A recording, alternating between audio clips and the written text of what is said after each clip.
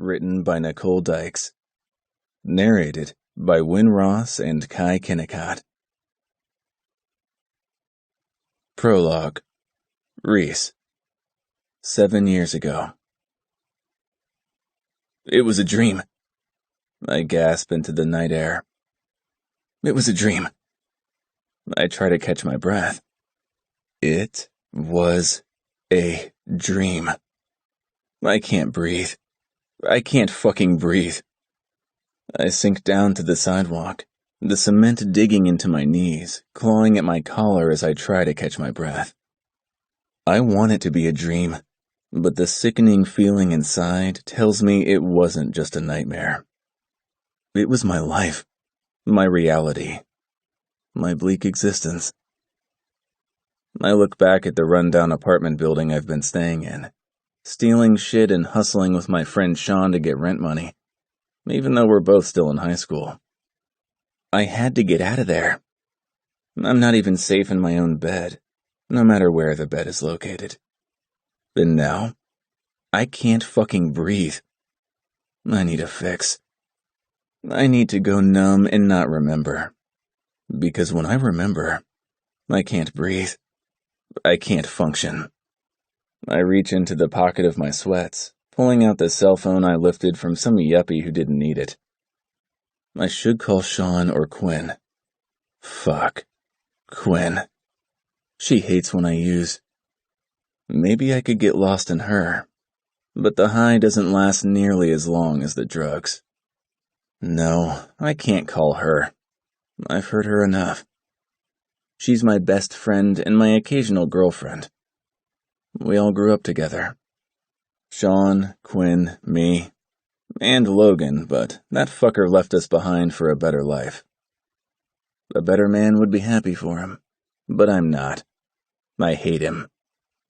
I despise him for becoming what we all hate. The rich and privileged, above the law. They can buy their way out of anything. They can have anything they want.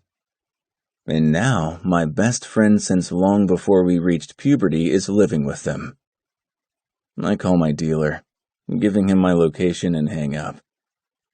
I sit on the cement, feeling the hardness and the cold. I'm only wearing a thin t-shirt in November, but I don't care about the cold. I grew up in the cold. I was raised in black numbness. I don't want to think about waking up in my bed covered in sweat only moments ago. I don't want to think about how badly my body needs a hit. I can't think about a better time, because there wasn't one. I just want it all to stop. Chapter 1. Reese. I wake up and stretch my arms, which are tired from hours of lifting and punching the bag at the gym last night after my shift at the tattoo studio. It's a good tired, one I like. I push the covers off and stand up, looking around my studio apartment located above the tattoo shop where I work. I'm grateful for this place, but I need my boss Chris to start accepting rent from me. I've been working for him for well over a year, and that's when he said he would start taking my rent check. And although when he took me in, I was fresh out of rehab and broke as fuck, I've saved a decent amount now. But the guy loves to baby me, which pisses me off because I know he doesn't treat anyone else like that. Technically, Chris Adamson is one of the privileged. He grew up in a wealthy family. But he made his own way, started a little tattoo shop that grew. And the man has talent. I'm lucky to have learned from the best. I see my phone, one I bought and paid for with my paycheck, and swipe to see a text from Sean. Your ass better be at the fucking party. I grunt after I read it. Text back a quick K that I know will piss him off and toss it to the bed. Of course I'm going to be there. My best friend. The man who never left my side since we were little kids is moving all the way to New York City tomorrow. Fucking traitor. But he's a photographer, a true artist who has the opportunity to be great, and I will not hold him back. I take a quick shower, get dressed, and go down to the shop just as Chris is unlocking it. He smiles when he sees me. Always the first one here. I shrug my bulky shoulders. I live upstairs. He starts his normal routine of getting the shop ready for customers, and I go to my station. I just want to be left alone. That's what I always want, and what I try my best to portray to all my coworkers. But they never play by my rules. Case in point, Chris is sitting on my stool before I'm even done setting up. I need to talk to you, kid. Kid. He always calls me kid. But I suppose 23 is a kid to a guy in his 40s. You firing me already? He grins. No, but you do have to leave. I stare at him, unsure about what the fuck is going on. What are you talking about? He hands me something, but I don't look down at it. I need you to move to St. Louis for me. St. Louis? What the fuck are you talking about? I look down at the paper and see the word deed at the top. What is this? Your own shop. It's a shithole, but I think you can do a lot with it. What? I look down at the paper, seeing my name on the deed. Why? No fucking way. Yes fucking way. You've earned it, kid. No, I haven't. And I don't need your pity shop. He laughs because Chris has no problem laughing about anything. When Logan first came to me and asked me to give you a job, I was skeptical like anyone would be. But you've stayed clean. You've done your job. And you have fucking talent.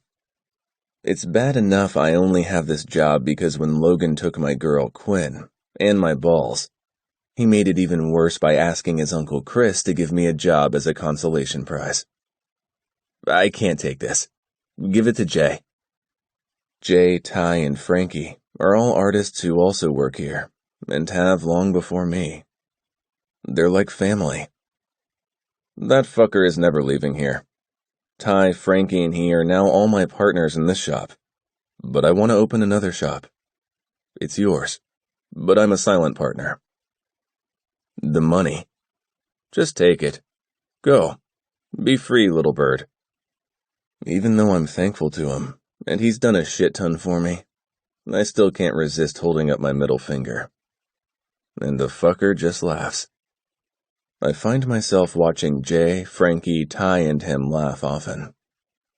I wonder how it comes so easy to them. How they can laugh about almost anything. I don't laugh. I rarely smile. I've never seen a reason to. When? I know we have a big-ass party to attend tomorrow. Of course, it couldn't just be me and Sean to send Sean off. No. We have to include all Logan's big-ass family at a fancy country club. Because that's who we are now. So, how about the day after that? That's fast. The shop has an apartment above it, too. It's the exact same setup, Reese. It's ready to go. He laughs. Okay, that's a lie. It needs some work. But I have all the faith in the world in you, kid. That should feel good, but it doesn't. I don't want anyone depending on me. Ever. I'll pay you back. He laughs, again. So fucking easy. No shit. It's coming out of the profits. I'm not worried. You really shouldn't put this much faith in me. Reese. He looks like he wants to pat me on the head or the shoulder, but he knows better. I hate to be touched. And he respects that, his icy blue eyes locking on mine and making me uncomfortable. You gotta start believing in the good in you. We see it. I shrug. Don't. He stands up. I'm gonna miss you, but I'll stop by. St. Louis isn't too far. 3 hours. He nods and goes back to the front, going about his day like he didn't just hand me, a 23-year-old punk kid, ex-addict, a shop of his own. I didn't know people like him existed when I was growing up. I still have a hard time believing they do. Chapter 2. Blair. I stare at the tattoo on my wrist, a cloud with a lightning bolt coming out of it. I trace over it and smile, thinking about Logan's words to me. You just need a man strong enough to weather the storm who needs a badass bitch to go through it with him. That was the day I asked him to give me a tattoo. He wouldn't because he didn't love me. He was always in love with Quinn, and like every other man I knew, he was just using me. Until he found her again. It's fine, Quinn is cool, and we actually all still stay in touch. Quinn has become someone I go to often to just chat about nothing and everything. And then I think about the man who actually gave me this tattoo. I feel the bitterness rise in my throat, thinking about our last interaction. Then I turn to look at the man snoring and fast asleep next to me. Red hair? I don't remember that. Whatever. As slowly as I can, I slip off the bed and start to look around the room, which smells like gym socks and pizza for my clothes. No more college bars. I'm 23. I need to be looking for older men, but I refuse to fully embrace my daddy issues. I find my skirt and quickly slip it on, searching for my top. I finally find it on top of the dresser, but it catches on a baseball bobblehead which crashes to the ground, waking the stranger who sits upright, looking at me groggily. Are you leaving? I pull the tank over my bare breasts and nod. Yeah, I need to get to work. He runs his fingers through his hair, his arm muscles flexing as he does. Not bad, not great. Not nearly as sculpted and hard as the arms I want to hold me. Don't you work for your father? Yes. I remember telling him that over drinks at the bar last night before we came back here for lame, at the very best, mediocre sex. So, can't you tell him you're going to be late? He looks down at his lap, and I see the tent he's making in the sheet. I could definitely go for another round after seeing your tits in the sunlight. I nearly gag, hating that this fucker has seen me naked and touched my body, but no regrets. I can't start allowing that. I don't want any part of round 2 and would love to just get the fuck out of here, which is exactly what I'm going to do. I could, but not for a skinny little 5-inch dick. I reach for the door and pull it open. I hear him mumble, "Bitch," but I don't care. I'm already out of his room and out the front door. Besides, I've been called worse. I look around. Shit, oh, of course, my car is still at the bar.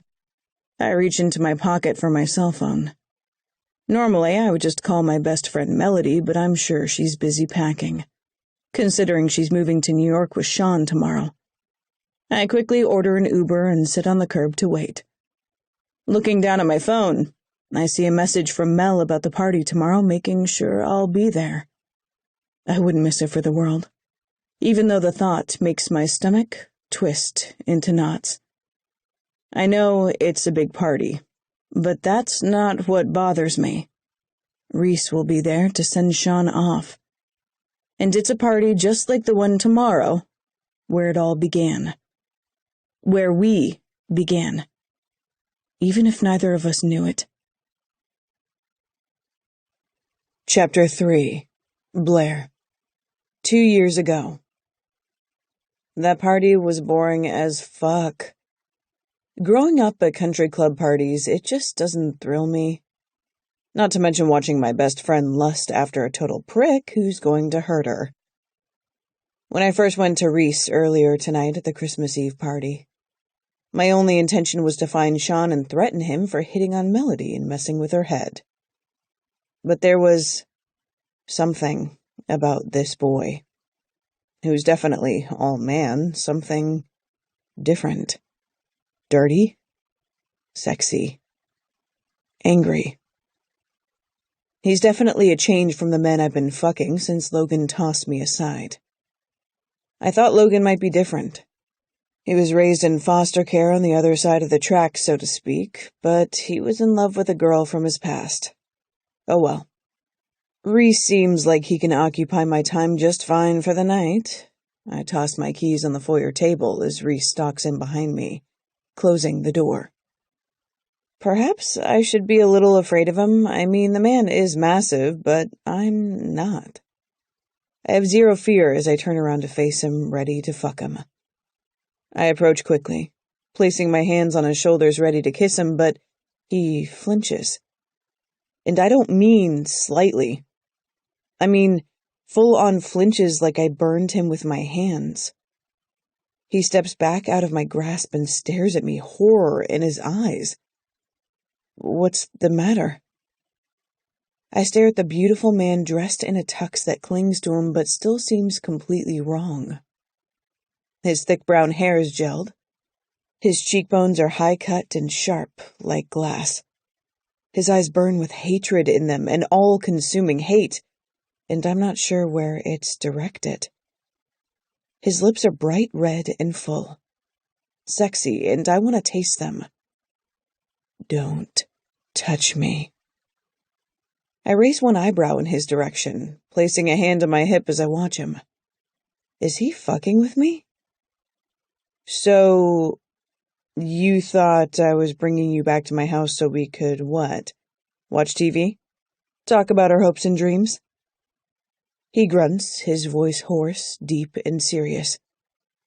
I don't fucking talk either. Great. I try not to roll my eyes because he looks homicidal now, but seriously, what the fuck? So, no talking and no touching. This sounds like a great night. My voice is dripping with sarcasm, and I don't care. I think back to our conversation at the party right before we left to drive here. Want to get out of here? I'd asked. I mean, hey, he was hot and broody. Didn't you just threaten me? And my friend? He'd asked. And yes, I'd done that, and I'd do it again. Sean better not hurt my friend. This party is fucking boring, and you look like a halfway decent time, I said back. And I meant it. He looks like he can fuck. You can't handle me. That was his warning. His warning that made my panties fucking wet. I was on the hook after that, wanting him to destroy me in the best way, barely able to wait until we got to my place. I'm not scared. And I wasn't. Not at all. I was excited. I won't stay, he said. And of course that only got me hotter. I'm not looking for anything serious. I don't want love. I want a dirty, hot fuck. I won't ask you to, I assured him, because I won't. I won't call, he said, again trying to scare me away. I won't even give you my number. I'd answered because why would I? I don't plan to ever see him again. He told me to lead the way as if that was exactly what he fucking wanted. And now we're standing here, both fully clothed, and he won't let me touch him. I stand before him, studying his handsome face, dying to see what he has under his tux. Melody says I'm like a guy when it comes to sex, always wanting it and not afraid to make that known. But I say I'm just a woman with a healthy sex drive who isn't afraid of that. Who the hell decided guys were the only ones who could like sex? Look, I promise I can make it feel good. My hands start toward his thick chest, but he steps back again, looking wounded. Again, I gape at him in astonishment. So we came back here to fuck, but I can't touch you? I don't remember ever saying we were going to fuck. It was definitely implied. I'm not the crazy one, right? He looks tortured as he looks at me in my golden gown. I sigh, and maybe I've figured it out. Look, you don't have to do this to prove anything. You really don't. His eyes meet mine, confusion in them. What are you talking about? Let me guess, your father was a really macho tough guy type? He would never accept his son being gay. God forbid you like to fuck men, right? He stares at me, brow furrowed. No. Not really a talker, this one, but it makes sense. I get it. He's beautiful. Almost too pretty for a guy. But I think he's ashamed of that. He wants to be ugly. He's quiet because he has a secret, one that shouldn't be a big deal. But because of his father, he hides it. I understand, Reese. Fuck him. He can't dictate who you fuck. You don't need to stick your dick in a copious number of women just trying to prove to Daddy that you're not gay. Again, no fucking words. It's maddening. My touch repulses you because my hand is attached to a body with tits. That's not it. It's really okay. Jesus fuck, stop talking. Again, I should probably be a little afraid, but I just stand. Arms crossed, one foot in front of the other, and wait for an explanation. His tattooed hand slides over his face, looking pained. I wish I was into dudes. They talk less. I glare at him and then let my eyes slide down lower, down to the crotch of his black tuxedo pants. Is it a dick problem? Like, deformed or something? Uncut? What? I shrug. I don't mind that, I guess. I've only seen one. What the fuck? When I look up, I see he looks horrified again. You just asked if I'm not circumcised. He's wound so damn tight. Yeah. I mean the one I did see. The guy was really self-conscious about it. I'm cut. My eyes drop back down. Small? I lift my eyes back up to his. Because that's fine too. I try to hide my laugh, but I swear I'm serious. As long as you know how to use it. Fuck, you're talking again. Well, we aren't fucking. He takes another step, but this time it's closer to me instead of further away. Is that what will shut you up? I bite my bottom lip, my heart racing from his presence. Yes? I step closer but don't touch him yet. Tell me what you like, Reese. Quiet. I turn away from him and point to my zipper. I'm kind of a screamer. I'm surprised when he takes the hint and lowers the zipper to the top of my ass, dragging it down slowly but not lingering once it reaches the end. I slip one arm out of the gown and then the other. I'm not wearing anything underneath. It's too form-fitting for that. That doesn't surprise me. I lower the gown to my waist and cover my breasts, turning back around to face him. His eyes don't drop down to my chest like I would expect. So I can't touch you? No. He growls simply, his voice dripping with sex and sin. I drop my hands to the dress bunched at my waist and finally his eyes drag down, looking at my tits but not saying a word. Still, I see it there now. Desire. I shimmy out of the dress, leaving myself completely bare for him with the exception of my designer heels as I kick the fabric away. But you can touch me? I don't know. It's sheer torment. Not just for me, I can hear it in his voice. Uncertainty. Like he isn't sure if he can. I take his wrist cautiously and he starts to jerk away. But I hold on and place his hand on my left breast. I let go of him but can feel the weight of his hand on my skin. Not so bad, right? His other hand reaches up, cupping my other breast as I bite my lip, trying not to make a sound. It's strange, but I don't want to spook him. I'm used to hearing how beautiful I am and how great my tits are. They are pretty great, but paid for. I'm accustomed to guys telling me what they want to do to me, what they want me to do to them. Admiration and lust, but Reese doesn't say a word. His thumbs circle over my hardened nipples, and my breasts are rising and falling with my rapid breathing. I have no idea what it is about this man, but his touch doesn't leave me bored or empty. I want more. Crave it, even. Touch me, Reese, I whisper softly. His eyes meet mine, and I try to move forward for a kiss, but he shakes his head in a warning, making me groan with need. Then he drops to his knees, his hands on my ass, and I look down at the beautiful man before me.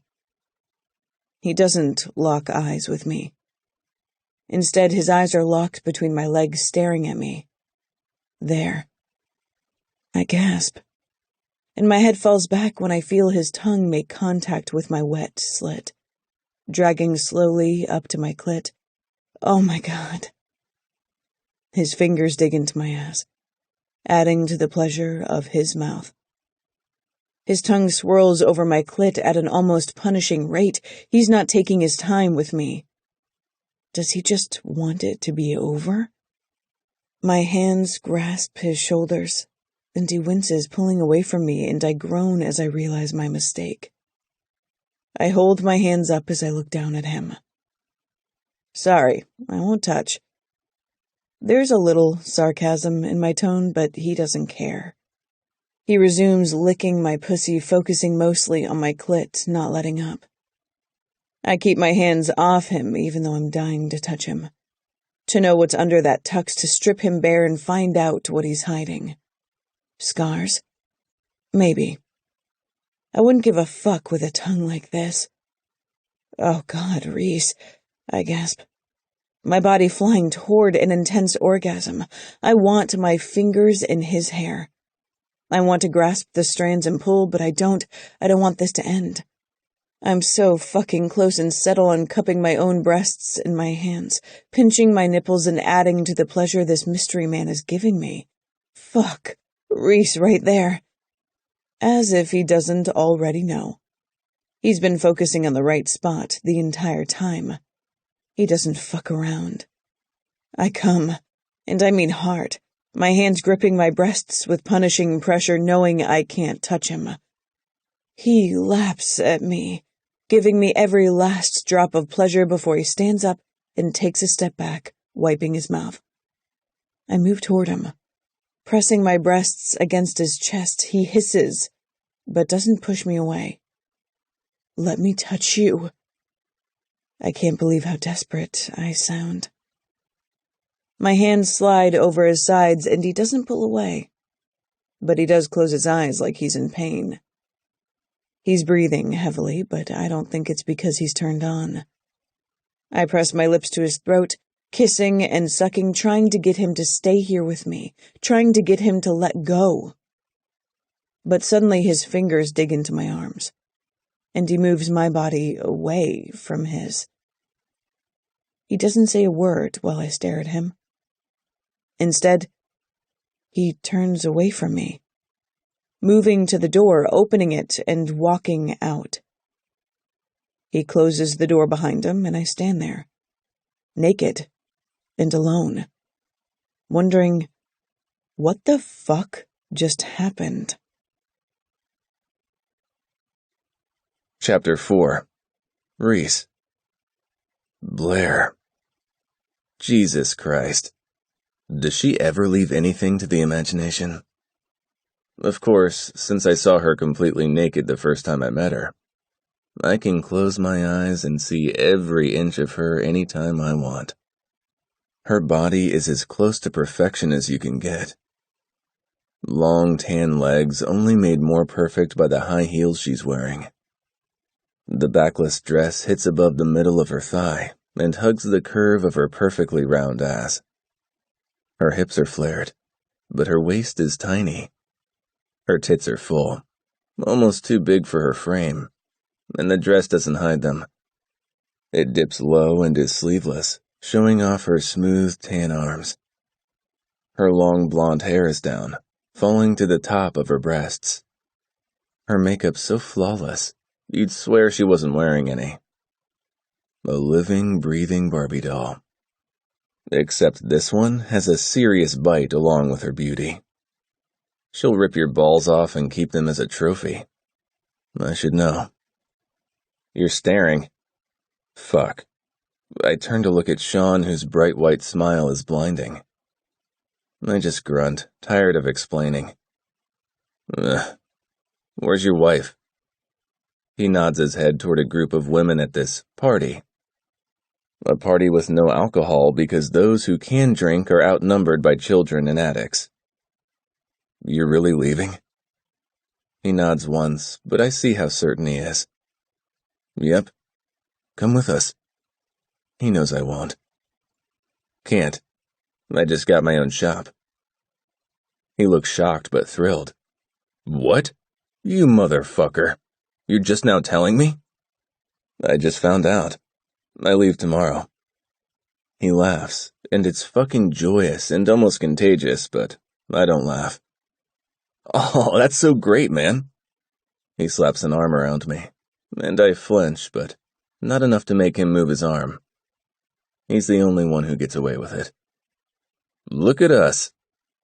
Quinn and Logan walk to us, joining us, and I smile when I see Quinn's belly has started to swell. He knocked her up, and they couldn't be happier. They flew in this morning and fly out tonight. Their home is in Nashville, where Chris gave Logan his own shop and a start. Hey, Mama. Can't believe you let this guy put a baby in you, Sean says as he grabs her for a hug. She smiles wide and bright, beaming. Sean and Logan shake hands. Old friends. All four of us come from the same background. They all got out. They're all happy. Which is as close to happiness as I'll ever come. But it's good enough for me. Quinn stands in front of me, offering a smaller smile. She doesn't touch me, even though I would let her. Hey, Reese. Hi, Quinn. I thought she was my one chance at happiness. I thought maybe dating her could free me from all the shit. Make me forget. But it wasn't meant to be. She's always loved Logan. She never loved me. You look good. You look better. She smiles, and Logan wraps an arm around her. I don't hate him anymore. The better man won. I treated her like shit when we were together. And he treats her like something precious that he should protect. The way I should have. Blair's here? Logan seems surprised. Melody is her best friend, I say. Not sure why he thought she wouldn't be. He nods his head, shrugging. I thought she was moving. I feel a tug inside my chest with that information, but try to keep my cool. Blair's moving? I turn to Sean. With you? Fuck no. He shakes his head emphatically. Still not a huge fan of Blair, and the feeling is mutual. No, she's going to St. Louis. I'm pretty sure my jaw just dropped. And I hate showing any emotion, but it makes Quinn smirk. St. Louis? She nods, watching me with amusement. Yeah, she's going to run her dad's company there. It's a sister company to the one here in KC, but apparently it's having some issues. I hate how close they are now. You would think Quinn would fucking hate Blair. I mean, Blair used to fuck Logan. But no, they're best fucking friends. She's moving to St. Louis. I look across the room, catching her glare. She's definitely still pissed off at me. Good. Well, fuck. Life has more jokes. They all look at each other, and then I feel 3 pairs of eyes on me. It's Sean who connects the dots and bursts out in laughter. Oh, fuck. Your new shop is in St. Louis? Keep laughing, motherfucker. Oh, I am. And he does, which makes Quinn and Logan laugh in confusion. Quinn's eyes meet mine. You got a shop? Yeah, in St. fucking Louis. Now Quinn and Logan are cracking up along with Sean. and I raise both middle fingers, leaving the fucking laughing hyenas behind. I can still hear them laughing. Fuckers. Chapter 5. Blair. God, he looks good. The asshole. It's not fair. He's not in a tux or even a suit. Apparently, he dressed in the bare minimum to get into the country club. A pair of khakis and a polo. The polo hugs his massive biceps and shows off the full sleeve of tattoos on his right arm, and the tattoo on his bicep on his left. He's solid muscle covering broody angst. I hate that my body craves a taste of him. I finally pull my gaze away from Reese, when I see Mel approaching me dressed in pink, her innocent face made up sweetly. And that really is what Melody is. Innocent. We may both be blonde, rich bitches, but she's my opposite. Believes in love. Wants the best for her friends and family, so fucking forgiving and kind. It would make me sick if she wasn't like a sister to me. And okay, yeah. Sometimes it still does, even though I would gladly commit murder for her. I'm so happy you're here, she squeals as she gives me a big hug. Bitch, like I would miss it. You're a little late, though. Yeah, I'm super late. I didn't want to be here. I didn't want to face the fact that one of my best friends is leaving. I don't know how to deal. But I finally got my ass dressed and showed up. I'm sorry, Mel. She's still smiling brightly. It's okay. You sure you won't come with me? I shake my head from side to side. I don't think I have the patience for New York. I'd probably kill someone. She laughs, so fucking used to my attitude. Probably. Besides, my dad transferred me to his St. Louis office, so I'm moving there in a few days. Her jaw drops, and again, she looks so pure and innocent. Easy prey for the wolves. Which is exactly what Sean was at first, but I guess they're happy now. So I guess I'm happy for them. I am happy for them, but I'm still watching him. I trust no one. You didn't say anything. You've had a lot going on, and besides, I only found out a few days ago, when my father told me exactly what was going to happen. Are you excited? She would be. Melody loves any change. It's an adventure for her. Me, not so much. I shrug. It is what it is. It's pretty much Kansas City anyway. They're sister cities. She nods her head just as Quinn, Logan, and Sean join us. I'm not sure where Reese went. Sean wraps an arm around her. We have to get going. Don't want to miss our flight. She gazes up at him, so fucking happy. And then she sighs, looking at me. I'm gonna miss the hell out of you. I hug her tightly. They're all riding to the airport together. There's officially nothing left for me in Kansas City. I'm going to miss you too. Call me. Stay safe.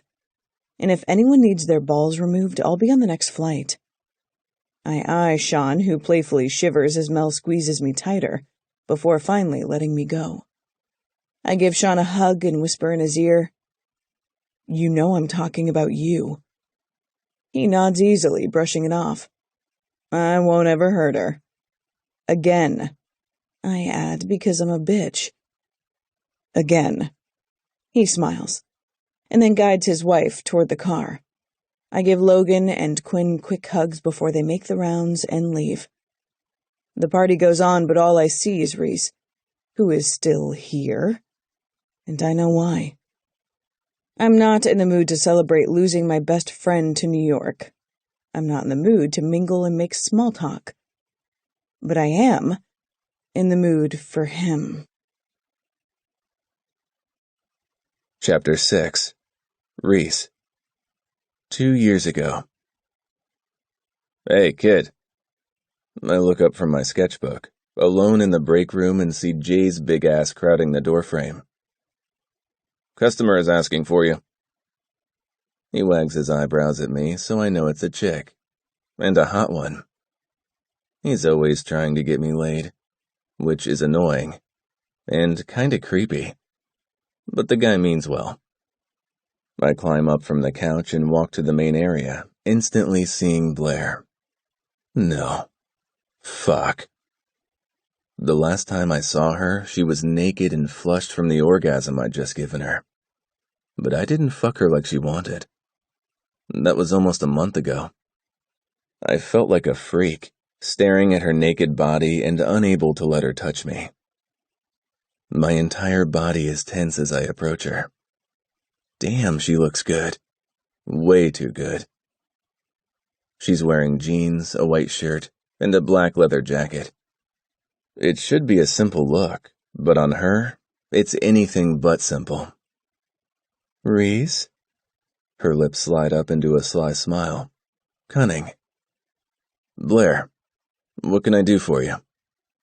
I feel Jay's eyes on us, and I'm silently imploring him not to say anything.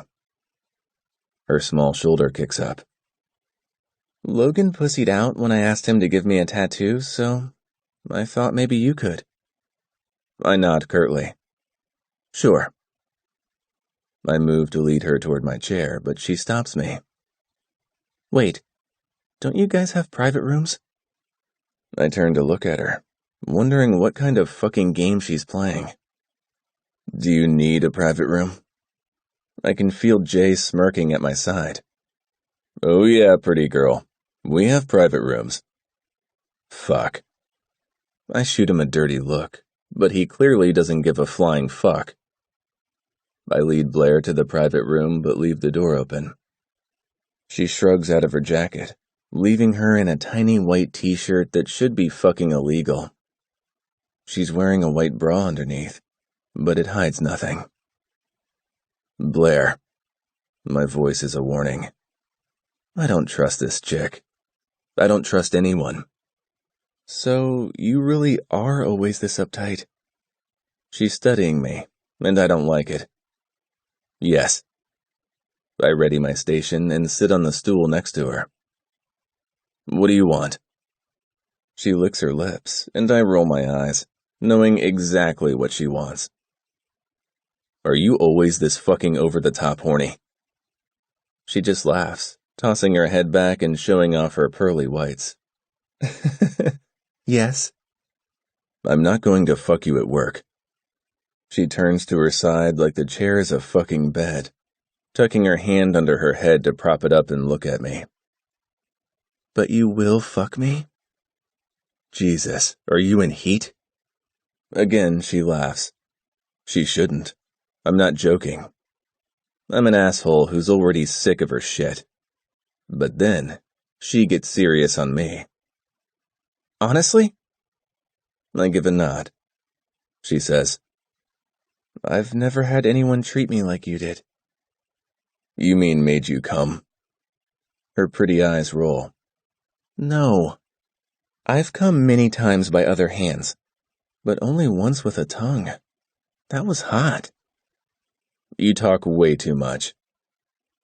She doesn't laugh this time, just eyes me. I mean, you didn't fuck me. You didn't want to? Christ. I drag a hand over my eyes and blow out a puff of breath before meeting her eyes again. Is this about your ego? Is that it? Worried your pussy didn't taste good, and that's why I bailed? She shifts in her seat, looking surprised but not full-on shocked. That actually never crossed my mind. It did. Her eyes meet mine with a question. Tastes good. And it did. Fuck. I wanted to bury myself so far inside her after that. But I fucking couldn't. She visibly swallows, and I can see her nipples poking through her white shirt now. She really is turned the fuck on. So why didn't you want to fuck me? If I tell you, will you tell me where and what you want tattooed and get the fuck out of here after I'm done? Her eyes narrow and she's thinking it over. Yes. I'm not going to tell her everything. Fuck that shit. But I'll give her enough to shut her up. I'm an addict. Heroin, cocaine, alcohol. You fucking name it. I'm an addict. But I've been sober for a couple of years. I grab my tattoo gun. And I've never fucked sober before. Oh. That's all she fucking says, which I find strange. The way she talks nonstop, I figured she'd have a million questions after that declaration. Everyone is always trying to make me talk, but she just settles back in her seat, holding out her wrist to me. I want a storm cloud on my wrist. I stare at her in astonishment, but thinking that was way too easy. Okay. I get to work, tattooing a cloud with a lightning bolt striking out of it onto her delicate wrist. She doesn't say another word until I'm finished, but she's staring at it. That's perfect. I want to ask her why she wanted a fucking cloud, but I don't. You can pay up front. What time do you get off work? My eyes slide to hers. I should have been off 30 minutes ago. Why did I just tell her the truth? She nods, slipping her jacket on her small shoulders. So, you want to try again? Are you for real? She smiles, feigning innocence. But I know there's none left, and prefer it that way. I won't laugh if you can't get it up. She stands up. And if you end up only going down on me again, well, good for me. She winks. I shake my head, but I almost feel a tug at the corners of my lips. She's something else, this one. Unlike anyone I've met. Okay, I live upstairs. Come up when you're done. There's an entrance around back. The last thing I need is the guys knowing I'm upstairs with Blair. I go upstairs through the shop, and before I know it, she's knocking on the other door. Fuck. I don't know if I can do this. I open the door, my heart thundering in my chest as she walks past me, not letting her small body touch mine as I close the door behind her. I turn to face her, and she takes off her jacket, throwing it and her purse to my couch. So, how can we do this with you sober? I swallow, feeling absolute fear. Fear I can't stand. I don't know. It's the truth. I've always had to be high or at the very least drunk to fuck someone. You know whiskey dick? Yeah. I have the opposite problem. She stalks closer to me, and I feel a coat of sweat fall over my body.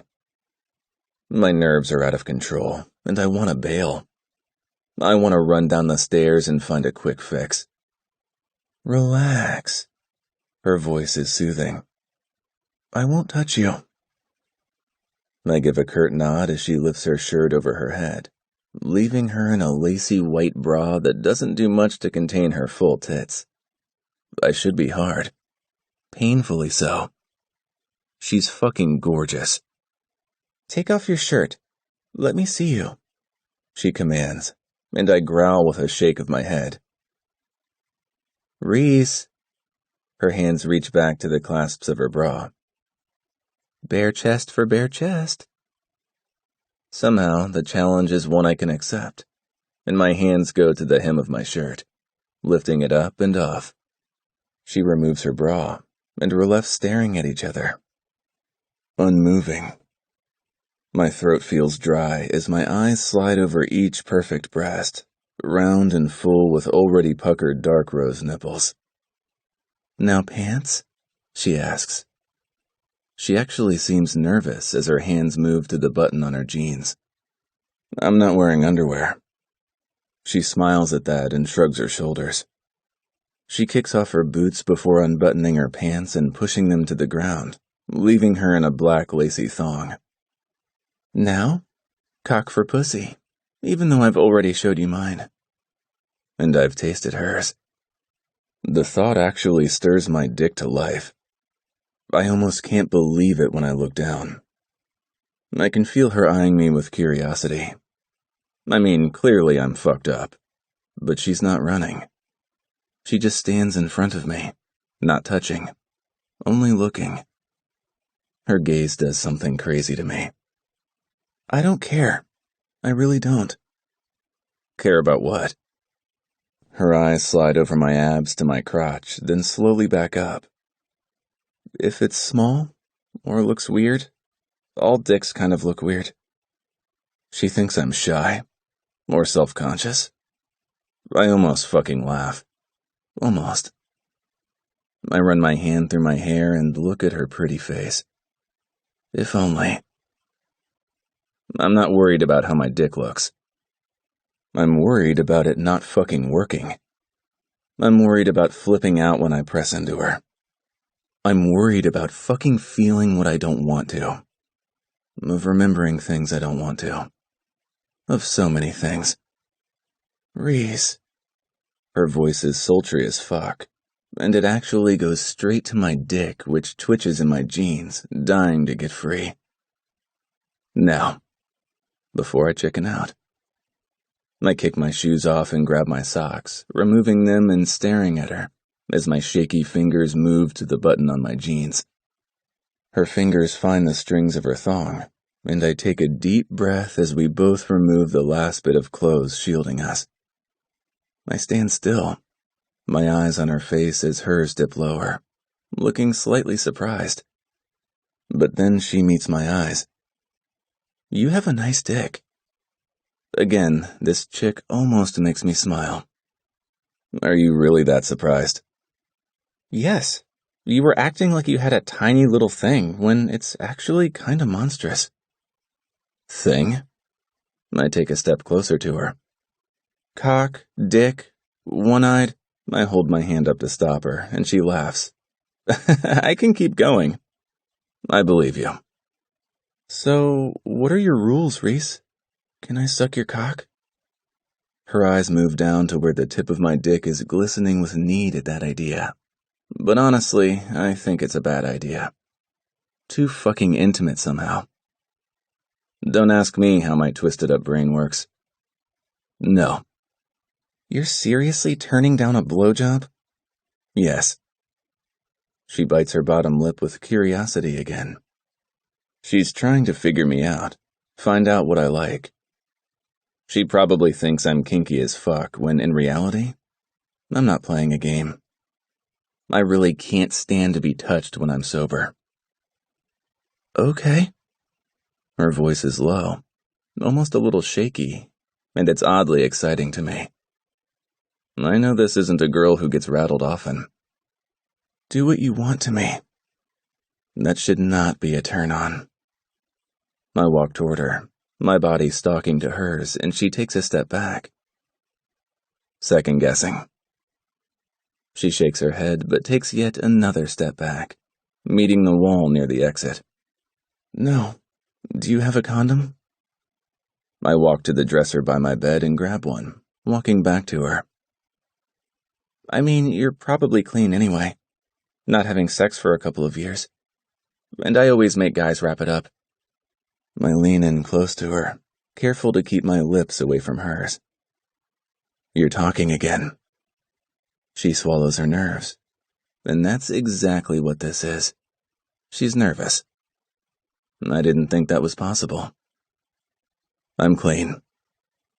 I open the condom wrapper and slide it onto my cock that, remarkably, has stayed hard. But I'm not looking to be a dad, and I don't trust you. I don't trust you either, fucker. Now she's defensive. And I'm not fucking stupid. I don't want to be a mom. I have an IUD. Good. I'm still leaving the condom on. She could be a twisted bitch for all I know. Don't touch me. She nods her head and lifts her arms above her head, plastering herself to the wall. The movement pulls her tits up even higher, and she looks hot as hell waiting for me to fuck her, to do whatever I want to her. Her eyes are on me, though, sending my heart racing as my dick touches her thigh, and she shivers with need. I can't do this. I can't fucking do this. I can't breathe. Reese, don't make me beg. I can't do this. God, I'm such a pussy. She thinks for a moment, and then without dropping her hands, she swivels her entire body, facing the wall. Somehow knowing the eye contact was the problem. You're better than this. You aren't a fucking sex doll. I mean, I'm assuming she is better than this. Fuck. Anyone deserves better than this. Her small shoulder lifts. Make it feel good, and I won't care. What happened to this chick to put up with this shit from me? It's all I can think as I use my foot to nudge hers to the side, spreading her legs wider for me, and I enter her. I'm not gentle. I'm not fucking sweet. I'm brutal. It's the only way I know how to fuck. Just get to the finish line. She cries out at the intrusion, but she moves her hips back toward me, accepting each punishing thrust. Her body doesn't retreat from me. It moves with mine. Oh, fuck, you're big. I stop moving. Don't say that. She doesn't look at me. Thank God. I can't handle it while I'm buried inside her. Her pussy clenches tightly around me, and she moves her hips back, urging me to move. She doesn't say another word as I continue fucking her, my hands braced on the wall next to her head. It's ridiculous being inside her and still afraid for my body to touch hers. But that's how she made this possible. That's how minutes later, I'm coming. And then she's coming around my cock, screaming my name when she does. She wasn't kidding about being a screamer, but I don't think she was faking with the way she clenched around me. I pull out of her and stumble back, walking to the bathroom and disposing of the condom. Hoping like hell she's gone before I come back out. But, of course, she's not. She's getting dressed and tosses me my jeans. I catch them. That was oddly hot. I stare at her as she pulls her jeans on and then her shirt, followed by the jacket. She grabs a piece of paper and a pen out of her purse, quickly scribbling something on it and leaving it on my couch. I guess I lied. I look at the paper and see a phone number. She winks as she opens the door. Call me sometime. I wouldn't mind doing that again. Is this girl for real? Chapter 7. Blair. My hands are planted firmly against the stall in the bathroom at the country club, as I close my eyes and focus on Reese's cock thrusting deep inside me. Nothing has changed. Everything has changed. I don't touch him, we don't talk, I don't look at him. His hands grip my hips as he continues to impale me with his giant dick. And I love every single second of it. I let my head fall back and wait for the orgasm to come, because it always does with him. I'm frustrated by the weak lay the other day. Somehow, even if I've never been able to feel his body or look him in the eye while he fucks me, Reese still knows my body well. His cock presses against that perfect spot inside me over and over again, and I feel it. The tingle runs through my entire body. My fingers want something to grab, but instead, I just ball them up into fists against the stall door. Don't ask me how we got here. It wasn't difficult. All it took was a look from both of us after our friends left, and it was on. Because Reese doesn't use words, and I've gotten used to that. Even if I hate him. Even when I'm so fucking angry at him I could scream, it doesn't matter. I'm leaving. I needed to say goodbye the only way we can. Pathetic? Maybe. But I don't care. I learned a while ago that when it comes to this hulk of a man, I'm pretty damn pathetic. When we finish, he removes the condom, tossing it in the trash and zips up. I know there won't be any words. There rarely are with him. I tug my skirt back down and exit the stall before even looking at him. I make my way to the sink and wash my hands, making sure to spend a little extra time after touching the stall door. He washes his hands next to me at the sink, and it almost feels intimate. Us standing at a double sink, I'm moving, I heard. Of course he did. And of course he isn't going to say anything else because why would he? I don't mean shit to him. He's made that pretty fucking clear. Maybe I don't even have a right to be mad at him. I knew exactly who he was the first time we hooked up. He hasn't changed. I have. And I have no idea when I turned into this chick. Desperate to hear a man tell her he'll miss her. Hell, that he'll miss fucking me. Anything? Jesus, but no, nothing. I dry my hands and then turn to face him. Well, thanks for another great fuck. I start to leave, but he catches my arm. I look at the spot where his hand is on my elbow, and like an idiot, I actually take pleasure in the touch. Jesus, what the fuck did I let him turn me into? I yank out of his hold, and he just stands there looking at me with the dark expression I'm so used to. What? Be careful. I snort. I'm not scared of anything, Reese. I know. 2-word sentences is forte. Have a nice life, Reese. You too. Fuck. I grab the door handle so pissed off I want to take it out on someone. I want to slap the shit out of him and shake him. Beg him to wake the hell up from his daze. I want to scream at him, make him listen, but I can't touch Reese. Not physically. And not in any other fucking way. I thought I was hard to love, but Reese is stone. Chapter 8. Reese. I live in St. Louis now. This is fucking weird. Quinn and Logan are in Tennessee, living their own lives with new friends.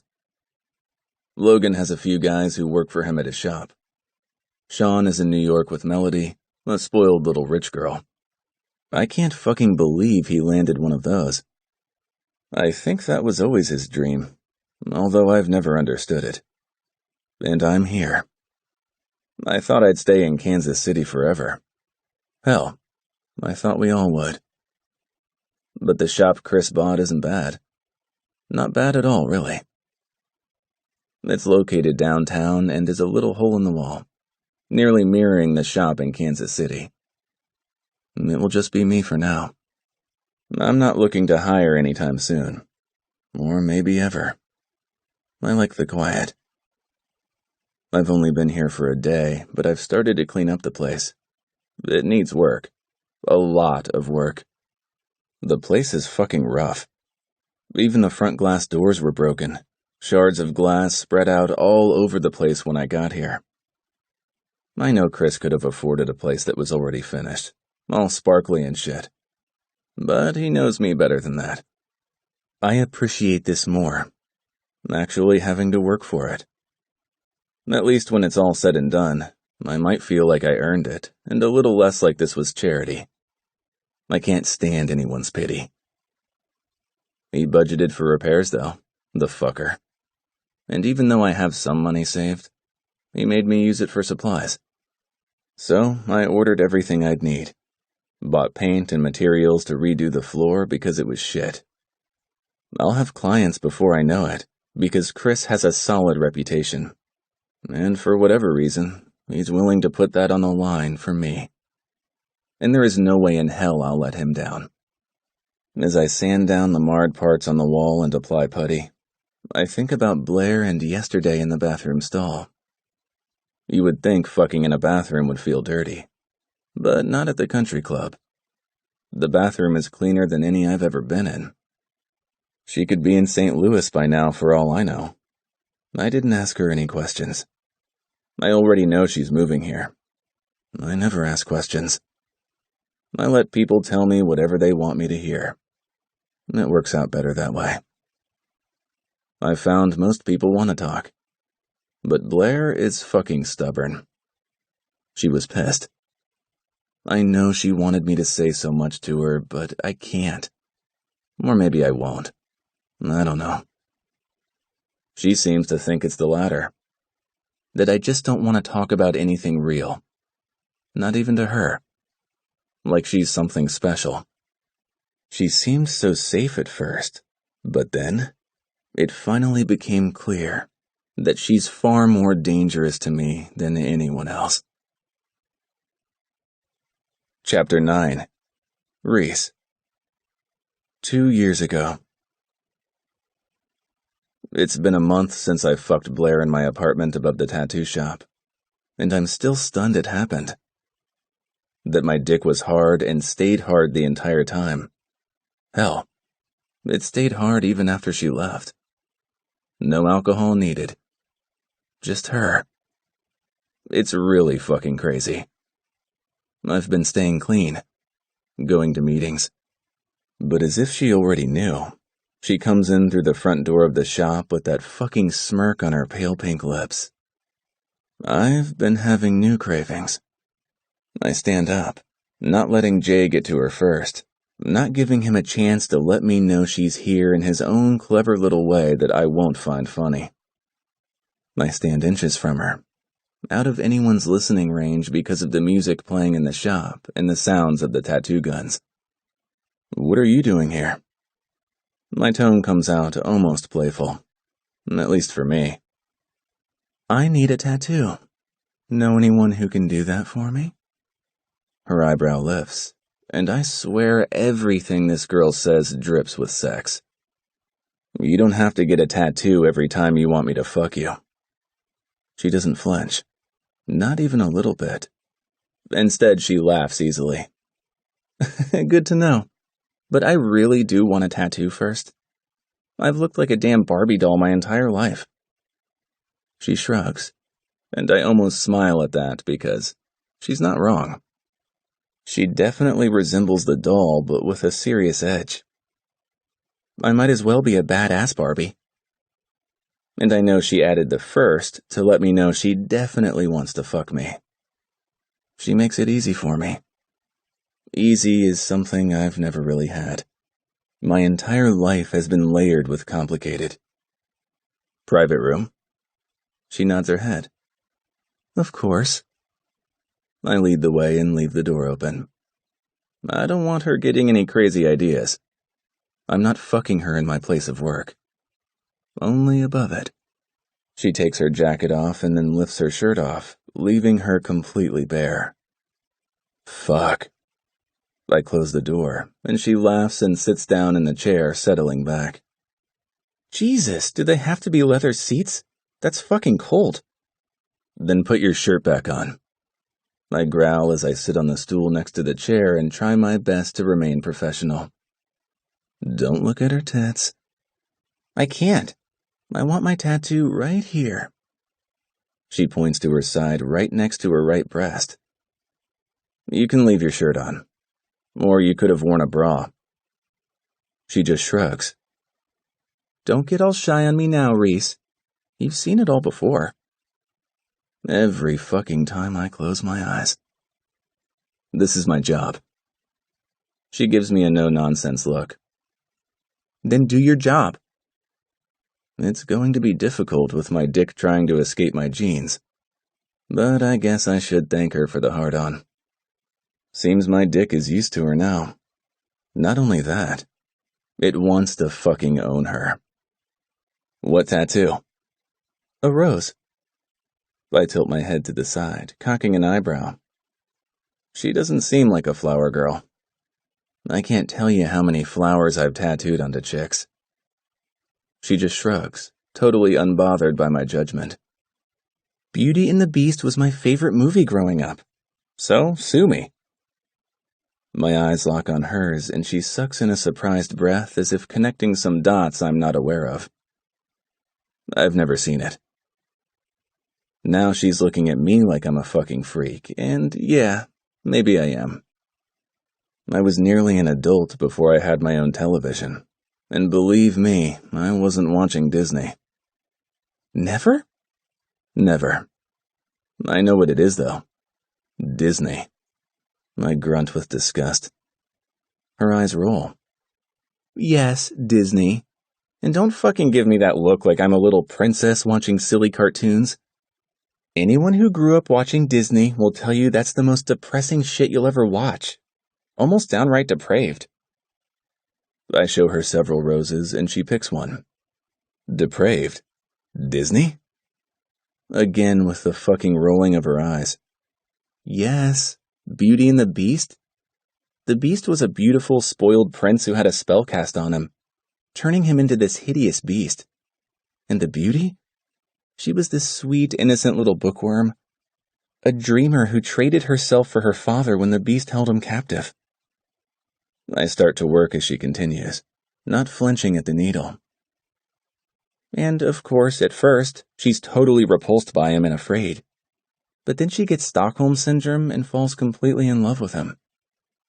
With her captor. She nods her head. Totally. I mean, the dude did have a kick-ass library and talking furniture, so I get it. You're ridiculous. She laughs. But when they fall for each other, when she loves him seeing the good inside him, that's when he turns into the hot prince again. But it's pretty fucked up. Sounds like it. Definitely. And then Snow White? I mean, holy fuck. Her stepmother tries to have her murdered because Snow White is prettier than her. Then she shacks up with 7 dudes until she's poisoned. And the only thing that can bring her back is a kiss from a prince. Sounds fucking stupid. Oh, for sure. She agrees and laughs again. Honestly, all Disney did was teach little girls that a prince would come and rescue them someday, which is definitely fucking stupid. They never tell you that princes really just want to stick their dick in you until they get bored. I stare at her, and her eyes widen as they meet mine. I don't think she meant to get so deep, and I'm definitely uncomfortable as she shifts in her seat. Stay still. She nods and shuts up, and oddly enough, I miss her voice babbling on. But you still like it? Enough to get a tattoo of it. Even though I still have no idea what the rose has to do with the story, I'm not going to ask. She lifts her shoulder. At least she kind of made him work for it. And he was a surly bastard for everyone else but her. I kind of like that. I finish, and she looks down at my work. Thanks. I nod and start to tell her where she can pay, but she silences me. Pay at the counter. When are you finished? I look at the clock. 10 minutes. See you then. And sure enough, when I clock out and go up to my apartment, she's waiting for me at the outside door. I let her in, and she strips off her jacket, tossing it to my couch like she lives here. So, you want to do something different this time? I know I look like a frightened kid right now, my eyes wide. My palms are sweating so much I have to wipe them off on my jeans. She just snickers as she stands right in front of me. She doesn't touch me, though. Relax. I didn't mean touching you. I mean a different position. Oh. My throat is still dry as I stare at her. Why are you being so nice to me? That really makes her laugh as she pulls her shirt over her head again. And this time I do look at her tits. Because they're fucking nice. I lift my shirt off over my head, tossing it behind me because I know the game by now. First of all, I'm not fucking nice. She kicks her heels off, and I take my shoes and socks off. Second of all, I think that's the longest sentence you've spoken to me, so congrats on that. I make an irritated grunt, but she just keeps going as we both push our jeans down, kicking them away. She removes her panties, leaving us both fully naked. And third, you're a good lay with a big dick. And I've been fucking college boys who can't find my clit for way too long. You really are badass, Barbie. She laughs again, effortless and free as she looks back over at my bed. How about doggy style? That doesn't require eye contact or much touching. I nod in silent agreement as she goes to my bed and I follow. She really doesn't mind catering to my bullshit. Or maybe I'm the beast to her beauty. Whatever. I'm just here for the ride. Chapter 10. Blair.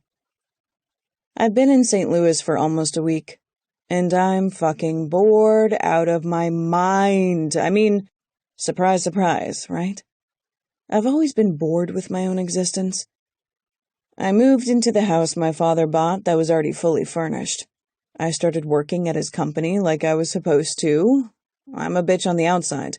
That's how most people see me, but let's face it. I'm really just the dutiful daughter doing what I'm told. I don't really go outside the box until it comes to fucking. Somehow that gave me a kind of control over my life, but it never changes much for long. I'm annoyed by the hands on my hips right now, sliding lower and lower and then over my ass.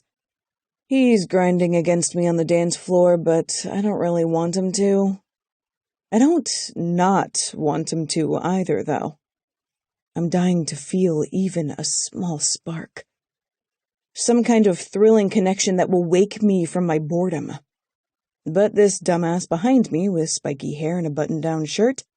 Yeah, it's not going to be him. I push his hands off me and make my way to the bar, ordering 2 tequila shots as I check my phone. There's a text from Mel that makes me smile. She sent a picture of Sean and her standing in front of their new apartment building. They look happy. I got it. I look over to see a guy dressed in a black leather jacket and tight jeans paying for my shots. He has short hair, almost trimmed to his scalp, decently built. Well, he could do for tonight. Thanks. His eyes glide down my body with absolutely no shame. Wanna dance? I down both shots quickly and turn back to him. Lead the way. We move out to the dance floor, and he doesn't hesitate. Not even for a split second. His hands move right to my hips. Possessive. Hungry. You're fucking gorgeous. I place my hands on his shoulder and move my body along with him. He doesn't flinch at my touch. He doesn't push me away. He pulls me closer, and it should be hot.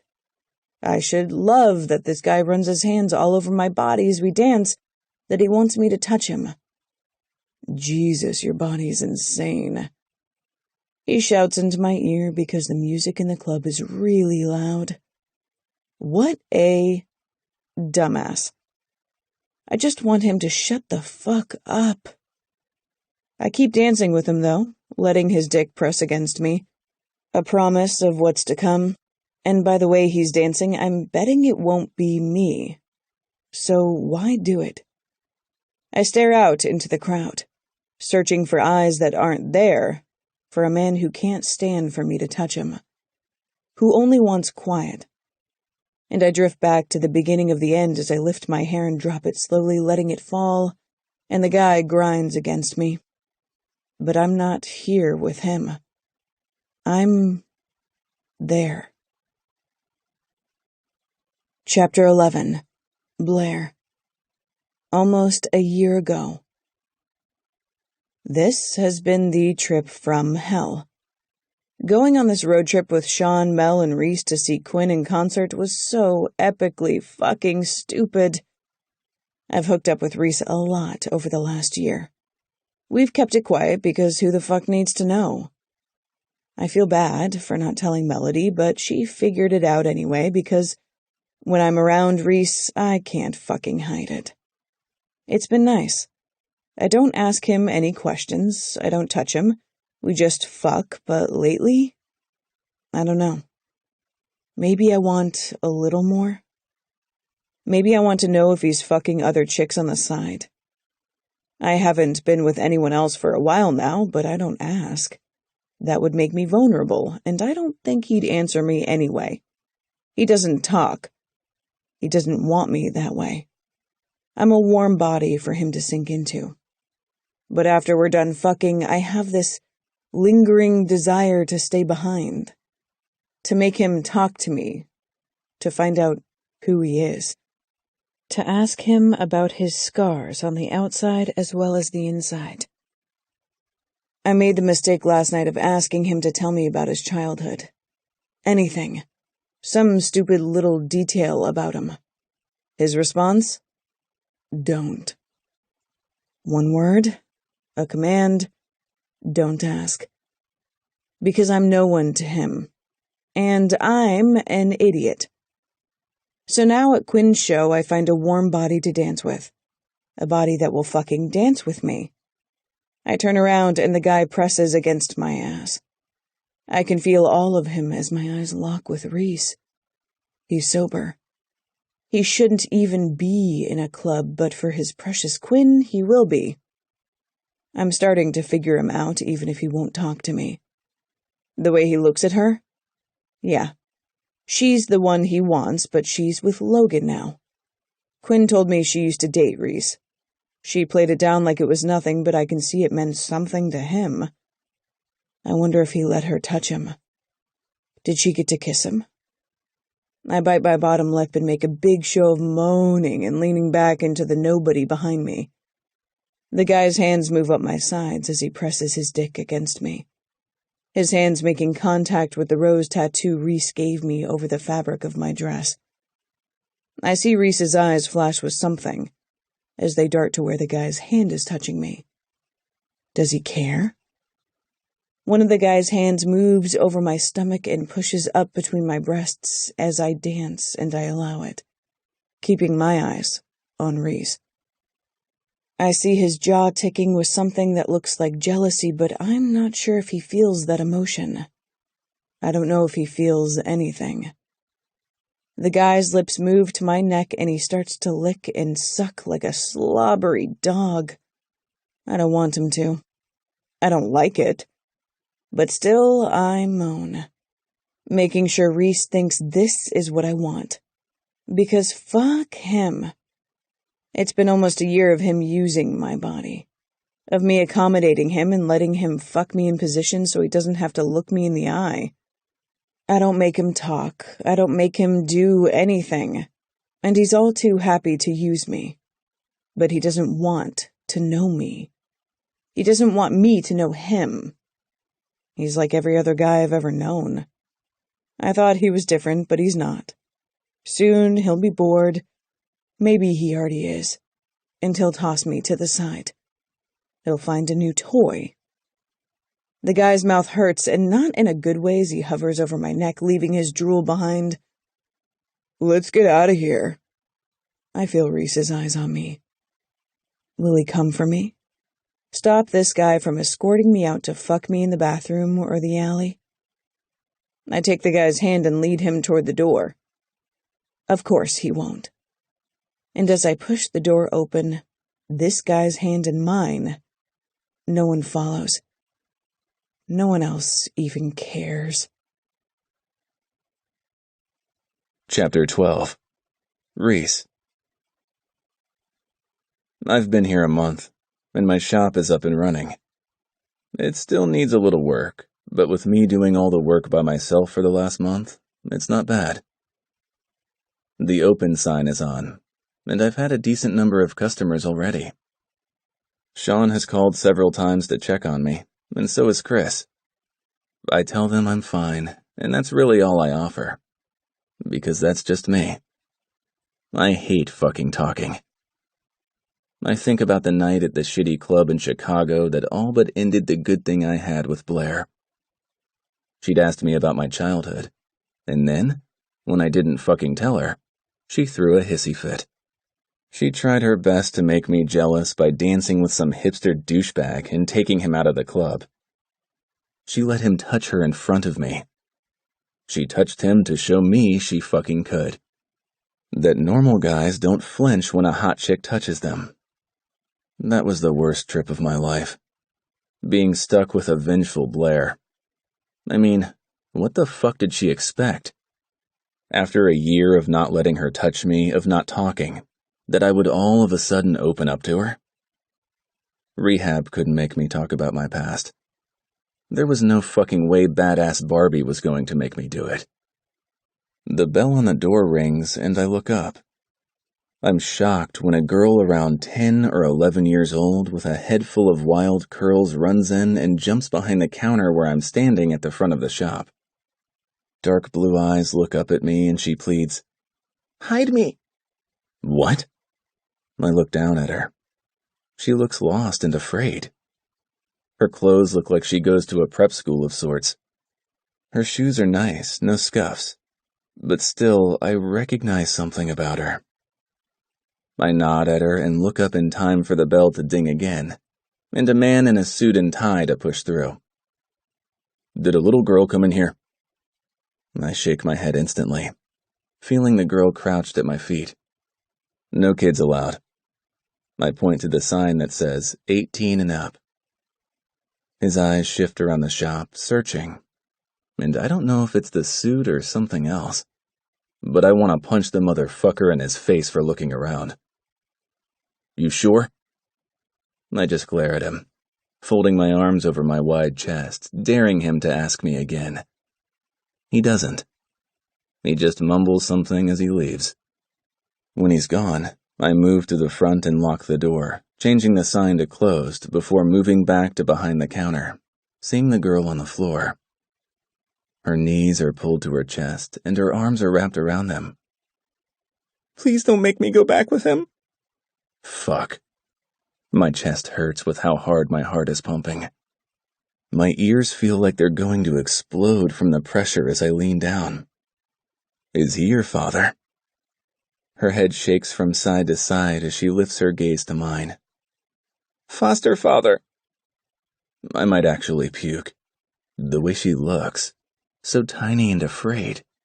Fuck. I stand up, fighting to breathe. I can't fucking breathe. She's staring up at me, horrified. I'm scaring her. I force my lungs to cooperate and suck in a big breath before letting it go and crouching down again. "What did he do?" She looks down at the floor. "No." "He hurts me." I want to kill him.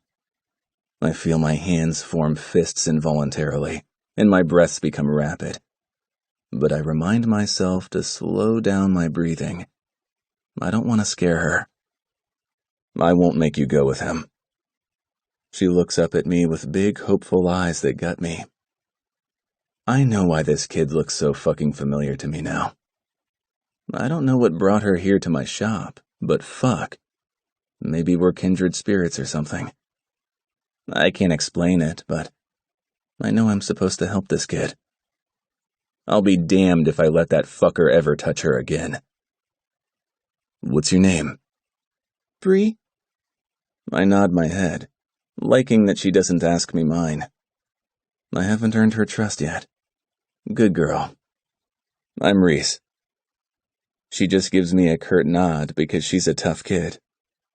Taken in by a sick, twisted rich motherfucker who dresses her up like a doll. "How old are you?" 11.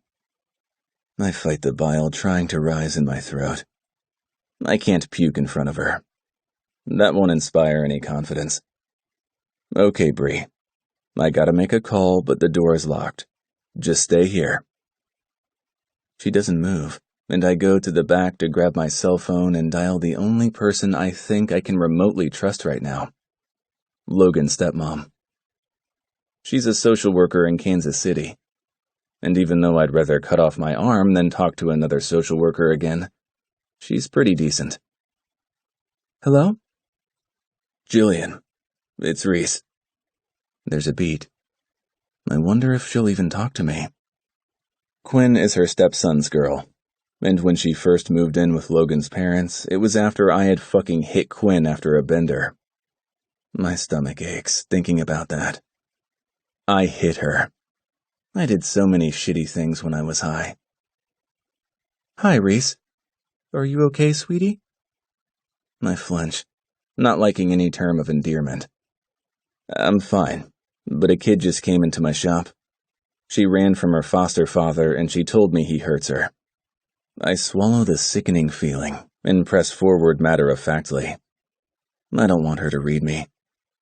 I can't give her back to that sick motherfucker. She takes all the information in. Okay, I'll give you a contact for St. Louis. If she has bruises or any proof. She won't. Not anywhere they can see. And she won't let them dig too deep. Because she's fucking terrified. This contact, they're legit?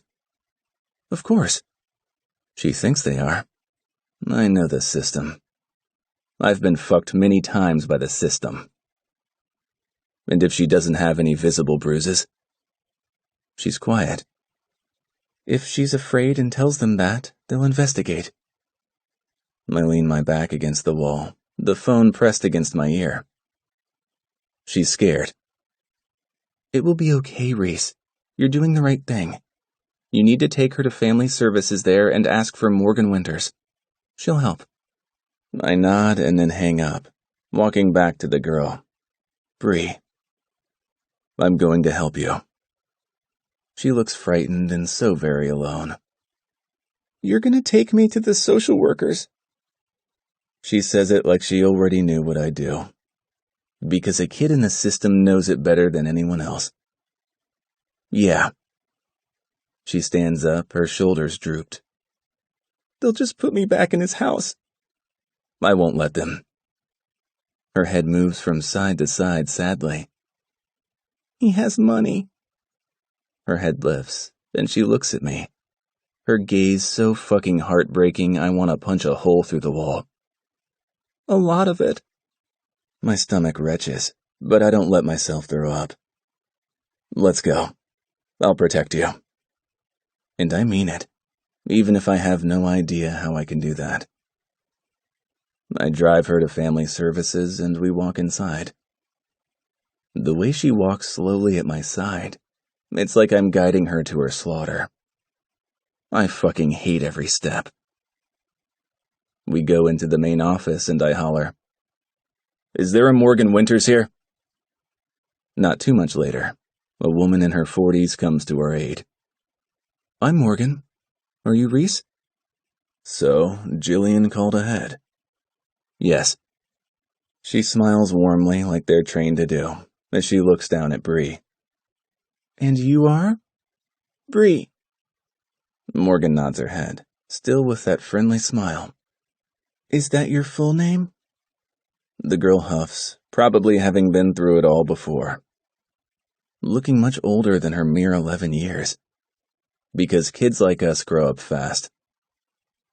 Aubrey Lynn Prescott. Morgan looks pleased, nodding in approval. That's great. What a pretty name. And your foster father's name? Mr. Harrington? Morgan has a little notepad she's scribbling on, nodding her head faster now. Great. And is he married? Bree nods her head. Yes. Okay, that's wonderful. Let me go and do a little bit of research. You guys are welcome to wait for me in the waiting area over there. She points to a line of chairs next to a rack of magazines. The setup is one I'm painfully familiar with. I lead Bree there, and we sit for all of 10 minutes before Morgan summons me to her, leaving Bree to sit and flip through magazines. So, who are you to Miss Prescott? No one. She just ran into my tattoo shop asking for my help. She looks over at Bree and then back at me, and I don't like where this is headed already. Aubrey was placed with the Harringtons a few months ago. They are an upstanding family. Their income is high above the requirements. The mother stays at home. They have 2 young children. They are more than capable of being her foster parents. They've been doing this for about 5 years, and there have been 0 complaints. My eyes move to Bree sitting there all alone, her head down, and then I turn back to Morgan, my teeth gritted. So, money. They have money, and they can do whatever they want to that kid. She looks horrified. No, of course not. But there have been no complaints. So he makes sure they're nice and afraid of him. It's not really hard to do with kids that have nothing.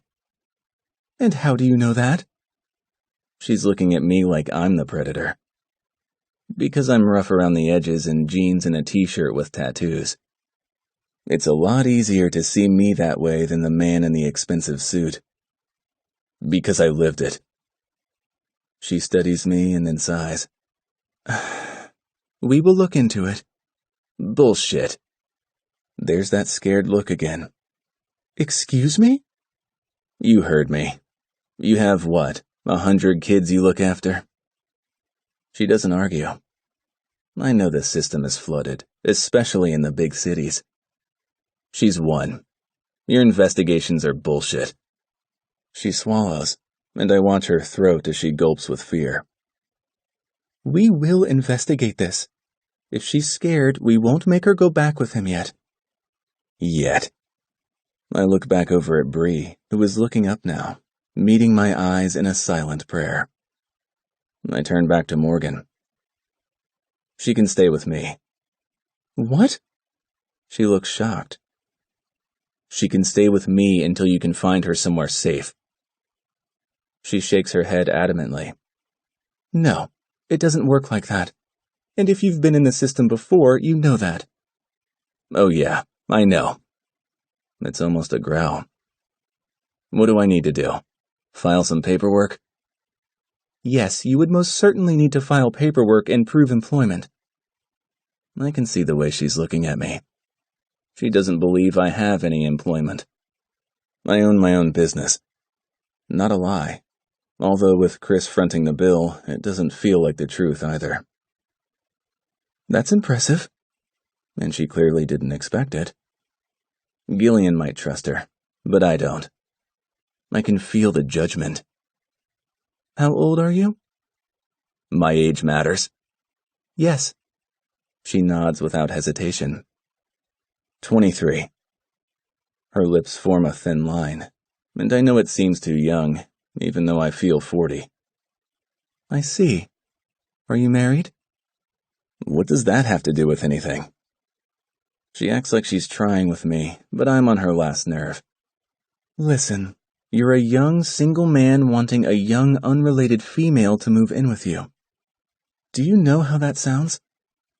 I would never fucking touch her. I'm struggling to stay calm. Even the subtle hint that I might be interested in her for anything other than to protect her makes me sick to my stomach. But we can't place her with you.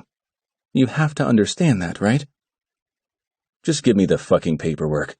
I'll do the rest. She huffs and searches through her desk. It will take days to process, or weeks. I look over at Bree, knowing she doesn't have weeks. She hands me papers, and I grasp them tightly in my hands. She'll have to stay in an approved temporary home. But not with that fucker. She flinches at my language. You'd think she'd be used to it by now, working with foster kids and all. No. If she's afraid of him, we will investigate. I only have a couple of days. I know it by the way she's talking. She wants to get Bree back into the so-called good home. The one she feels is one of her easy cases in a clean, upstanding neighborhood. I'll be back. She nods her head solemnly as I walk away from her and explain the situation to Bree. The kid doesn't cry. We don't cry. We don't show weakness. I'll be back for you, Bree. She doesn't believe me. I get it. I leave her with my promise, but I know it means nothing until the action is there. As I walk out of the building, my heart is racing for a whole new reason, because I know who I have to go to for help. And she doesn't owe me anything, because I've never given her anything. Chapter 13. Reese. About a year ago. We're finally back from that god-awful trip, and I wish I could just not think about Blair. That would be great, but I can't stop. My body wants a release, and I swear, she's the only one who can give it to me at this point. I show up at her house, hoping Melody isn't here. Blair answers the door, looking shocked that I'm here, and all I can see is that fucker grinding on her at the bar. the hickeys on her neck the next day. What the fuck do you want? I stand there and stare at her, and she walks out of her house. Oh, that's right. You don't answer questions. She's that fucking pissed off that I won't talk about my childhood? Seriously? Did you fuck him? She scoffs, tossing her hair over her shoulder and acting like I'm ridiculous. And if I did? What the hell do you care, Reese? What do I care? I don't own her. I barely even like her. But seeing that fucker's hands all over her did something to me I don't understand. I wanted to break his face and toss her over my shoulder, dragging her ass out of the bar. I don't. Exactly. She lifts a finger in the air, pointing at me. You don't care. So why are you at my house, huh? You want me to strip for you? She's spitting venom. You want me to press up against the wall and let you pound into me? Your own personal little fuck doll? I bare my teeth. And what do you care? Isn't that what we've always done? She's seething with rage. She looks like she wants to hit me. Not anymore. You can't give me any fucking thing back, then no. You can't use my body anymore. Give her anything back? What the hell does she want from me? I scoff, and it's cruel. So why the fucking change?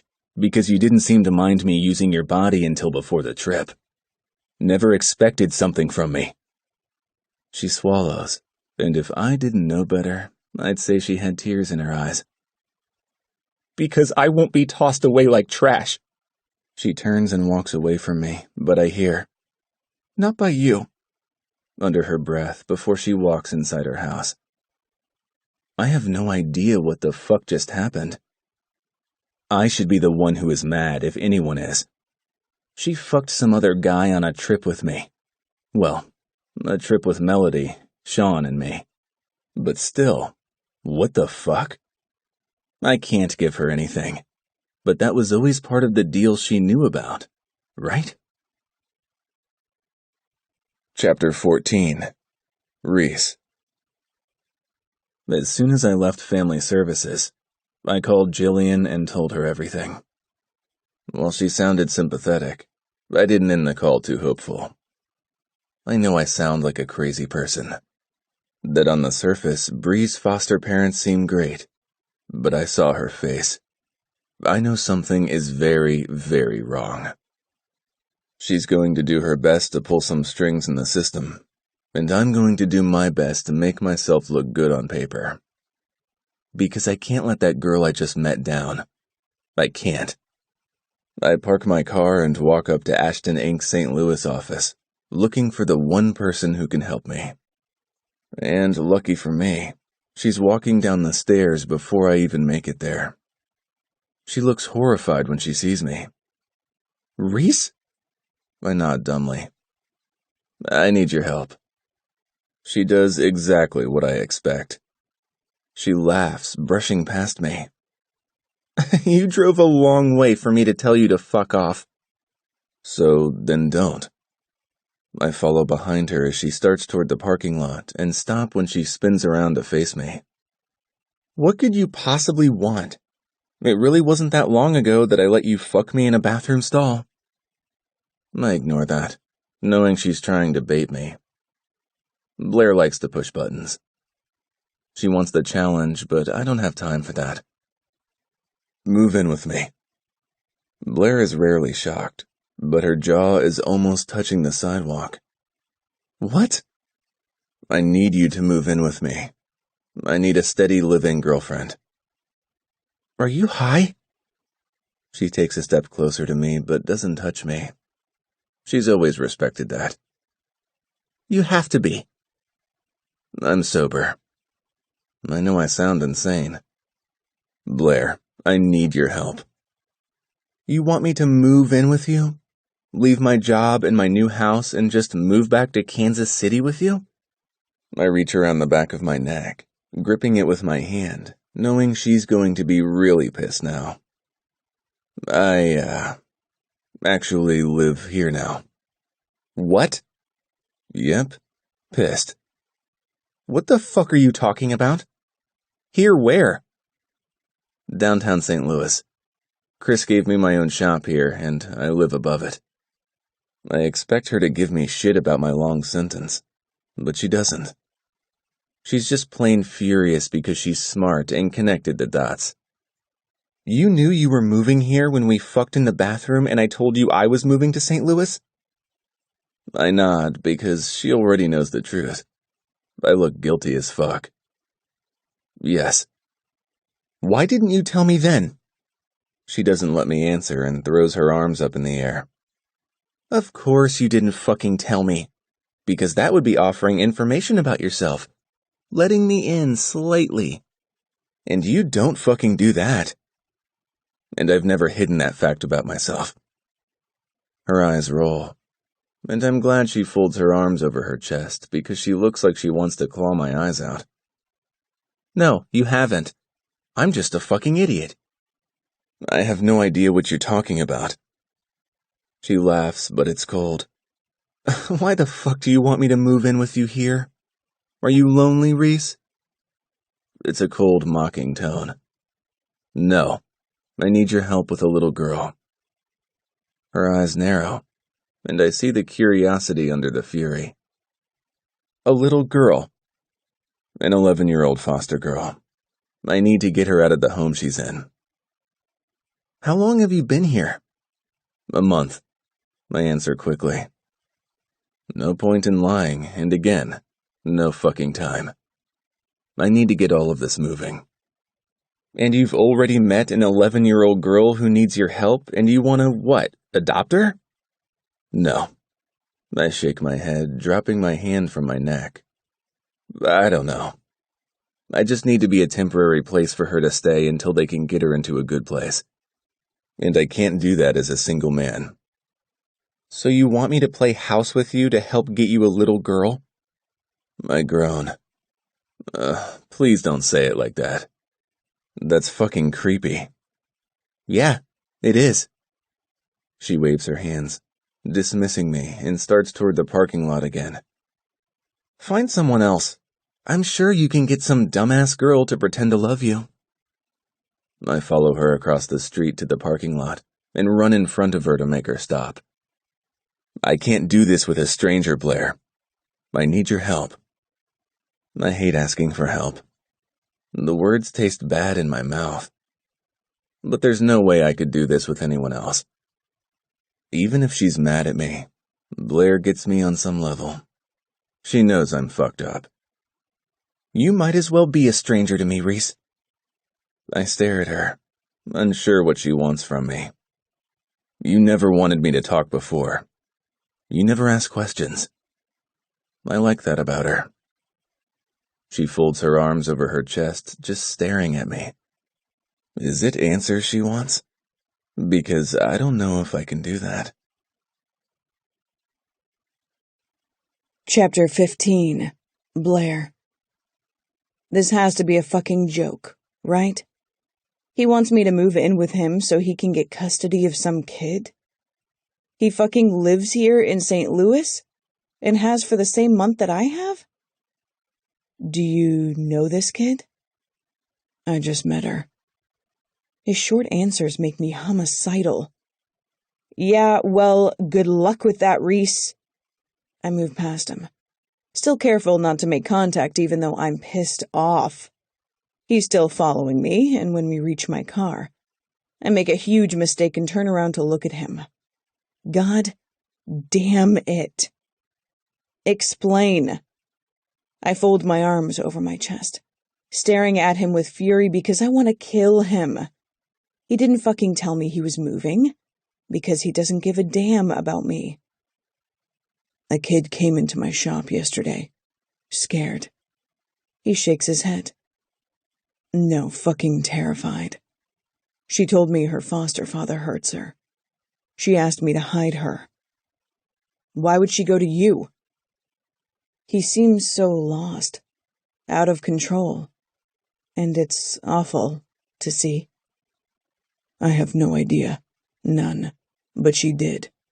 For whatever reason, she flew into my shop yesterday and she needs my help. They aren't going to give her to some strange guy who she's not related to, but they will give her to some strange couple she's not related to. You know Logan's stepmom? Jillian? I've only met her a few times, but she seems nice enough. She's a social worker. She's going to try to work some magic, but I need to make it as easy as I can. And if I'm not living alone, it'll look a hell of a lot better. I huff and drop my arms, hating that I'm even giving him the time of day, but he looks so desperate. And Reese does not ask for help. How do you know this girl is really in trouble? His gaze is hard, his eyes almost black. Because I know. That's not an answer, but it's a Reese answer. How long? He looks surprised that I'm even entertaining the idea, and he should be. I'm surprised at myself. I don't know. It might be a month or two. A month or two living with Reese and a strange little girl. I know nothing about raising a kid. I don't want to know anything about raising a kid. I'll do it all. It's just for show. He holds up his hands in surrender. I'll sleep on the couch. I won't touch you. I nearly snort at the idea. Him not touching me. I'm not staying in whatever shithole you're living in, and I doubt that it will look that great to social services. He looks annoyed, but shockingly, he doesn't fight me. What do you suggest, then? You two can move into my house, I guess. It's nice. Big. Enough room for you to stay the fuck away from me and appease social services. He lets out a long breath of air, almost like he was holding it. Okay. Thank you. You really think that you're what's best for this kid? He nods his head once, and he does look certain. It's better than where she was, Blair. My name on his lips sends a shudder through me I'm not proud of. When do you move in? I'm filing the paperwork tomorrow morning. Jillian is doing her best to put everything through fast. If all goes well, by Friday. I swallow my nerves, determined not to let him see. Fine. My number's still the same. Call me when you have the details. He nods, and I grab my door handle, opening it, not chancing another glance back at him as I climb inside. What the hell did I just agree to? Chapter 16. Reese. Jillian is a fucking magician. I have no idea how she did it, but she managed to get us qualified as temporary housing status in the system.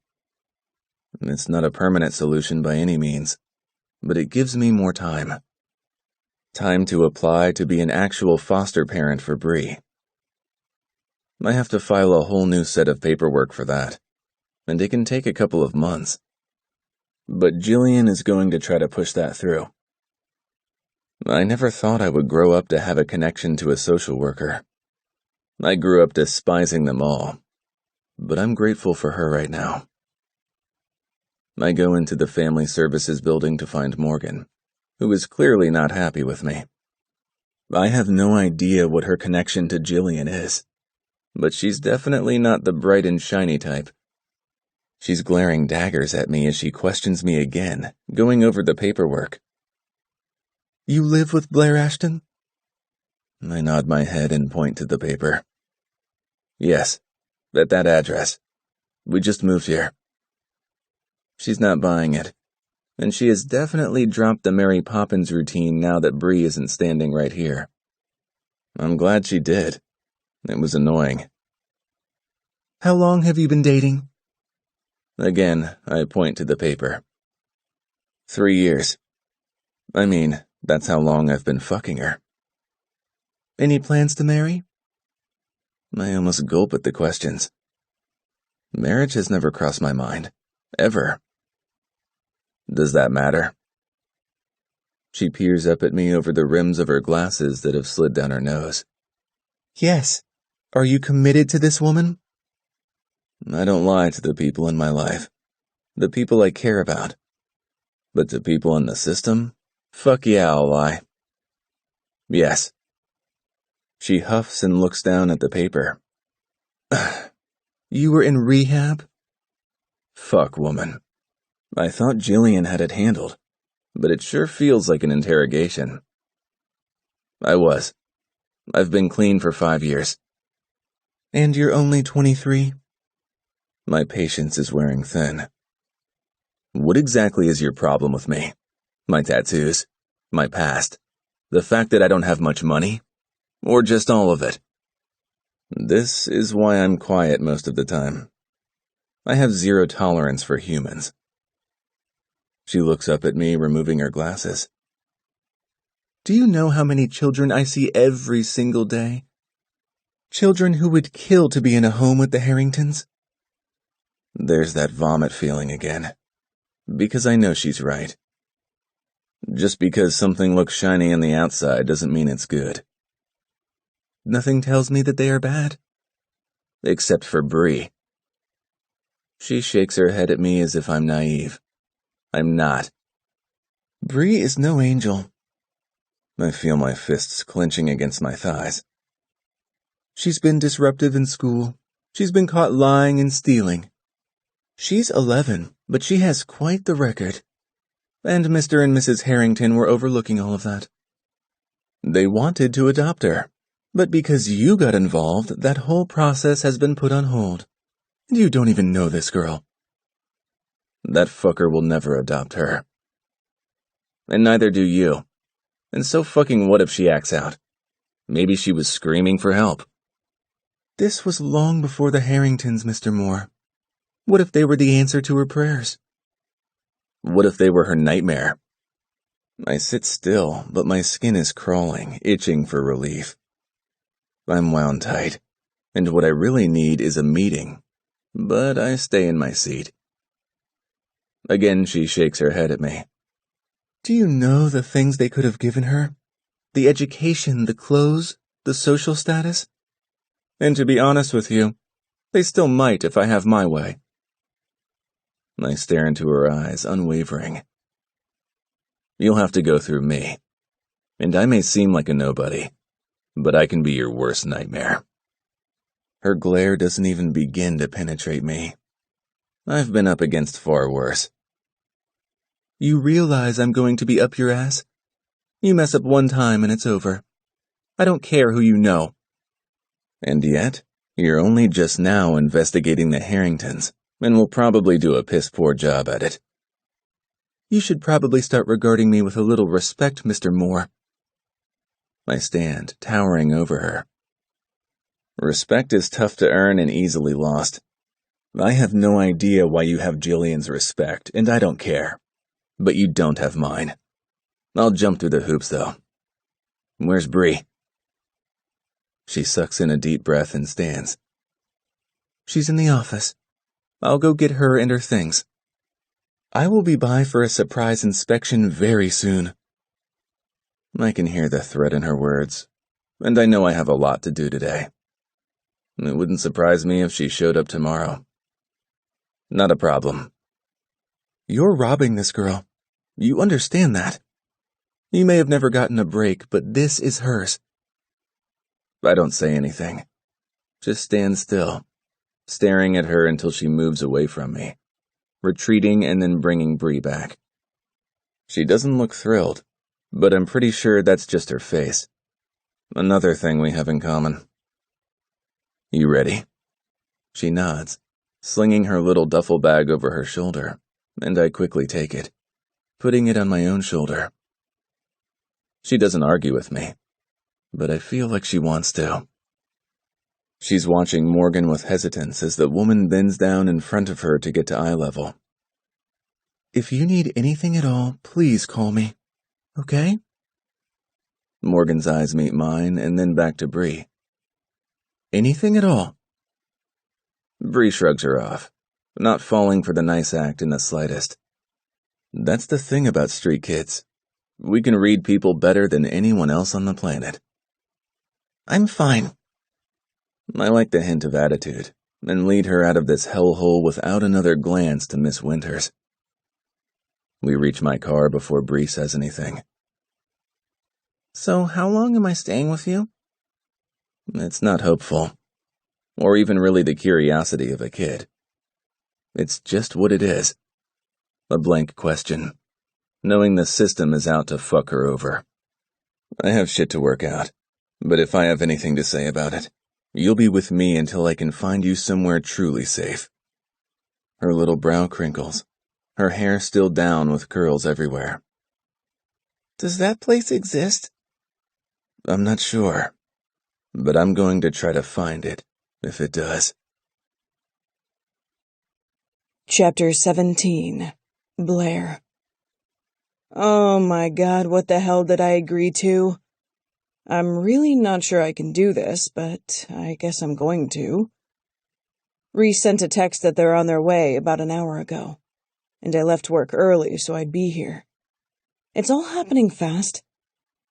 The doorbell rings, and when I open the door, there's Reese in all his broody, silent, fucking hot glory. He didn't dress up for social services. He's wearing jeans and a black t-shirt that would make any straight woman fucking drool.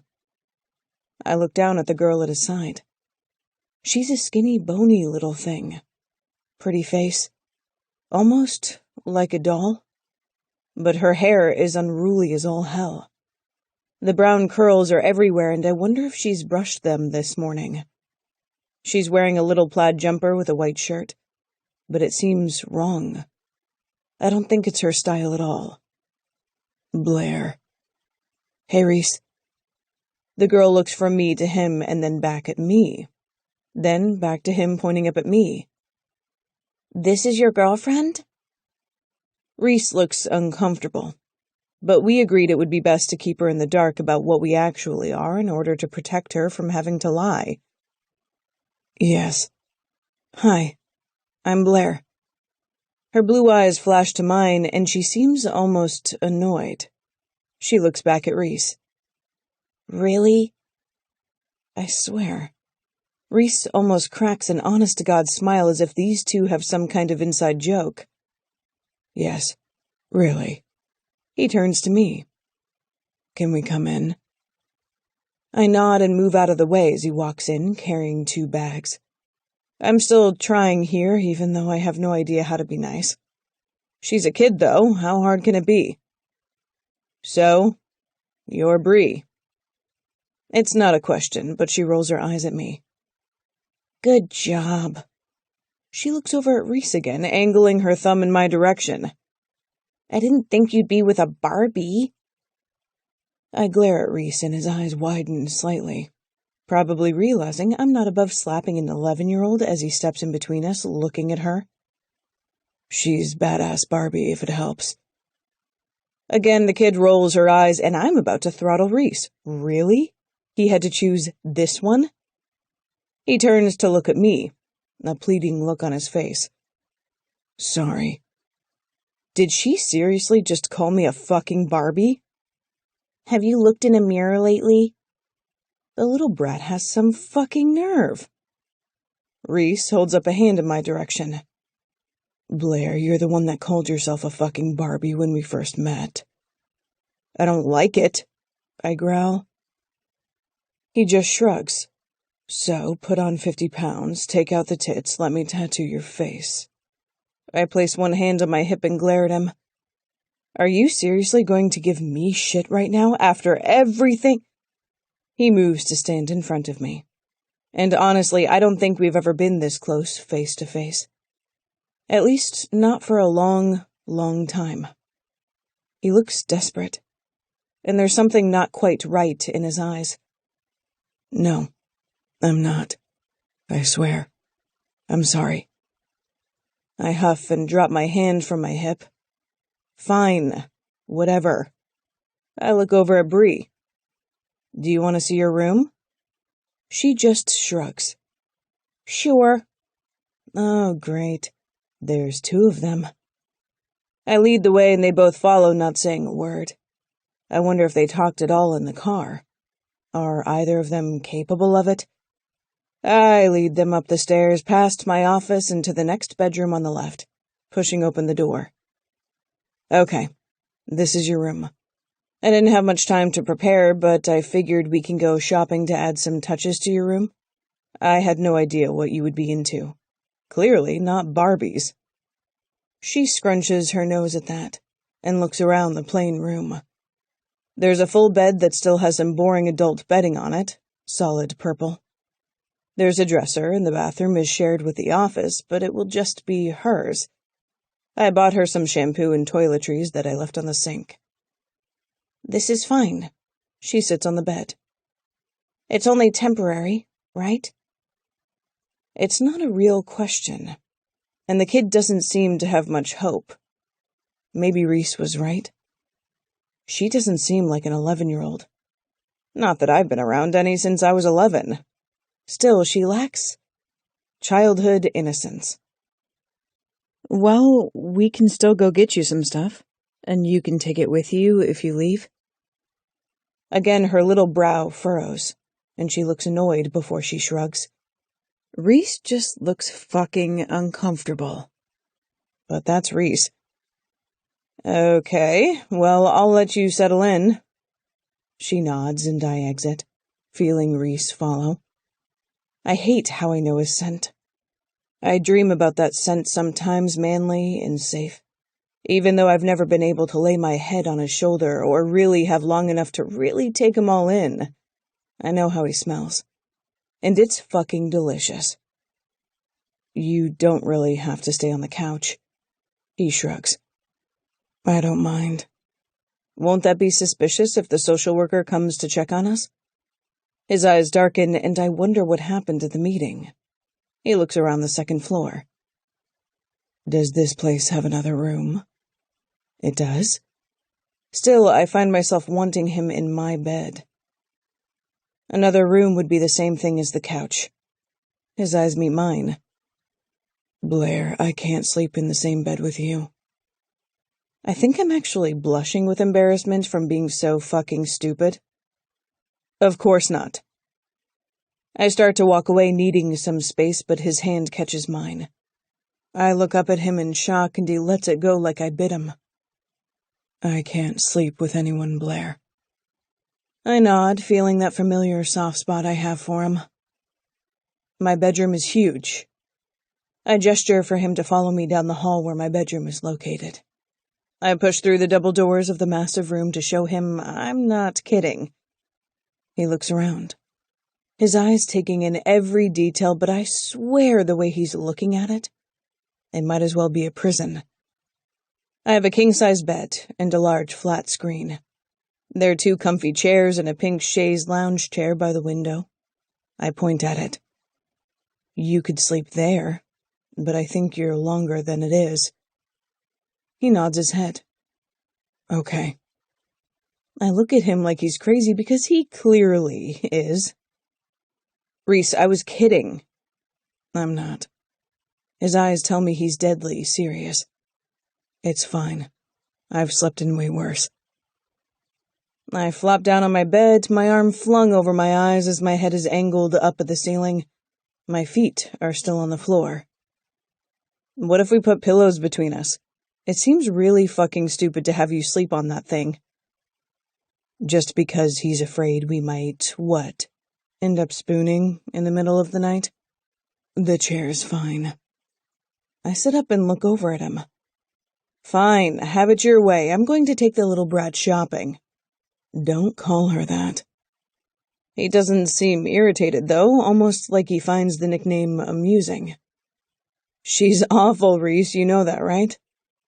My eyes meet his, and my tone is playful even though I hate it because I actually like her already. Even if she called me Barbie and gave me a ton of attitude. She's obviously hell-bent on giving me a hard time. Yeah, but she's kind of great. I smile. Aw, you're smitten. He rolls his eyes. I've never been smitten. She's a tough kid. And you do look like a Barbie. I meet his eyes, my hands itching to touch him, but I don't. Then you must have a Barbie fantasy. He doesn't argue. Thank you, Blair. I don't know how to handle how he's looking at me. It's not really that big of a deal. The house is huge. I'm going to go check on her. I nod dumbly as he leaves, and I watch him walking up the stairs. I could be in over my head here. Chapter 18. Reese. Blair is truly amazing. There's no denying it. I know I'm hard to deal with, and Bree hasn't taken to Blair yet, so she's not going to make it easy. Still, Blair had her room ready. She was willing to share her bed with me. And not only that, she took Bree to the store, and they came back with a ton of shit. Bree didn't look thrilled, and I'm sure that's confusing to Blair, but I know she was grateful even if she doesn't trust Blair yet. Hopefully she sleeps okay. Blair sits on the step next to me on the front porch of her house. She leaves several inches between our thighs. She will. That bed looks nice. Better than a fucking chair. I know she's irritated with me. I've never slept in a bed with anyone else before. It's not personal. It's dark out. But the street she lives on is well lit with streetlights and porch lights. Sedans drive by every once in a while. Probably fathers coming home to their kids. Thanks for today. She lifts her shoulders, her breasts lifting as she takes in a deep breath and then falling when she releases it. It's nothing.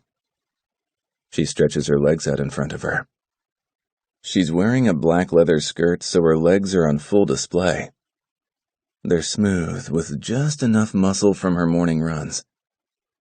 But what is the plan exactly? I shrug, because I have no fucking idea. Keep her safe. Right. I feel her eyes on the side of my face as I look everywhere but at her. Don't freak out on me. I turn suddenly at that, and she holds her hands up. I'm not going to touch you. Chill. What? I would love to say that wasn't my first thought, but it was. Why would I freak out? How do you know she wasn't safe? My teeth grind in my mouth, and I hate how she sounds dangerously close to the social worker bitch. She wasn't. Reese, don't get so defensive. I want to know. Her voice has an edge to it like she's annoyed, but I also hear the softness there. She deserves some sort of explanation since she's offering up her house. She told me she wasn't. She's gnawing on her bottom lip, and it's actually funny to me that I can make her nervous. People lie, Reese. Even little girls. That's what's fucked with the system. My eyes meet hers, and I try not to sound so harsh. They believe that kids will lie, but they don't realize adults are far more likely to be corrupt. She thinks that over. I guess that makes sense. Every adult I know is a total twat. I actually laugh at that. In my own way. It's probably more of a scoff. Exactly. Reese Moore, did you just laugh? I shrug my shoulders and clear my throat. No. She scoffs, shaking her head. Right. I know I owe her more than this. I was a foster kid, Blair. She tilts her head to look at me as if to say, no shit. I know that. I pay a little attention, Reese. I swallow the sickening feeling, trying to ignore my sweaty palms and rapid heart rate. I was in a lot of bad homes. My throat is dry as I try my best to swallow the lump there. But the last one was the worst by far. She doesn't ask me what happened, and I'm grateful. But I still owe her something. There was abuse, and I just know this girl has felt that. I don't know how to explain it, I just feel it. She supplies, her voice quiet and almost breathless. Yes. Okay. So, we protect her. She says it with determination like it's the easiest thing in the world. And when I look at her pretty face, I want so fucking badly to taste her lips, but I fucking can't. Because I'm so fucking broken and fucked up that the thought also makes me sweat with fear. Tremble even. Will you be okay here with her if I go to the gym? She nods her head, leaning back on the step, letting her elbows rest on the porch behind her. Yes, but there's equipment here. You have a home gym? Her eyes roll. Of course. It's in the basement. I'll go to my own. Thanks. I stand up and look back at her. Yours probably only has girly shit. She stands up, facing me as she flips me off. It's state-of-the-art, fucker. I don't want to get too familiar with her home, or take even more advantage than I already have. I'll be back in an hour. I need to let off some steam before I lose my shit. Reese? Yeah? What are the rules? I stare at her, uncertain about what she's asking. Rules? Yeah, I mean, you aren't going to touch me, and I'm not even close to dried up. I cringe at her description. Nice. She laughs easily and shrugs. It's true.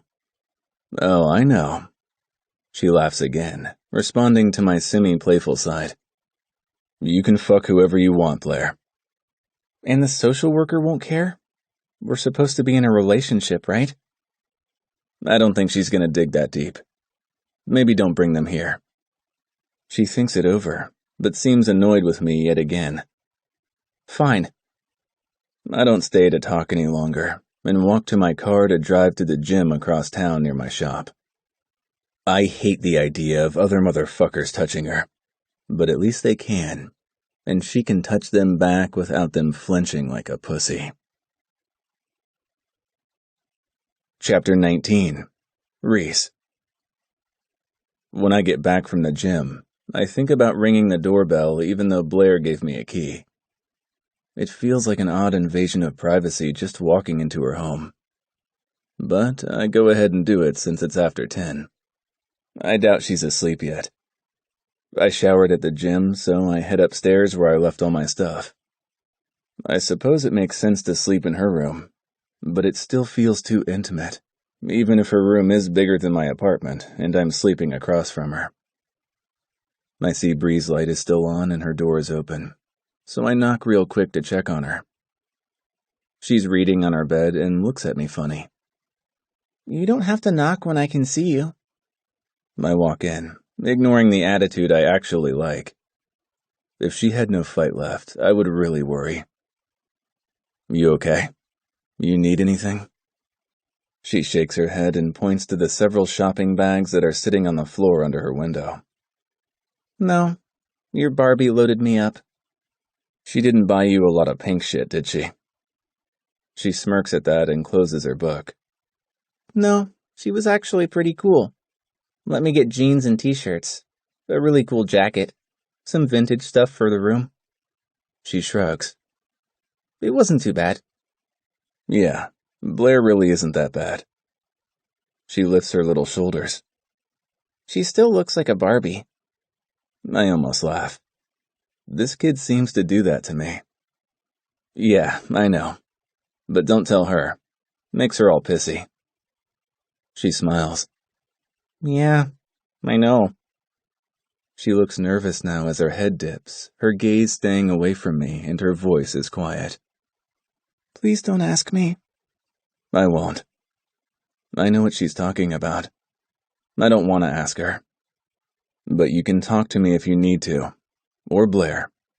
When we earn it. Her eyes lift slowly. You think I'll be here long enough for that? If I have anything to say about it, yeah. But we both know the process. We both know the hoops they're going to make me jump through will be huge. He wanted me to be his perfect little doll. That's not me. You don't have to be anyone's doll. My voice is too harsh to talk to a child, but she doesn't flinch. I thought that's what your Barbie was going to do today. Dress me up the way she wanted me to? I listened quietly. But she asked me what I liked. I tense because that's very Blair. She cares. More than most, even if she doesn't seem like it at first. She nods her head at that, thinking it over. You sure you don't need anything? She nods, shooing me away. School tomorrow. Go to bed soon, okay?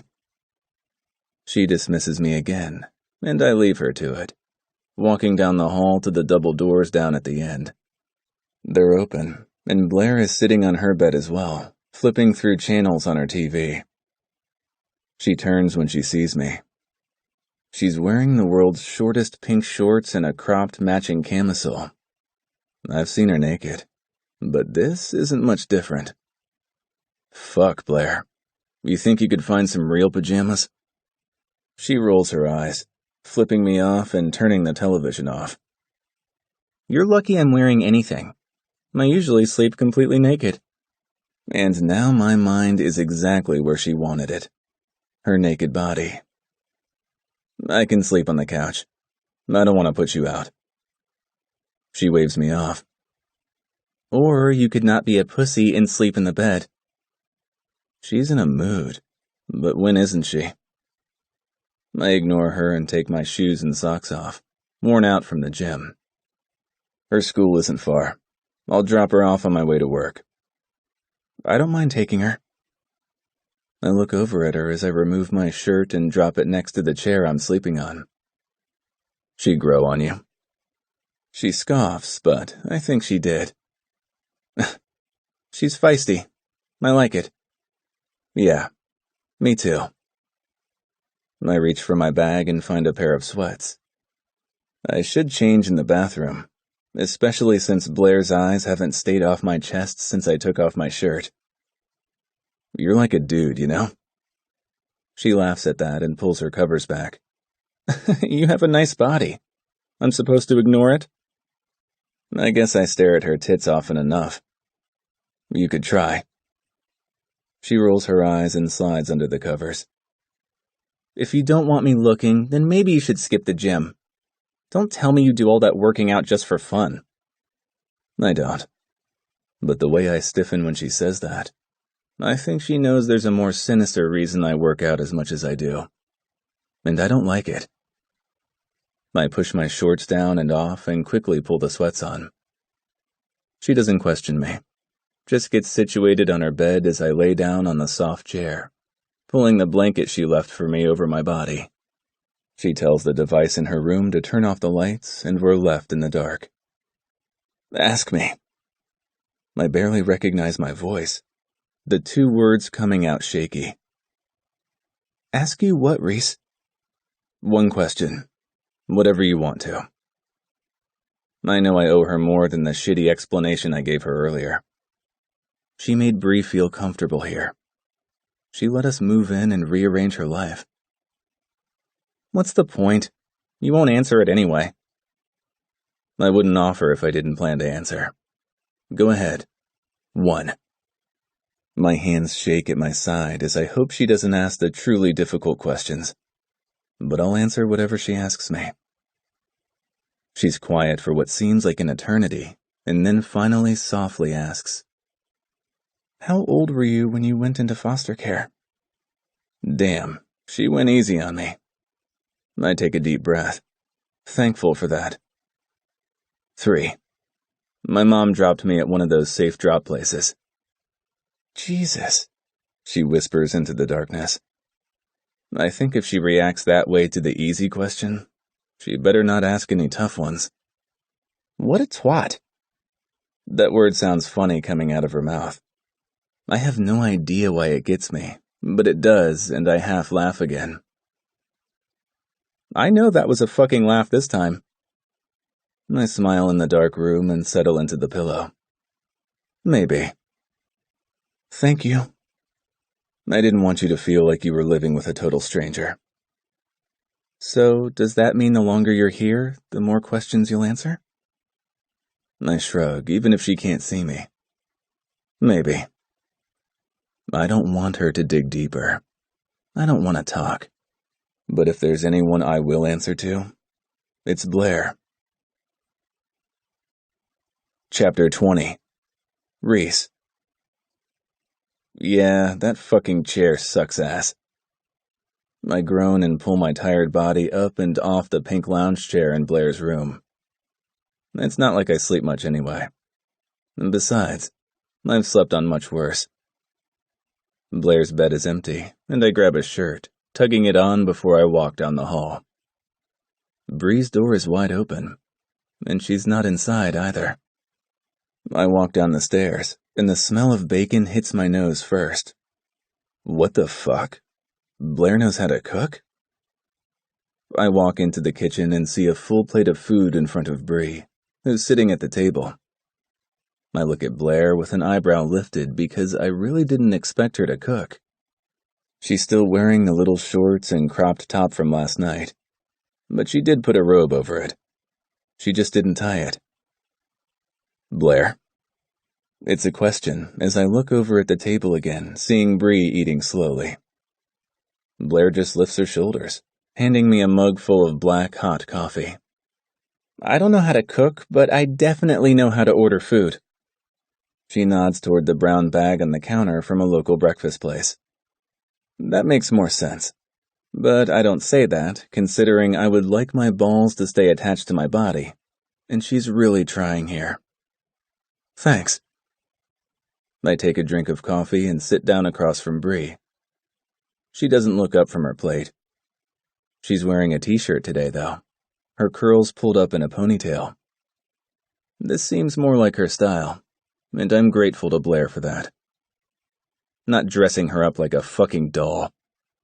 I can see she has on ripped jeans, ripped for style and not from wear. You ready for school?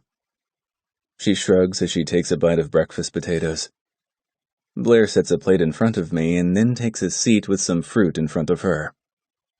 Bree scrunches her nose as she shakes her head in disapproval at Blair's breakfast choice. No wonder you look like a Barbie. It doesn't bother Blair this time, as she pokes a piece of strawberry with her fork and brings it to her mouth. I hope you're not calling me skinny, string bean. Bree glowers at her, but I can tell Blair is starting to get in. She goes back to her breakfast, and I take a bite of the eggs on my plate. I tossed and turned all night, and not because of the shitty accommodations. I can't get that fucking social worker's words out of my head. That I'm robbing Bree of a good life. I can't give her any of the things the Harringtons can. I can barely take care of myself. And I can't ask Blair to do this forever. I can take you to school, string bean, if you want. I look over at Blair. I'll take her. She takes another bite of fruit. I don't mind. I just thought I'd offer since it's the opposite direction for you. Bree, of course, doesn't really express her opinion either way. Whatever. I'll take you today. My nerves are on high alert, and I have an overwhelming need to make sure she's safe. Not that Blair can't keep her safe. Bree stands up after finishing most of her breakfast. I'm gonna go read before school. I nod, and she leaves as Blair turns to me. I'm not trying to step on your toes. I really don't mind. You've done enough. I told you, she'll be my responsibility. She looks wounded by my words, and it's beginning to annoy me that she's starting to act like an actual chick and not the Blair I know. She's studying me, and I don't fucking like it. Stop. She rolls her eyes and looks away. Right, no eye contact. I thought that was just when we were fucking. I glare at her, my jaw clenched tight, hating how that fucking stung. Just stop trying to dig deeper. I'm not a deep well, Blair. I'm just a shattered surface. Her eyes meet mine again. You should be a poet. She's being sarcastic, of course, as she takes a drink of her coffee. What the hell is wrong with you? Too fucking much. I stand up from the table, but she does too. No, I mean something new is eating at you. You got temporary clearance to be her foster dad. Is it getting approval for longer? Yes and no. I'm starting to think Jillian has some serious pull. I just don't know if I'm doing the best thing for her. My teeth are nearly grinding in my mouth. Doubt is a motherfucker. But how can I not doubt this? I'm a street kid from nothing. I don't know how to be a parent. I barely know how to function. What's making you second-guess this? Every fucking thing. But I don't tell her anything. That leads to more talking, and I just want this shut down. Nothing. I'm fine. Oh, bullshit. Look, I know you don't like it, but I can read you. She shrugs. At least better than most. Just tell me, because you dragged me into this. You made me your partner, so you have to talk to me. Jesus, Blair. Do you ever shut up? Most girls would cry. Not Blair. No, and I won't. I'll hound your ass until you tell me, which is exhausting for both of us. So just fucking tell me. My hand grips my hair, threatening to pull it out of my head. She gives me a headache. The social worker is against it. Said I was cheating Bree. That bitch. I drop my hand. Yeah, but she's right in a way. Bree is afraid of that asshole. You aren't cheating her. You're protecting her. And now it's pretty clear she believes me about Bree needing to be away from that man. I don't mean she should ever go back to him, but... She's listening too intently, paying attention to my every move. I hate feeling this vulnerable. I don't know if I'm the better option. She's letting that sink in, really thinking about it, and every second ticking by is torture. You are. You've already been more of a father to her than she's probably ever had. How? Bringing her to my fake girlfriend's house? She flinches but quickly recovers. By protecting her, helping her when she asked for help. That's all she needs. Bree walks in with her backpack slung over her shoulder. Is one of you going to take me to school? I grab my keys from the kitchen counter and nod my head curtly in Blair's direction. The only way I know how to end the conversation I didn't want to have in the first place. She walks over to Bree, smoothing her hair with her hand. Give him hell, kid. You have my number in your cell. She has a cell phone? I walk to join the girls. Bree lifts her shoulder in a signature shrug. Yeah, Blair made me get one. Blair eyes me with determination that says, don't fight me on this. She needs to be able to call us. I nod in agreement. I could have gotten her a phone. Blair rolls her eyes, folding her arms right under her full breasts, only pushing them up more and drawing my attention. She smirks when she sees where my gaze is focused. I got to it first. We're all a team here. Bree starts for the door. Whatever. Can we go? Thanks, I say to Blair in a forced manner that doesn't bother her as she waves me off. No problem. I take Bree to school and drop her off, handing her backpack to her as she climbs out. I'll pick you up. Okay. She closes the door and then heads up toward the school. I see two guys around her age in dingy jeans and shirts nod at her, as the three of them talk and joke around in front of the public school that looks a lot like the one I went to. It's not really in Blair's district, but Bree was already enrolled here this year. The boys she's hanging with remind me all too much of me. Rough and tough, already jaded by life at 11. But they seem protective of Bree, which I guess is okay with me. I leave, driving toward my shop. But I can't stop my mind from wandering to everywhere but the shop. I know Bree would hate a private school, but wouldn't it give her a better shot at life? Isn't that what I should do? I want to prove that bitch at social services wrong. I want to be the best thing for Bree. Chapter 21. Blair. I get home from work, and it's almost bizarre to hear people in the house. I know it's Reese and Bree, but still, it's kind of weird. Weirdly nice. They're making a mess in the kitchen, though. The stove is on, and I can see water boiling as Reese and Bree gather around his phone, looking at it intently. What's up? They both look up from the phone as Bree gestures back at the stove that I honestly had no idea worked. Guess it does the way the water is boiling over the pot. We're making spaghetti. What's with the phone? I place my purse on the counter. Reese grunts, directions. I don't think spaghetti is all that complicated to make, but what the hell do I know? The sauce smells good. Bree moves over to the stove, stirring the sauce. It's from a jar. Reese puts his phone down, grabbing a package of pasta. I guess we just boil it.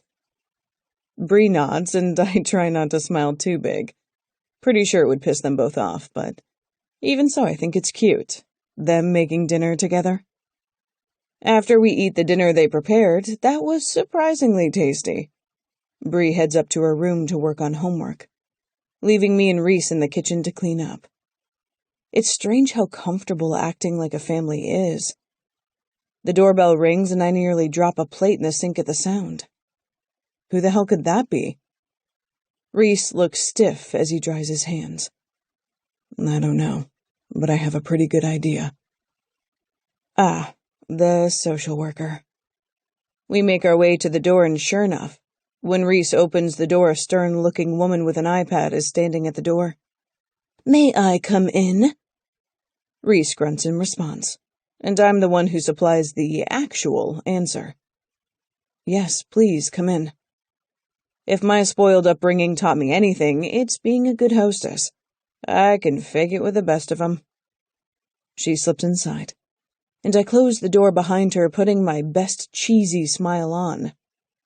Bree's upstairs doing homework, and Reese and I were in the kitchen cleaning up after dinner. She studies me, pulling something up on her iPad. I'll need to talk to her in a moment. Her eyes survey the living room. I need to see the entire home to ensure her safety. Of course. I place my hand over my chest, still giving a performance suitable for an Emmy. I absolutely love giving tours. I swipe my hand in front of me like a game show presenter. This is the living room, as you can tell. I gesture for her to follow, and she does, along with Reese, who looks sick. I show her the basement with a family room and a gym before taking her back up to the kitchen. I nod toward the stairs. All the bedrooms are up here. I'll follow you. She hasn't warmed up in the slightest, and I don't like the way she's looking at Reese, like a bug, one she wants to smush under her shoe.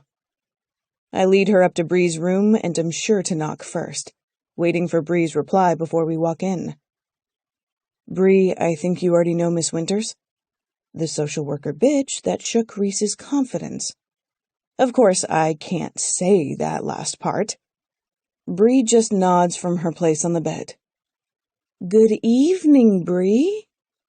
Now this woman sounds like Cinderella when she talks to Bree, leaning down and looking into her eyes.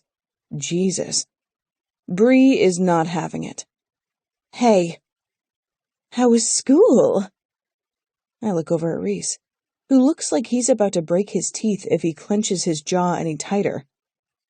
Bree shrugs, what she always does. Fine. The social worker looks around the room.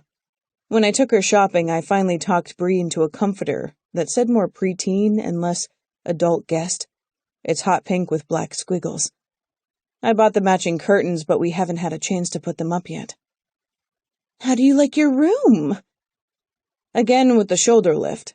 She really could pass for Reese's biological daughter. It's fine. Aubrey, you can be honest with me. I feel Reese tense and I automatically hate this bitch. Of course you can. We were about to finish the tour. You want to come, Bree? Her eyes dart to mine and she shakes her head, but her chin is lifted, showing her strength. No, that sounds boring. I have homework? Good girl. Use words. I laugh at that and shake my head. All right, then. I smile big toward the social worker, gesturing for her to follow. I show her my office, and then we go to the master bedroom. This is our room. The room is pristine. The bed made, and Reese's stuff put away in the dresser I had ordered. I guess it was here when he got in today. The duffel bag he was living out of is out of sight. He must have sensed the visit was coming because the blanket he uses to sleep with on the chaise lounge has been put up. Miss Winters looks around. Is there anything inappropriate for an 11-year-old in here? You mean like porn? My filter failed me as she turns to look at me. As long as it's safely away, that shouldn't be a problem. Along with any other... She eyes Reese hard. Sordid items? She thinks Reese is kinky. Huh. I want to laugh considering he won't let me touch him. Nothing sordid in here, I say, fingering the rose pendant around my neck. Guns? No, Reese answered. His tone has a definite edge to it. Drugs? Now she's trying her best to show Reese how much she despises him, and it makes me seethe with fury. No, Reese is clean. Why would we have drugs or even alcohol in the house? She knows he's an addict. I can feel it. The way she said the word drugs as if she's waiting for him to mess up. She fiddles with the iPad in her hands. Okay, I'm going to have a conversation with Bree. She pins Reese with a hard look. Alone. We both nod as she leaves the bedroom, and I face Reese. Jesus Christ, what is up her ass? She thinks I took a good thing away from Bree. Getting molested by a sick motherfucker isn't robbing her of anything good, Reese. Nothing is worth that. I watch his throat bob, and I want to comfort the asshole, but I know I can't with a touch. Fuck her. We're going to win this. It's not a game, Blair. Everything is a game, Reese. You have to play to win, or you'll lose every time. We walk down the hall after waiting a few minutes, and Miss Winters leaves the room waving to Bree with fake, ridiculous vigor. I'll be back to check in very soon, Mr. Moore. We'll be here, Reese seethes, and I play my part as we walk her to the door, putting a smile on my face. This is a nice home you have here. How long have you two been together again? She looks at the gap between my body and Reese, and I know she's implying we aren't a real couple, like she's catching us in a lie. I quickly wrap my arm around Reese, who recoils, but I hold him to me, laying my head on his shoulder. I swear I can hear his heart beating from here, but I'm hoping he'll play along. 3 years, I say with a purr, looking up at him. Reese looks pale, and his body is so fucking tense as I lean against him. She studies us intently, her gaze falling where I touch him, and I can hear him breathing deep to keep from freaking out. My heart aches for him. You applied for long-term foster care? Do you have any plans to marry? Now my body feels just as tense as Reese's, but I recover even when he doesn't. I mean, who needs that? The whole thing seemed pretty outdated to me. I drag my free hand over Reese's arm, and I'm hoping she doesn't hear the sharp intake of his breath from the contact. We're committed. That's all that matters. Her lips purse as she types something on her tablet. I see. Shit. Did I say something wrong? They can't deny him because of that, can they? I'll be back soon. You said that already. Reese spits, and I tighten my hold to rein him in. She leaves, and I quickly release him to close the door before turning back to him. You have to be nice, Reese. Kiss some ass. I don't do that, he says through clenched teeth, and I wonder if he's still wound tight from my touch.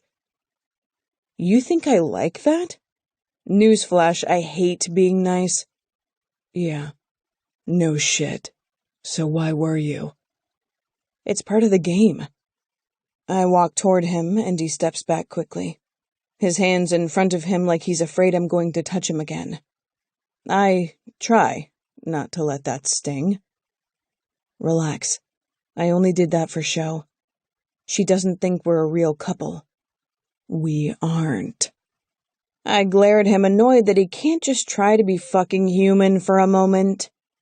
I know that, but she's supposed to think we are. Get it together. He takes a seat on the bottom of the stairs, and again, I feel that stabbing feeling in my heart as he fists his hair, leaving his elbows propped up on his knees. I take a seat on the step below him so I don't touch him. Reese, do I get another question?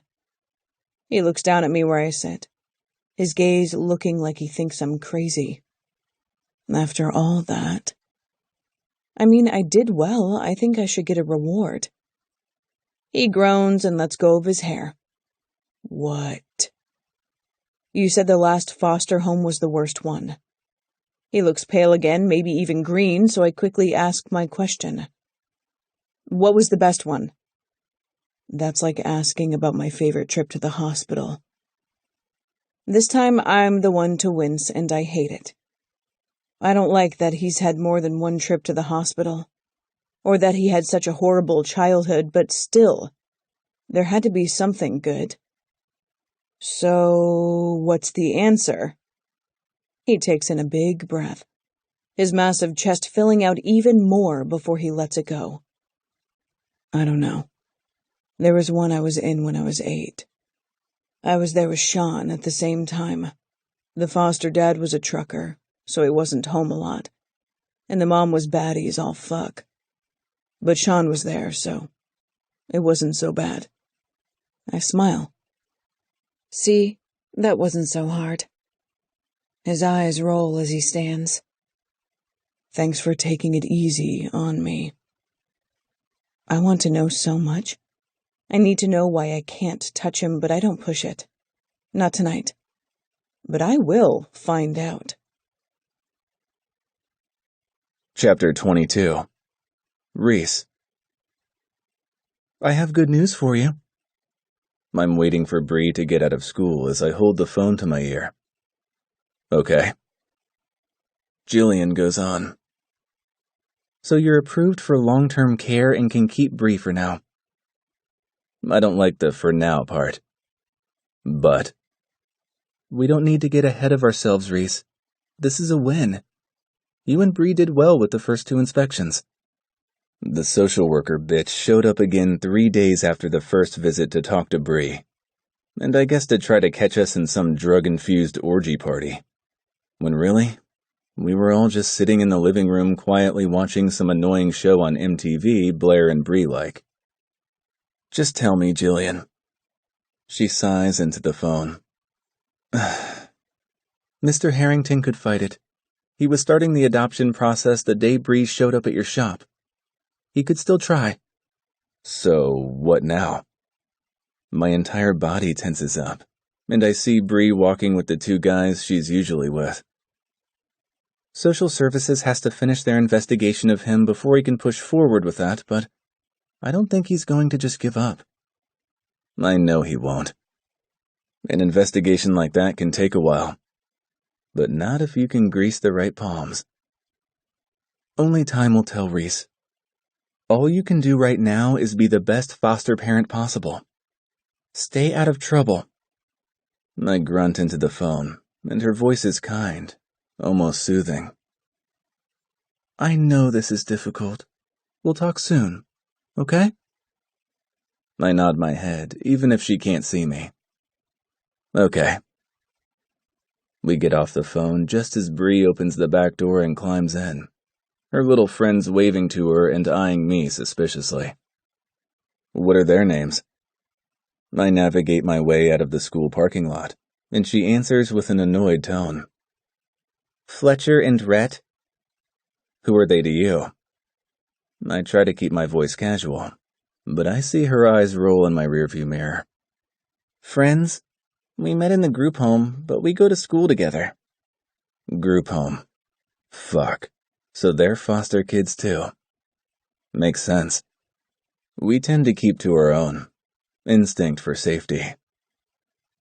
She puts her headphones in until we reach my shop.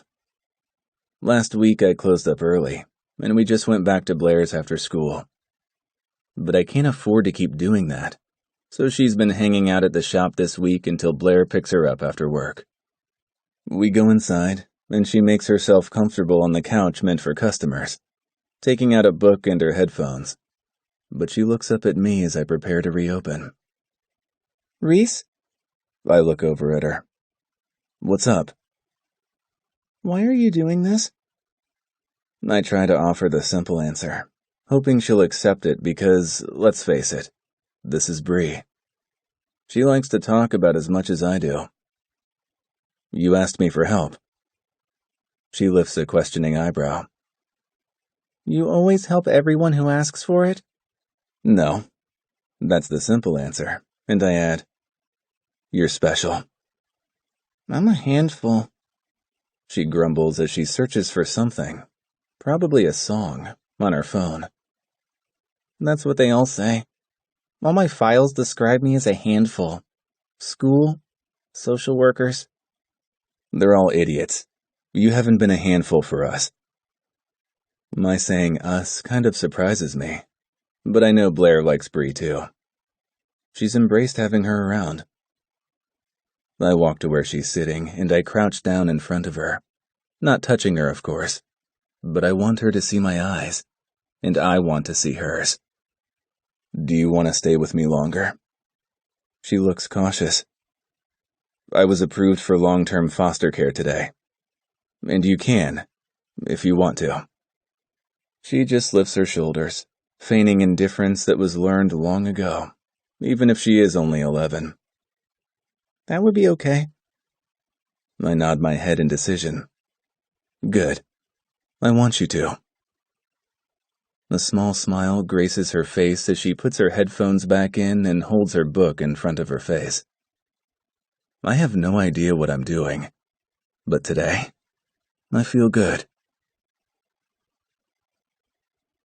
Chapter 23.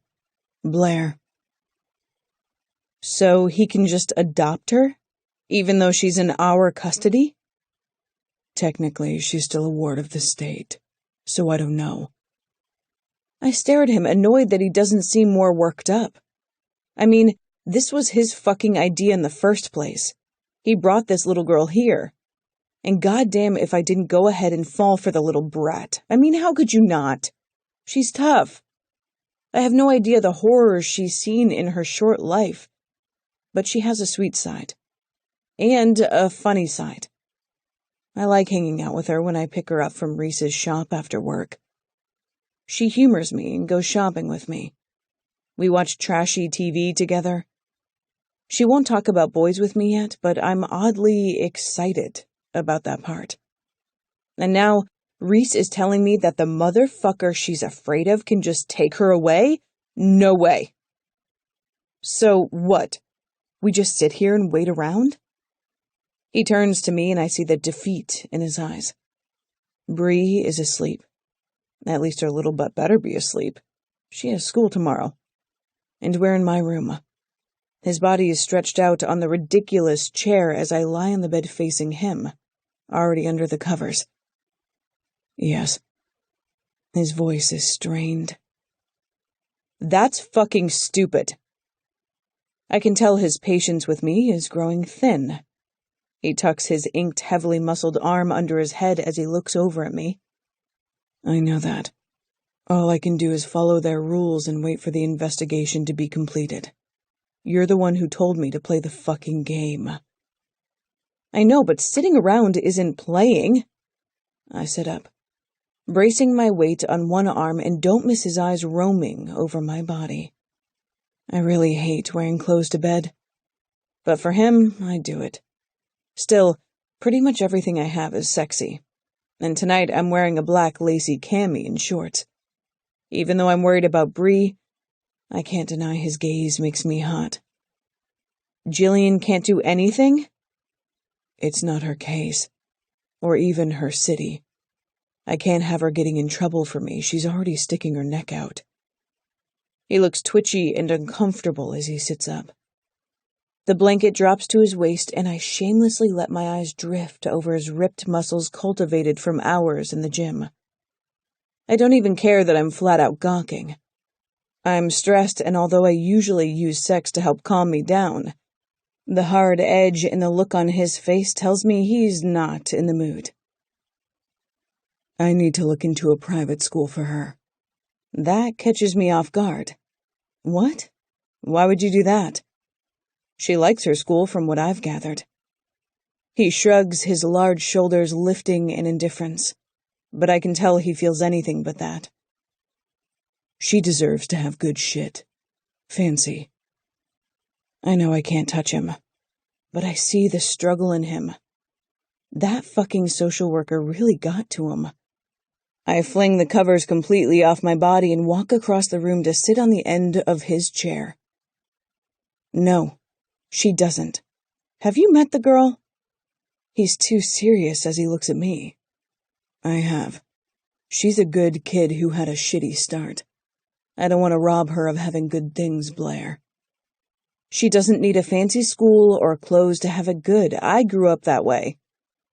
His brow furrows, and I think it's cute that he's trying to focus on this subject and not on my chest.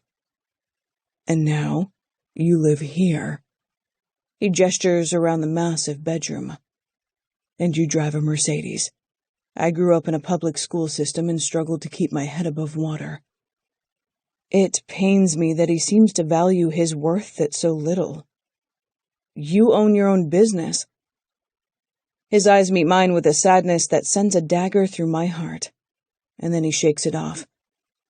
I don't like the way the boys look at her at that school. I can't help it. I laugh at him. I cover my mouth and try to stop it, but I can't. Oh, you're in full-on dad mode now. Shut up. He tosses a pillow at me and I laugh, catching it and holding it to my body. Private school boys will be looking at her too. They're all the same. Rich boys may be even worse. The ones I've met like to collect women as possessions, and I shudder to think of Bree meeting any men like that. I don't want her to feel robbed. God, I want to touch him. I want to lay on that broad chest and listen to his heartbeat like some pathetic woman fascinated by a man, which repulses me, but also excites me. I wish he would let me touch him. Reese? He's lost in thought, looking out the window, but he looks back at me. What? I bite my bottom lip, watching him with need. I've never had to really make the first move before. It's just always been offered, but with Reese, the fucker makes me work for it. So I usually just go the overly horny route, shielding my heart by using over-the-top antics that should humiliate me. I let his pillow drop to the floor, and let my palms rest on both sides of his ankles, bunching my tits together. I'm stressed the fuck out. You look fine. It's flippant and annoying, trying to shoo me away. I just lean into it. I'm horny. He leans his head back against the chair. You're always horny. As are most fucking dudes. I fling one hand in irritation that he doesn't want me nearly as bad as I want him. I try to soften my approach, knowing he clearly has intimacy issues. You know your dick works with me. We've proven that many times. As long as I don't look into his eyes or touch him, we're good. Blair, I'm tired. And it's not from lack of sleep. That's not the type of tired he is, and it's evident from his voice. I wish he would just let me touch him. Let me make him feel better. Fuck, I would even settle for just spooning with his grumpy ass. And I've never wanted to do that before. Too tired to fuck? I want to crawl up his body, but I don't. I do, however, lift my top off and toss it to the floor behind me, leaving my chest bare for him. I'll do all the work. Why? Seriously? I'm half naked and begging to fuck him, and he's asking me why. Jesus Christ, why can't I like an easy guy? There are a ton of them. But no. Blair wants the big, complicated, moody motherfucker. Why what? Why are you so willing to please me? To do everything I want you to. My way. Have you met me? I don't cater to anyone. He leans his body forward, but he's still too far away. You do for me. And that's why you deny me? Because I'm too fucking easy? He looks at my chest, unable to stop himself now that my breasts are out on display, but then drags his gaze back up to my face. Is that tonight's question? I fold my arms over my ample chest, feeling vulnerable and agitated by the pending answer already, not even knowing what it is. Yes? He huffs and scoots so his body's only a few inches from mine. I can feel his heat, and I crave his touch as much as I want to touch him. I think you're better than this. I think you have a tough exterior, but inside is a little girl who just wants to please, and who thinks using her body is the only way to get male attention. My eyes widen as I look him in the eyes, no matter how much his words sting. Fuck you. There is nothing wrong with a woman liking sex. No, there's not. But think back, Blair, to every guy you've ever fucked. I swallow and brace myself. Did you really want them? Every one of them? Or were you trying to replace something you weren't getting? Trying to get Daddy's attention? Trying to get men's attention, Logan's? You think that's what I'm doing with you? He doesn't move, only holds my gaze. I don't know, but can you tell me that all of that was for you? No, I'm the spoiled little rich girl acting out, trying desperately to get her father's attention when he couldn't give a fuck about me. He never could. And no matter how much I've acted out, he still doesn't care. Orgasms are orgasms. So, they all made you come. Not even close. He closes his eyes and takes a deep breath before lifting his lids slowly and using his hand to sweep across my cheek. His touch is gentle, and my heart squeezes tightly in my chest from the contact I crave. You deserve better than letting me use you like a sex doll. You deserve someone who can touch you and hold you. He's never been this open and honest with me, this sweet.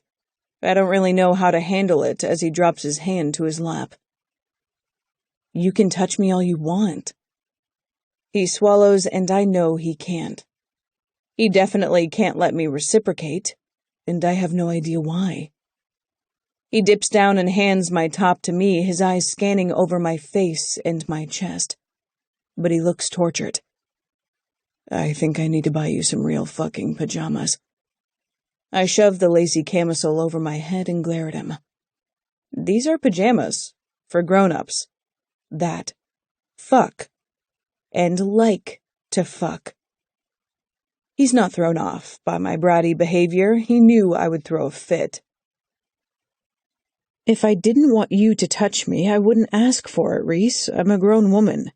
Don't tell me what I want and don't want. You didn't have any problem fucking me in the country club bathroom not that long ago. He leans close again, the scent of him wafting toward me. You want that forever, Blair. You want to face away from me, palms against the wall while I slam into you, trying my best not to touch you too much, because I'm too afraid of freaking out or losing my erection when memories slam into me harder than I'm slamming into you? You want that for what? A month? A year? How long until you get sick of being used that way? He's furious and scared. I see the deep, deep scars under the surface, and he only gets more pissed as he climbs off the chair. I don't know what to say. But it doesn't matter because he leaves my room before I can come up with anything. And I'm vile. because all I want is for him to come back regardless of what we do. I just want him near. Chapter 24. Reese. I'm losing my fucking mind. Not that I ever really had control of it. Blair is still pissy after the other night, and I don't fucking blame her. Why I can't just throw her down on the bed and fuck her is beyond me. I mean, I know why. Fuck, I'm losing it.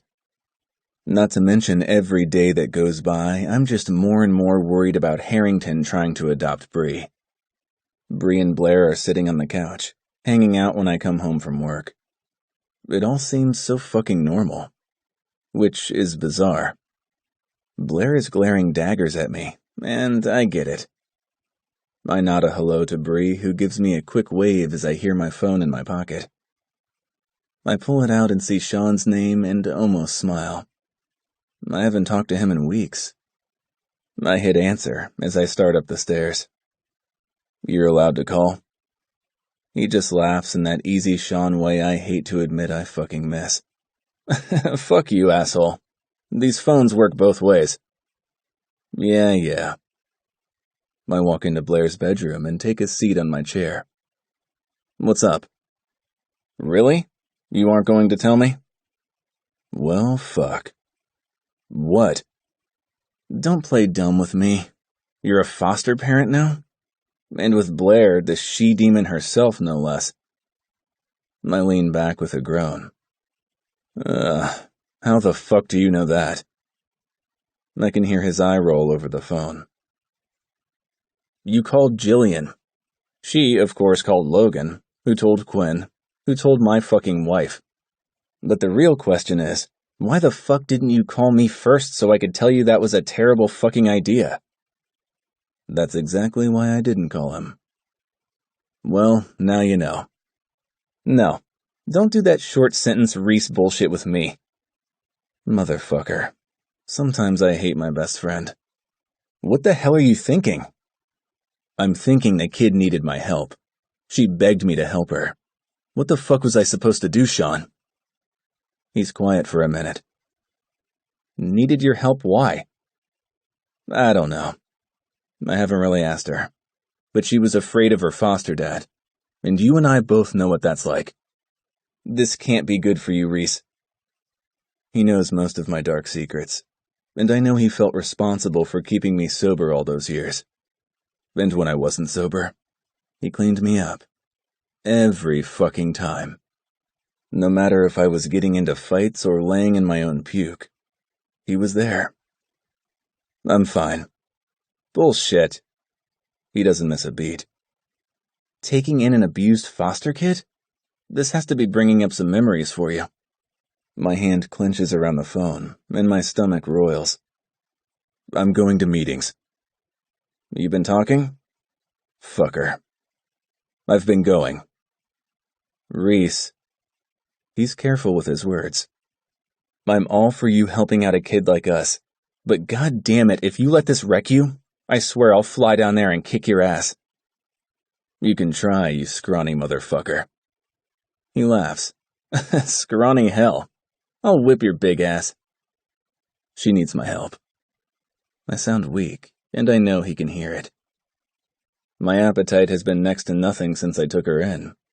The nightmares have increased, and I've spent a lot of time at the gym. But I need her in my life. I need to help her. Nothing is going to change that. Just keep going to your fucking meetings. I just went last week, but I may need to increase my frequency, even if I don't really believe in them. I will. If you feel yourself drowning, call someone in to pull you out. You hear me? I do. He doesn't believe me, but he knows me well enough to know I'm not backing down. Okay, I'll be in touch. We hang up, and I hear Blair at the door seconds before she walks in and sits down next to me on the chair. Sean? Eavesdropping. She lifts her shoulder. No, I was just texting with Mel. She's upset that I didn't tell her about Bree. That is surprising. I'm pretty sure they tell each other everything. Why didn't you?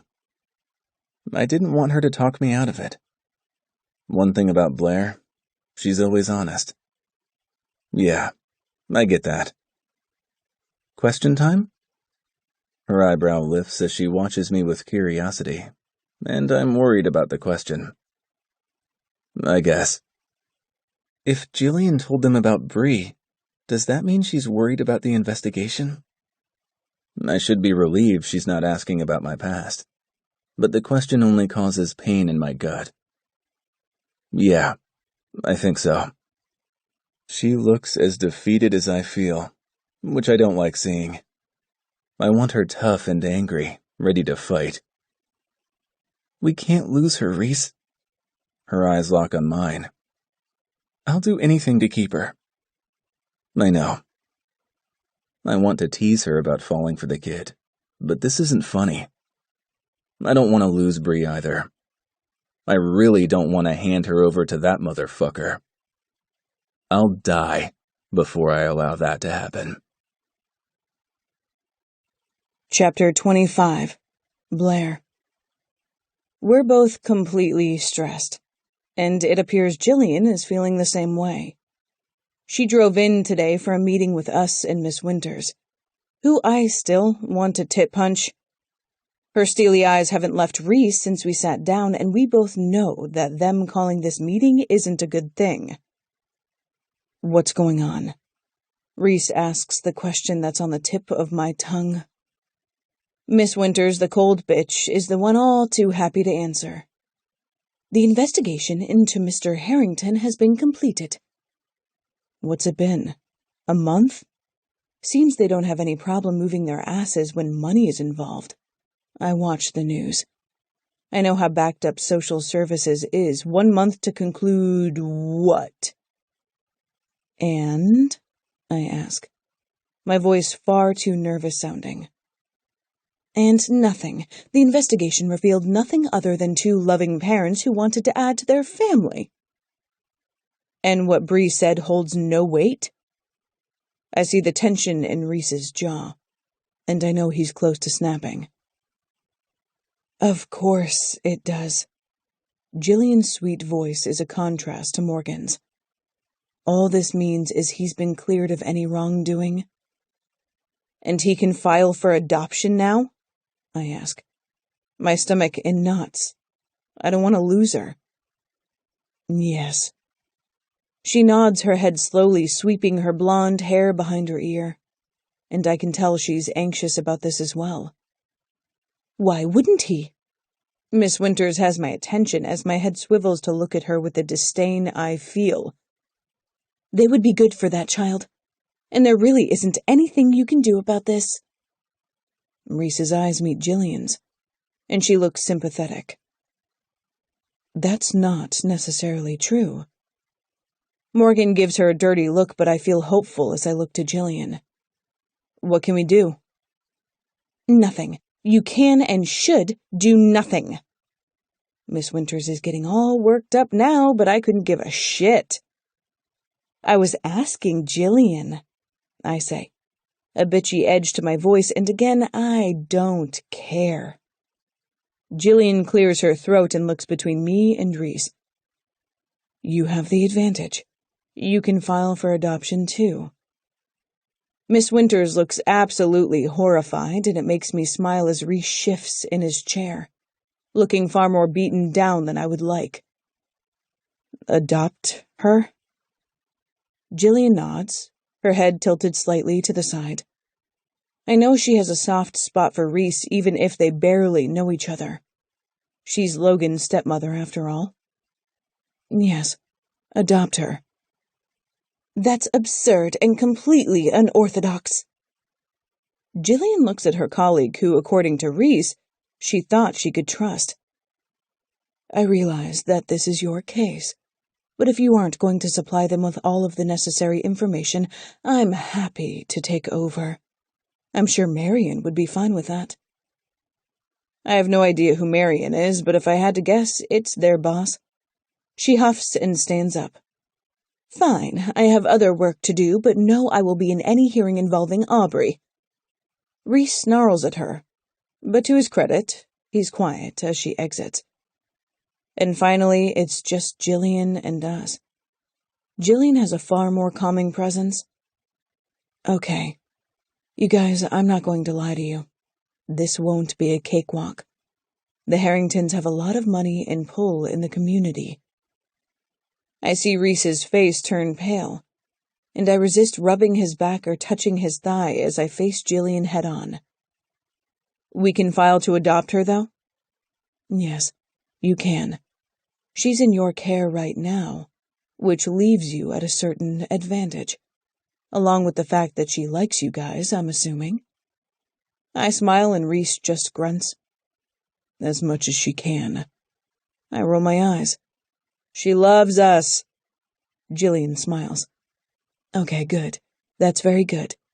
She's 11, almost 12, so the judge should take her opinion into consideration. Reese's spine is eerily straight. But they might not. Jillian sighs. They might not. Look, a hearing, no matter how much money is involved, is at least 3 months away. I can't imagine they could rush it any more than that. That gives you guys time. 4? I know Reese feels defeated, but my question arises from the hopeful feeling inside me. To look as good on paper as you possibly can. Reese snorts. Well, I'm fucked. I give him a look, annoyed with his defeated attitude, and Jillian just shakes her head. No, you're not. You own your own business.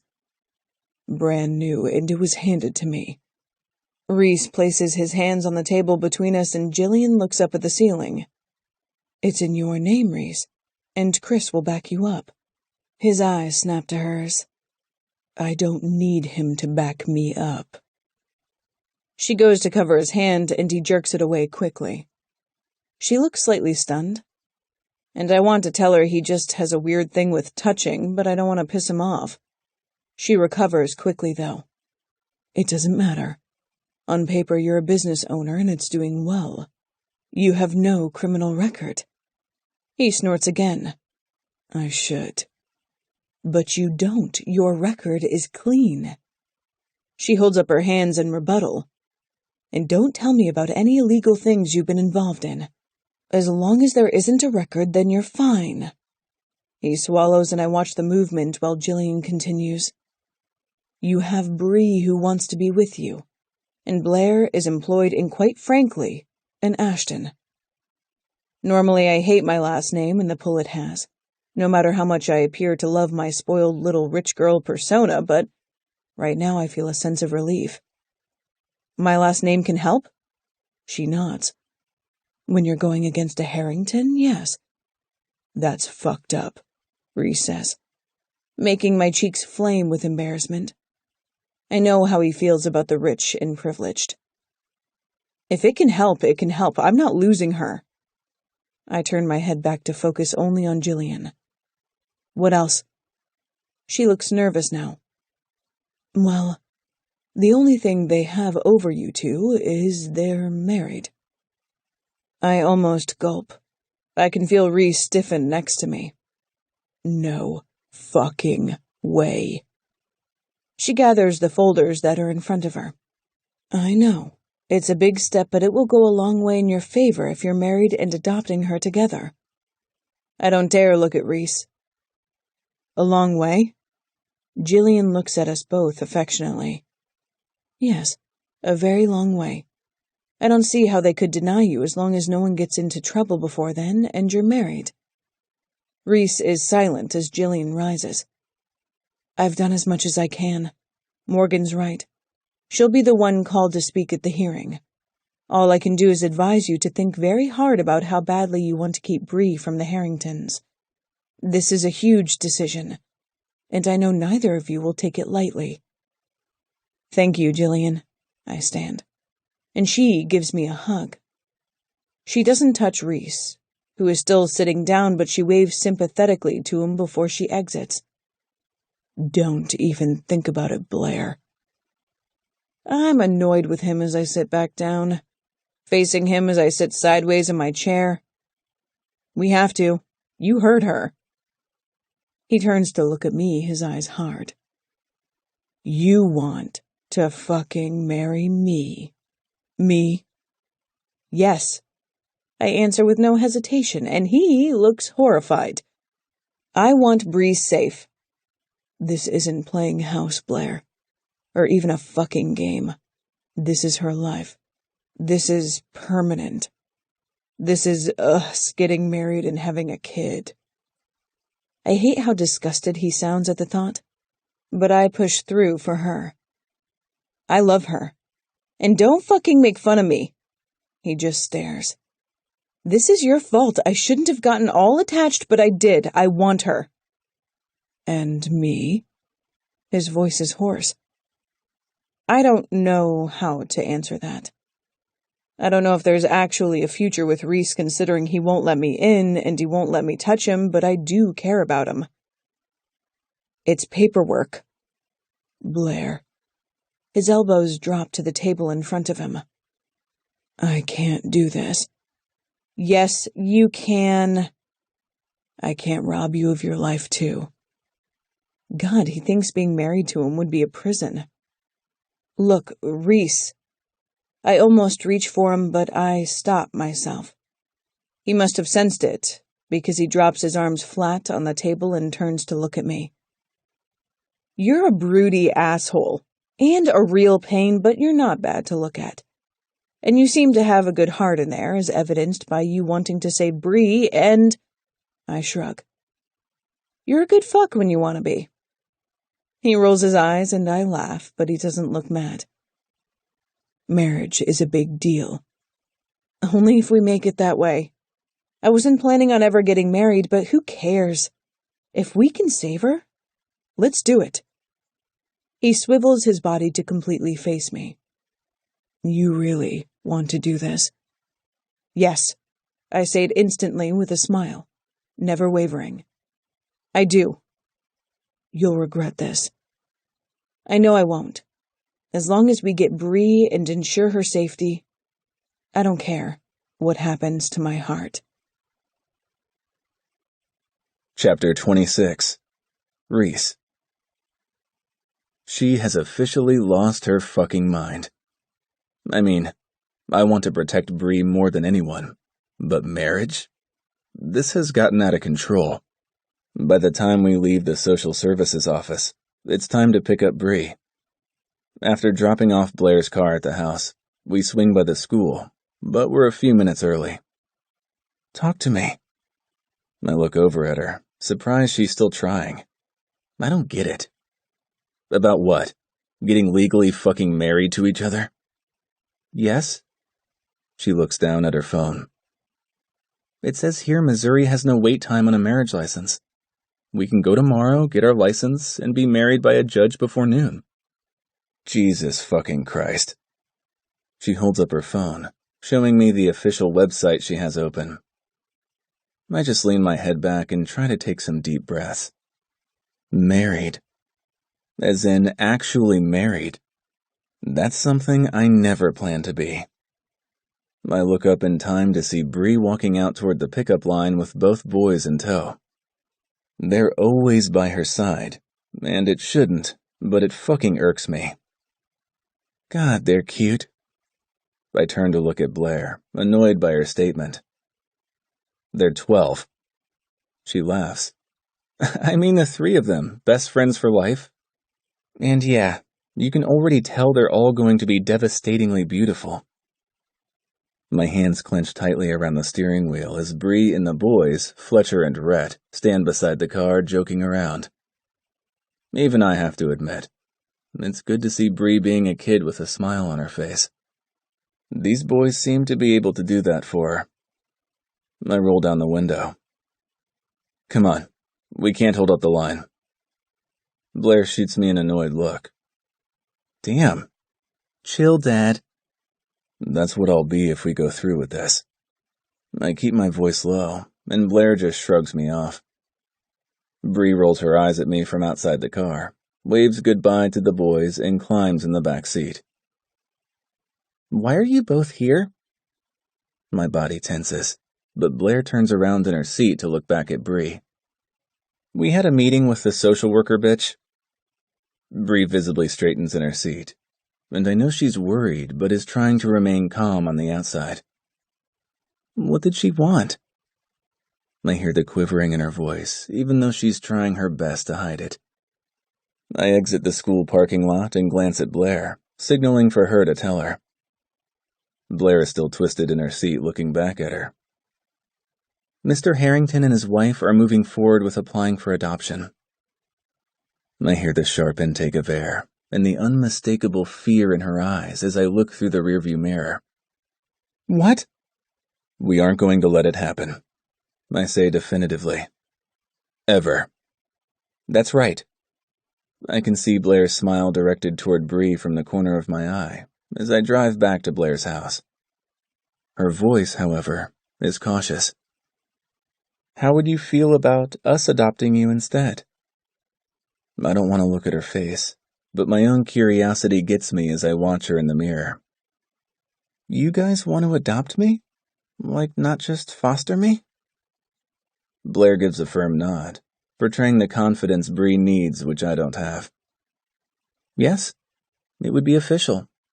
We'd be your parents according to the law. So, I wouldn't be in the system anymore? No, never again. I meet her eyes in the mirror and am surprised when I see a small smile form on her lips. But it fades as she looks out the window, her voice quiet.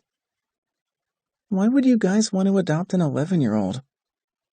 Blair looks at me, confusion on her gorgeous face, but I know why Bree's asking.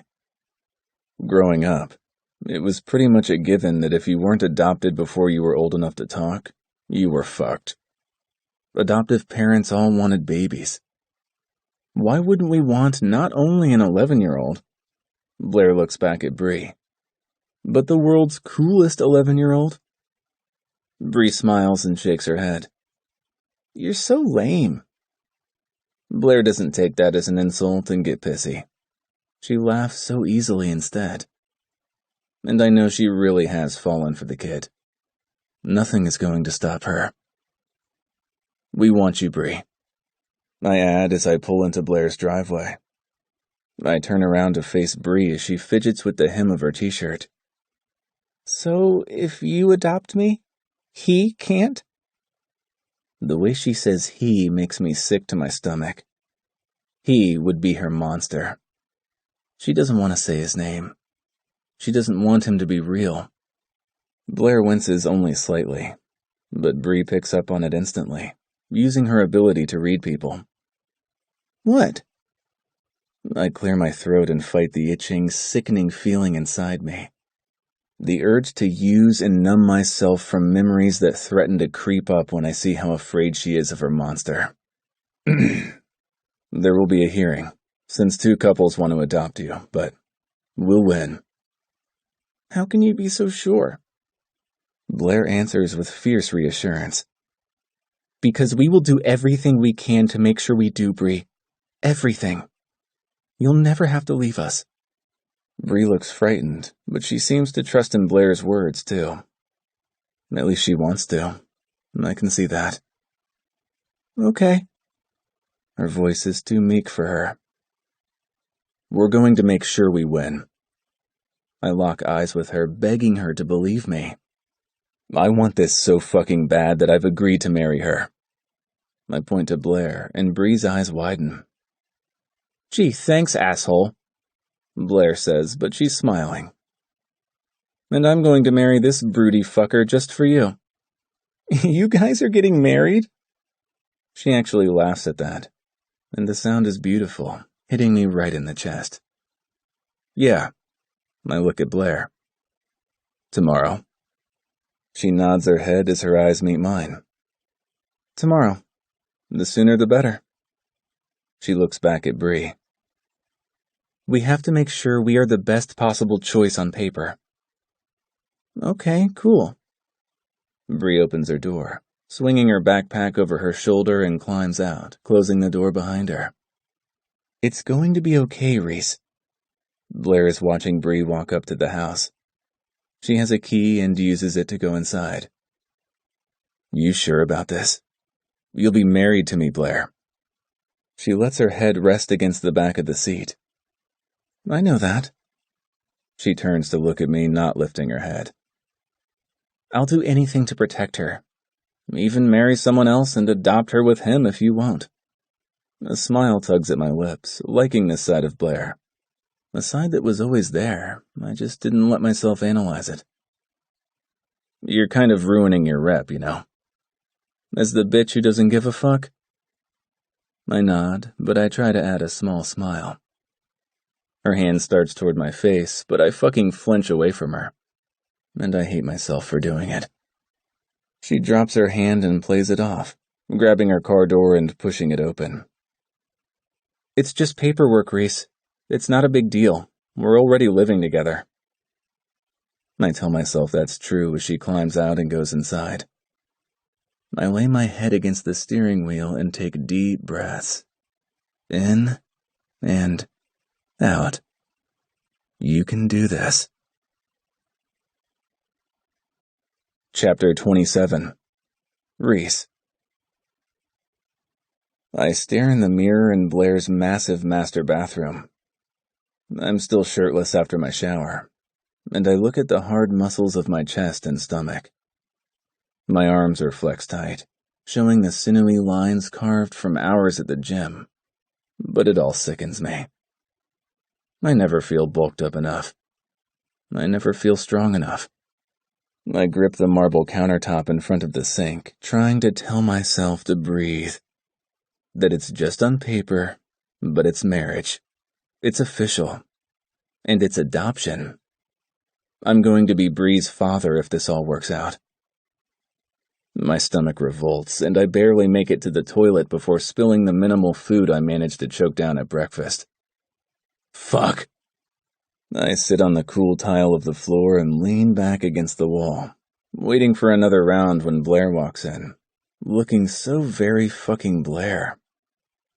She's wearing a flesh-colored mini dress, if it can be called that clings to every single curve she has.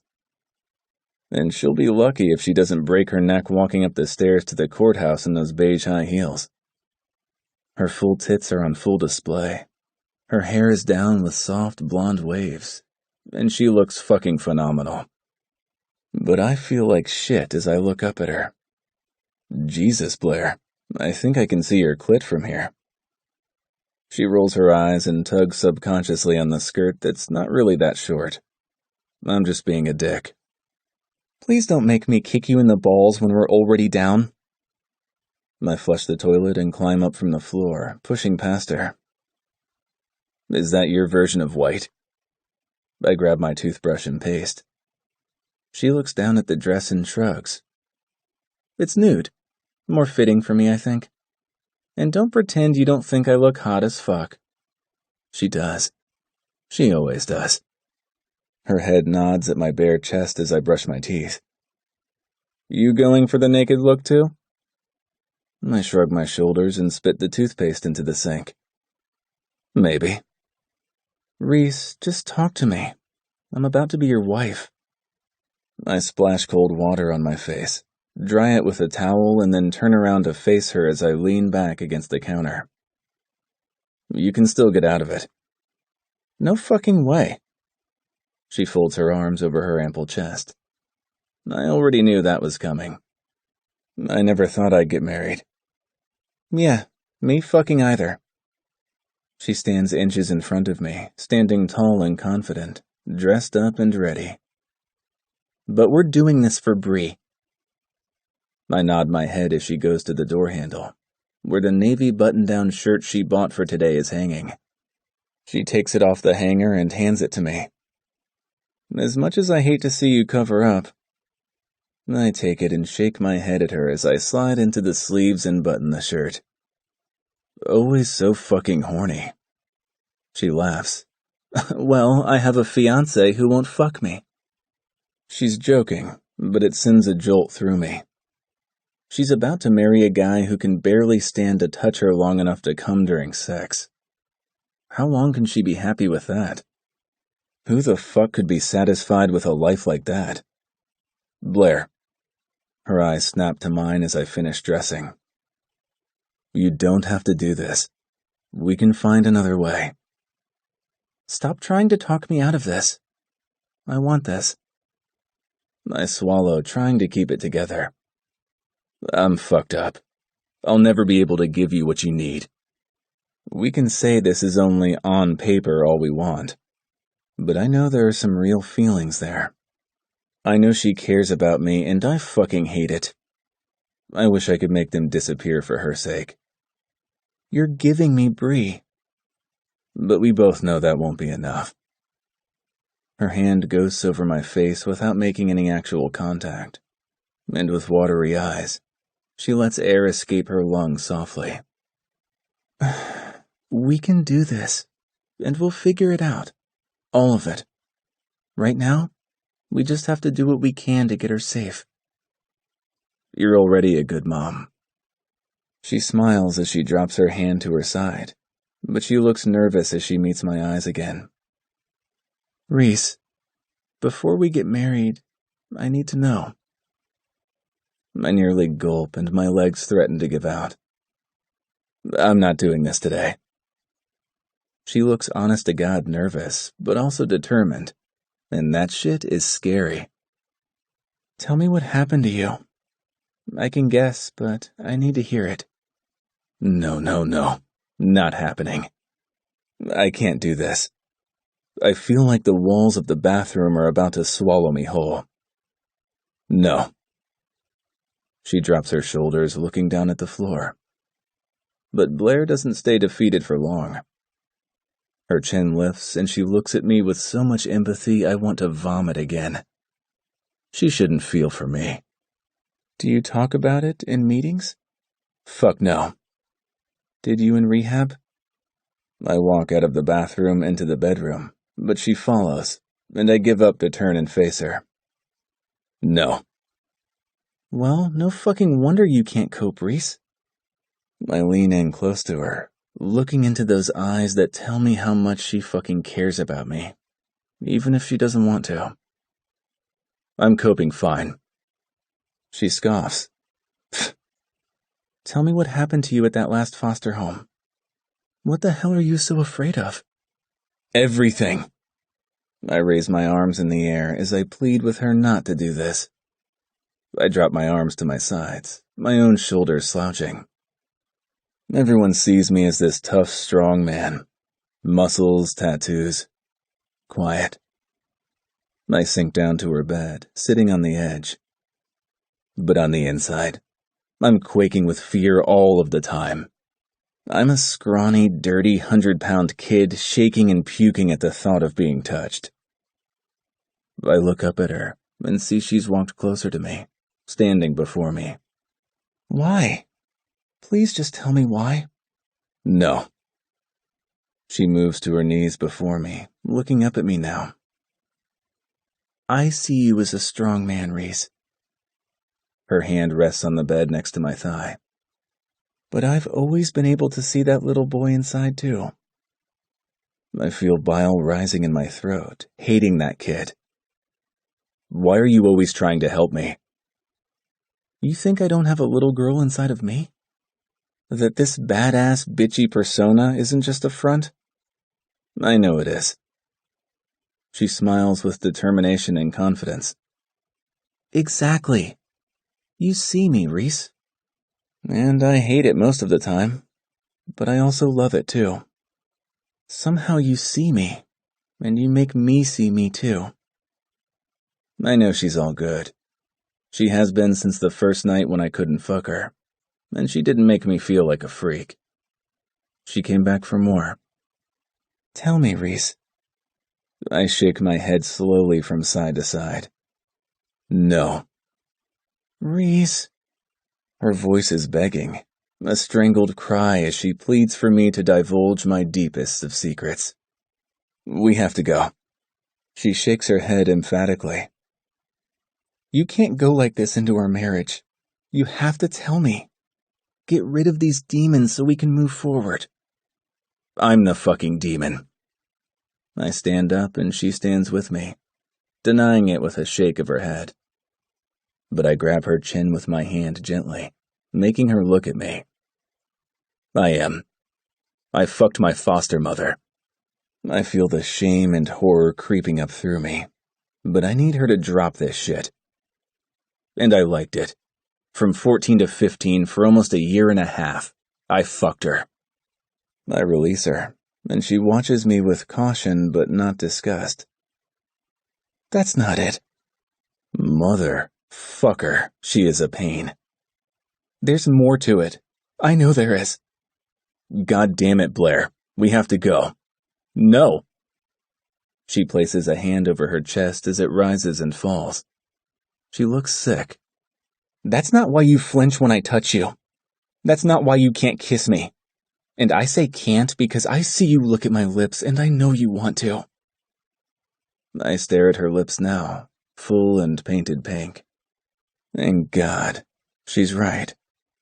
I would love to feel what it's like to kiss the ever-loving fuck out of her.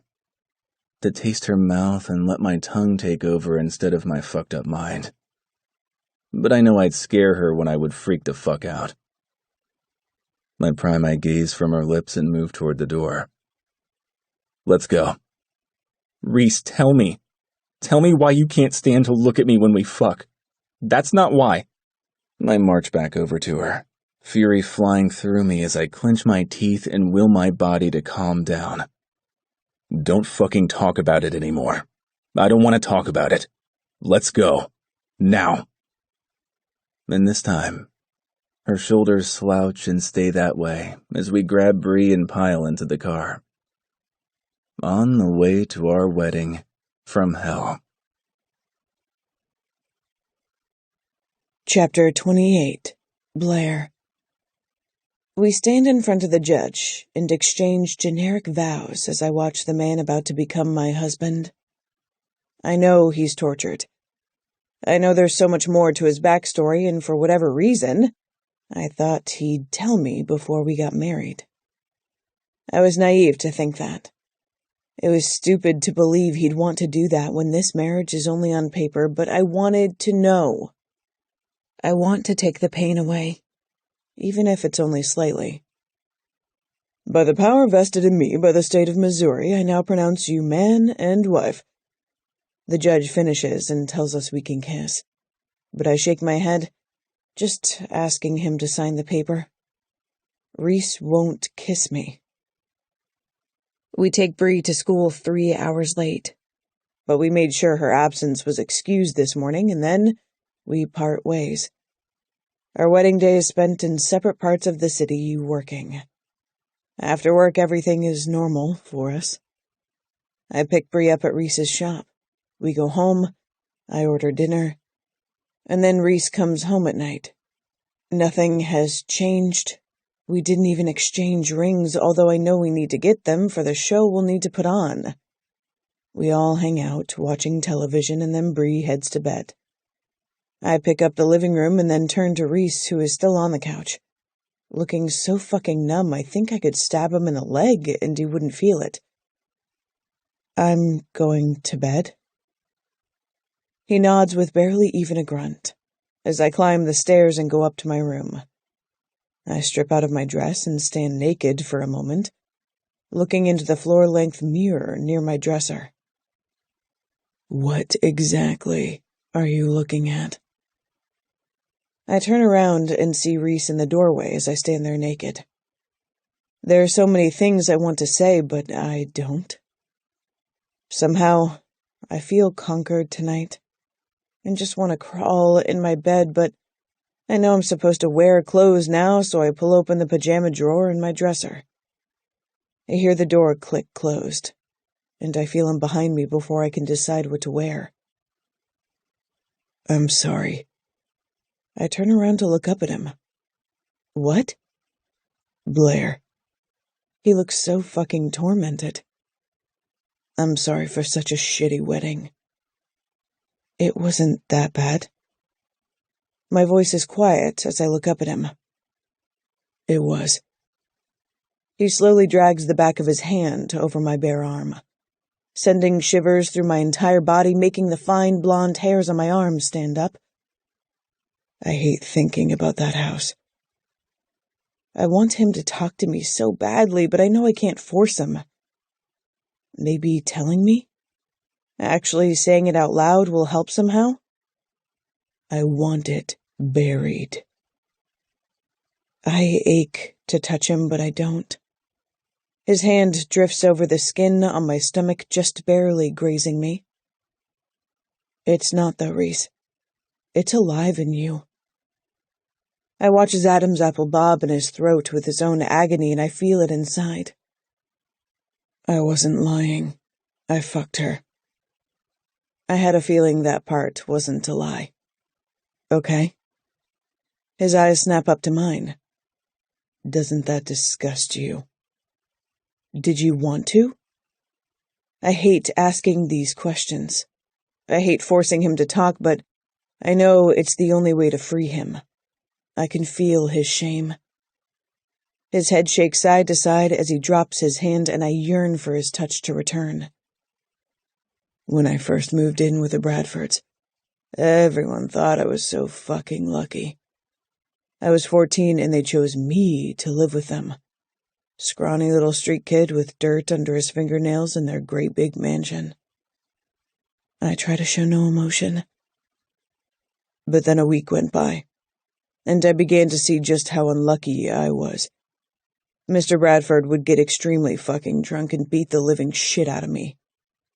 They had 3 kids of their own, all younger than me, prized possessions, and as far as I know, he never touched them.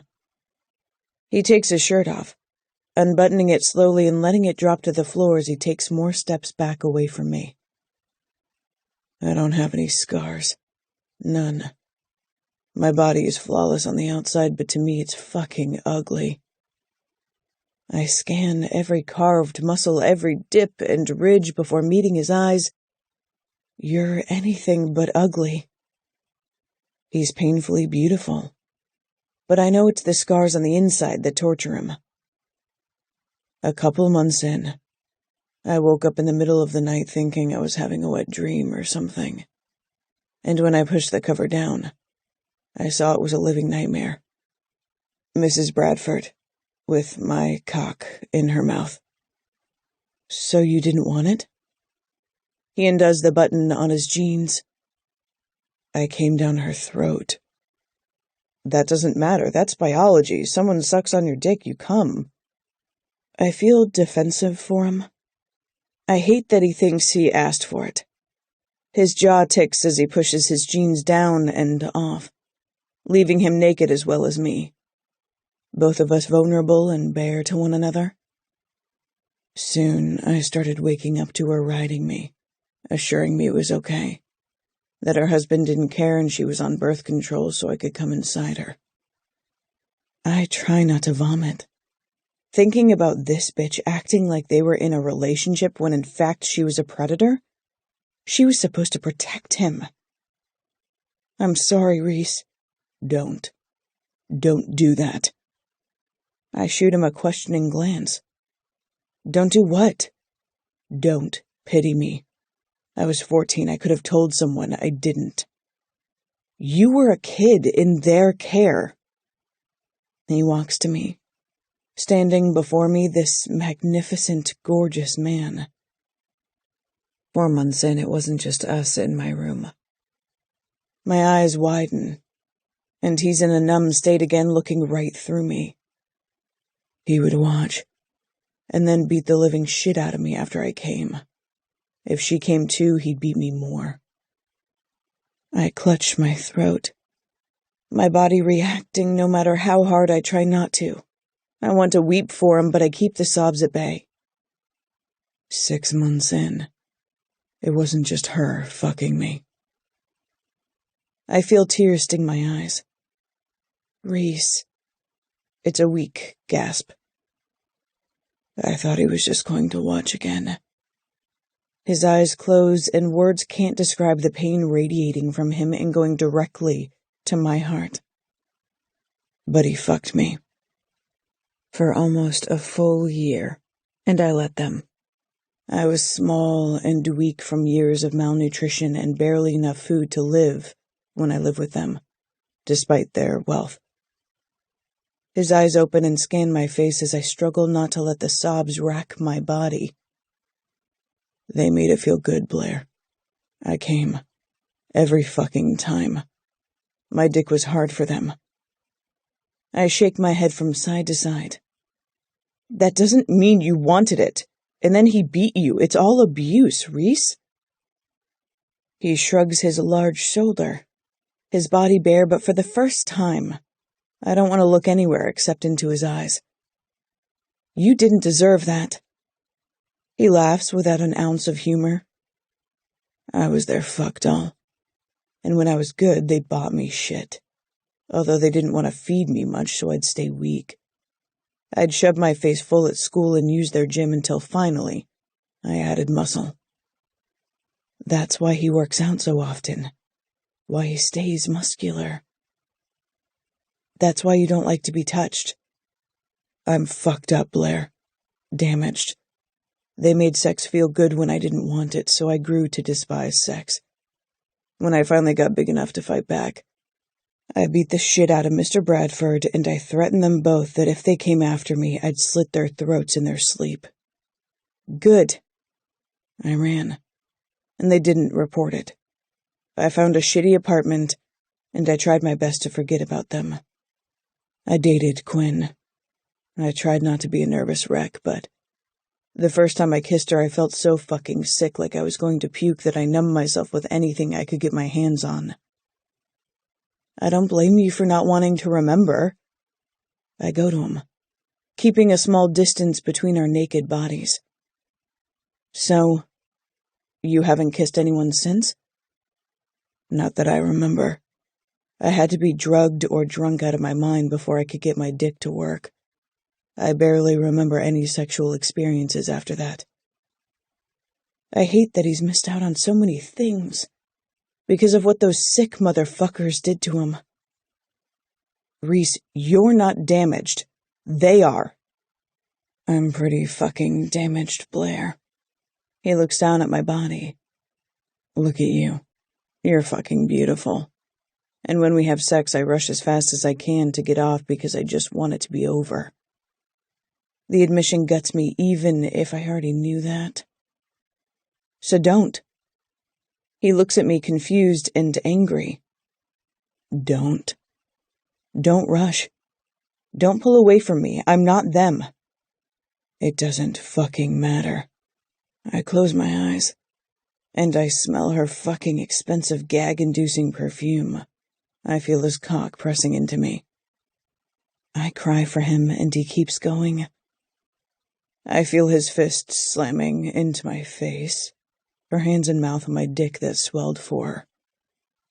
I shake my head, tears falling.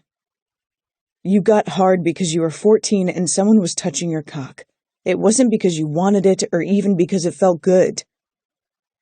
I see his eyes filling with hot, angry tears, and I want to scream. Fuck every adult who ever hurt a child, who robbed them of their innocence. Reese, look at me. He doesn't. His head hangs down, and I do the only thing I can do to try and bring him back to me. I touch him. Chapter 29. Reese. I jolt to life when I feel her hand on my bare stomach. The muscles tighten as my hand grabs her wrist to pull her away. Reese, it's me. I look into her eyes. I know who you are. She shakes her head, tears spilling down her cheeks. I wasn't even sure she was capable of crying, but hey, my fucked up reality would make anyone sob. I've never ever spelled out the abuse I suffered at the hands of the Bradfords. I got drunk one time and told Quinn in a slurred mess of words I'm not even sure she could decipher. But I've never talked about it sober and with so much clarity. But Blair needs to know who she married. She needs to know just how fucked up I am. Because right now, as her fingers touch my skin, I feel sick to the point of throwing up. Because sex is confusing to me. They made it feel so good I had an orgasm, but inside I felt like I was going to die. Like I wanted to die. I don't let go of her wrist, but she flattens her palm over my abs and slides it over my heart with my hand still latched onto her. Thank you for telling me. I know that's probably only the surface. No, that's it. They both fucked me, and he beat me for 2 years. You're generalizing it. You want more details? I glare down at her, but she doesn't back down now. No. She shakes her head. Unless you need to talk about it. But everything they did was wrong, no matter how good they made it feel. It was wrong. I know that. I snap. Do you think I'm going to see you differently? Huh. I laugh coldly. Don't you? No. I already knew who you were. But now that I understand why you flinch when I touch you. Her hand drags down over my ab muscles again, my hand still around her wrist. Now, maybe I can help you get through it. How? I'm so fucking angry I could scream. I know this is Blair's hand in mine. Not either of the Bradfords, but it doesn't matter. I still feel repulsed by the touch. Do you trust me, Reese? I look at her, really look into her eyes, searching the depths of her soul. But I shake my head. I don't trust anyone. Her lips lift with a small smile I don't expect. I think you do. I think you trust me. Her hand smooths over my lower stomach, and I fight the urge to jerk away. I've been used before, Reese. My whole life was a toy. A warm body for men to do what they wanted with it and then throw away. I feel sick knowing that's definitely the truth, and that I'm one of those worthless motherfuckers. But you're the only one who makes me feel useful. I'm surprised by that. Like I helped you in some way. You did. She smiles sweetly, almost too sweetly for Blair, but I don't point it out. So, let me help you. I freak out, Blair. Touch is just disgusting. I think it, but it's like she filled it in. Not mine. She takes her other hand and brushes it over my cheek, and I feel like I'm going to leap out of my skin, but I stay put. I think whether you wanted to or not, you kind of like me. I do. I close my eyes. But it doesn't matter. It's not you, Blair. Shh. What the fuck? I open my eyes just as her lips approach mine, but don't touch. Did you ever kiss her? No. Fuck no.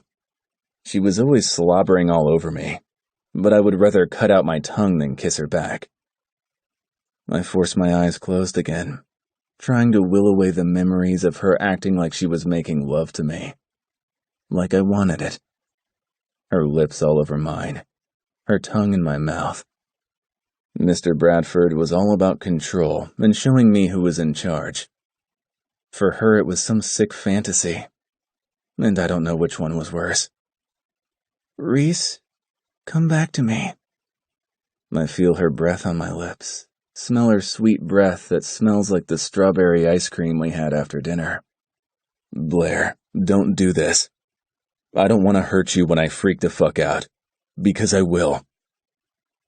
I can feel her desire to fix me and only feel guilt because I know she can't. No one can. Kiss me. My eyes snap open as I stare down at her. What? I just said I don't kiss. You said you didn't kiss her, but this is me, Blair. Her free hand rests on my shoulder, and I wince at the touch. Kiss me because you want to, and I know you do. God, I do. I look down at her lips and swallow the need to touch my lips to them. I can't. You can. I want you to. You want to. Take your power back, Reese. You mean my balls? She looks down between our bodies, straight at my junk and then up at me. You definitely still have your balls. Oddly enough, just that simple glance stirs my dick to life, even though we've been talking naked for several minutes now. I've never kissed anyone sober without freaking out. So kiss me, and we'll see. You act like it's so fucking easy. Her lips ghost over mine, hovering there, but allowing me to have the control. It is. I urge her to move back until her back is pressed against the wall. I want the control. I want to fucking kiss her without running away and throwing up. But I don't know if I'm capable of that, no matter how easy she thinks it is. I take both of her wrists now and pull her arms up, pinning them to the wall. But I don't release them. I cling to them. You can't fix me. I don't want to. You're exactly who I want you to be. I search her eyes, waiting for her to laugh at me or call me a freak. Something. But she doesn't. She just tilts her chin up, her hands lax in mine, letting me have the power. My heart is jackhammering in my chest. But I push through because I want this. And I'll be damned if I let them take this from me, even if it's only one kiss. I press my mouth against hers tentatively at first, before she whimpers softly against my lips and I lose it. I kiss her with everything I have, and she parts her lips, allowing my tongue to sweep in, lashing against hers. I taste her sweet mouth as she nips on my bottom lip, pulling it between her teeth and then kissing my lips passionately like she wants to devour me. Like she can expel all of my demons with her mouth. And I want to let her. I feel her breast pressing against my chest, feel her panting with need as my now rock-solid cock presses against her stomach. God, Reese, she gasps, and I want so badly to fuck her against the wall. But then, it happens. The memories of what we talked about, of that fucking delusional succubus dragging her lips all over my body, of her straddling my lap and insisting on eye contact while she rode me, and I push back. I'm panting for an entirely different reason as I move back and sit on the chair I normally sleep on, my fingers threading through my hair and threatening to pull the strands from my head. I'm such a fucking freak. She looks terrified as she walks over to me, about to place her hands on my shoulders, but I yank back. Don't. She nods. Okay. It's not you, Blair. You're gorgeous. I look up at her naked body, my eyes drifting over all her tan, smooth skin. I want to fuck you. I want to so fucking badly, but my mind... Shh. She doesn't touch me now, but her eyes have me locked in a hold as she peers down at me, cowering on the chair. I want you to fuck me too. Her hand slides over her flat stomach. That kiss was so fucking hot. I watch her hand as it dips lower and look up at her, raising an eyebrow. What are you doing? We're married now, Reese. For better and worse and all that. We're going to have to figure out how to have sex.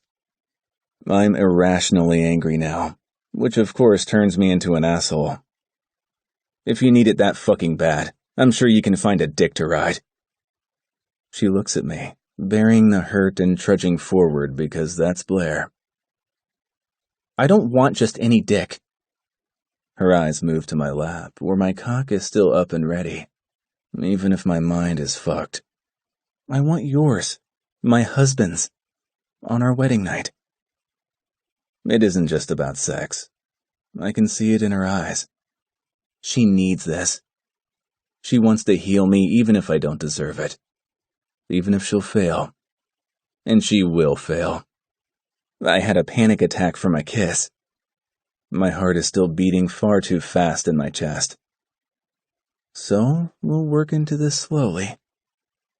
She turns away from me, but she doesn't move. Do you want me, Reese? She can't see me, but I nod my head. My voice is strained with anxiety and desire. Yes. She moves to sit on my lap, facing away from me, So, baby steps. If it's too much, we stop, no matter what we're doing. But sex is supposed to feel good, and you should want it. If you don't have both parts of the equation, then it's not sex. It's betrayal. It's abuse. It's rape. I flinch at her words, but I know she's right. And holy fuck, do I want this as she guides my cock between her legs and I slide inside of her. You'll get tired of this, Blair. I whisper in her ear, and feel her body shudder as she moves her hips, guiding my cock further into her. How could I tire of this? I let my hands travel forward and cup her bare breasts, pinching her nipples and letting myself enjoy her moans. I may never be able to kiss you again. She's panting as she rides me reverse cowgirl style, and I squeeze her tits in my hands. You will. It was too good not to do it again. Right, when I freaked out. Her head leans back into my chest as she uses her hands as leverage against the chair, riding me and bringing us both toward release. I'm not afraid of you, Reese. I want every part of you. I try to tell myself she's lost in ecstasy, but I know she means it. One of my hands dips lower, finding her clit and making slow circles, coaxing her orgasm from her. Reese. She moans my name, and I close my eyes, breathing her in, reminding me exactly who I'm fucking. You're in trouble, Blair. I'll crush you. Or I'll heal you. I hope she's right. I want her to be right so fucking badly. I'm damaged beyond repair. Come with me, Reese. Her voice is higher as she approaches her orgasm, and I feel the rush bubbling up through my entire body as I rub her clit and hold her breast with my other hand, pulling her back against my chest, wanting to feel her. If we break, we'll do it together, and then we'll pick up the pieces. I moan near her ear, and she rocks against me, coming around my cock as I come deep inside her, allowing one moment of freedom from everything else. But an overwhelming fear washes over me once it's over. Because what if it never happens like this again? Chapter 30. Reese. I'm naked and laying flat on my back on the king-size bed. I should have moved to the chair I've been sleeping on hours ago, because I've slept maybe a couple of hours all night, scrunched to the edge of the bed, nearly falling off. Because I'm incredibly fucked up. After we both finished with Blair on my lap last night, she asked me to come to bed. And after my wife, paper or not, my legal wife, told me she wouldn't touch me while we slept, I reluctantly agreed. And now, she's naked and asleep on her side of the bed. She put a line of fluffy pillows between us to assure me that we wouldn't touch. I swivel my head to look over at her across the pillow barrier. The covers are pulled over most of her body, but I can see the hint of her right nipple peeking out. God, she's beautiful. She's everything I don't deserve. I've done so many fucked up things in my short life. I'm certain I'll do more. And to top it all off, a normal man would be all over her naked body this morning, after seeing she's still naked from last night. But me? I'm trying to keep my breathing under control, because last night was a lot to handle. Telling her my secrets, kissing her, wanting so badly to let her touch me. The few times I briefly slept last night were full of hellish memories, and I'm so fucking pissed off about everything. Angry, when I should feel fully satisfied. I look away from Blair's sleeping body, feeling the shame from trapping her with a damaged man. Reese? Oh, shit. I pull the covers up higher, well above my waist as Bree walks into our bedroom hesitantly. Blair must hear her too, and she sits up, thankfully pulling the covers up to her chin. What's up, Bree? I try to keep my voice casual, but of course it's not. She's looking up at the ceiling and not at us, thank God. Is someone going to take me to school? I glance over at the clock. Shit. Yeah. I'll be down in a minute. She nods and then leaves the room. I jump out of the bed, but Blair is laughing now as she lets the sheet drop, almost making me groan at the sight of her naked chest. Well, I think we're officially parents. Our kid just walked in on us post-fuck. I tug on a pair of jeans and try to pry my eyes off her. We're a good 8 hours post-fuck. She nods her head and then raises her hands in the air, using the tie around her wrist to secure her hair in a ponytail. But my eyes are on her raised tits. What the hell is wrong with me? I just had sex last night, and now I want her again? Why am I this desperate to possibly humiliate myself with another panic attack? I pull a shirt on over my head. I'll see you tonight. Wait. I look over at her, hoping she doesn't want to talk anymore about the shit that went down with the Bradfords, because I'm barely hanging on by a thread as it is. What? Do you want me to grab you a ring when I get mine today? A ring? A wedding ring? She rolls her eyes as she climbs out of the bed, slipping into a robe she doesn't tie. Yes. We're married, remember? I thought it was just for show. I'm a prick. I know that by the slight pout on her lips. Yeah, it is. She fastens the silky tie across her waist and takes a seat on the bed. But don't you think we should show them wedding bands? She's thought of everything. And I'm, of course, just being a dick.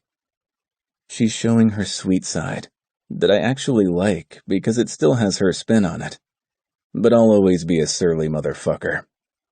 I'll get your ring, okay? Her right eyebrow shoots up. You will? Yeah, I will. It won't be anything like you would have probably expected, but I'll get you a ring. She rolls her eyes and lies back on the bed, making the already short robe right up her thighs. First of all, fuck you. She laughs and turns her head toward me.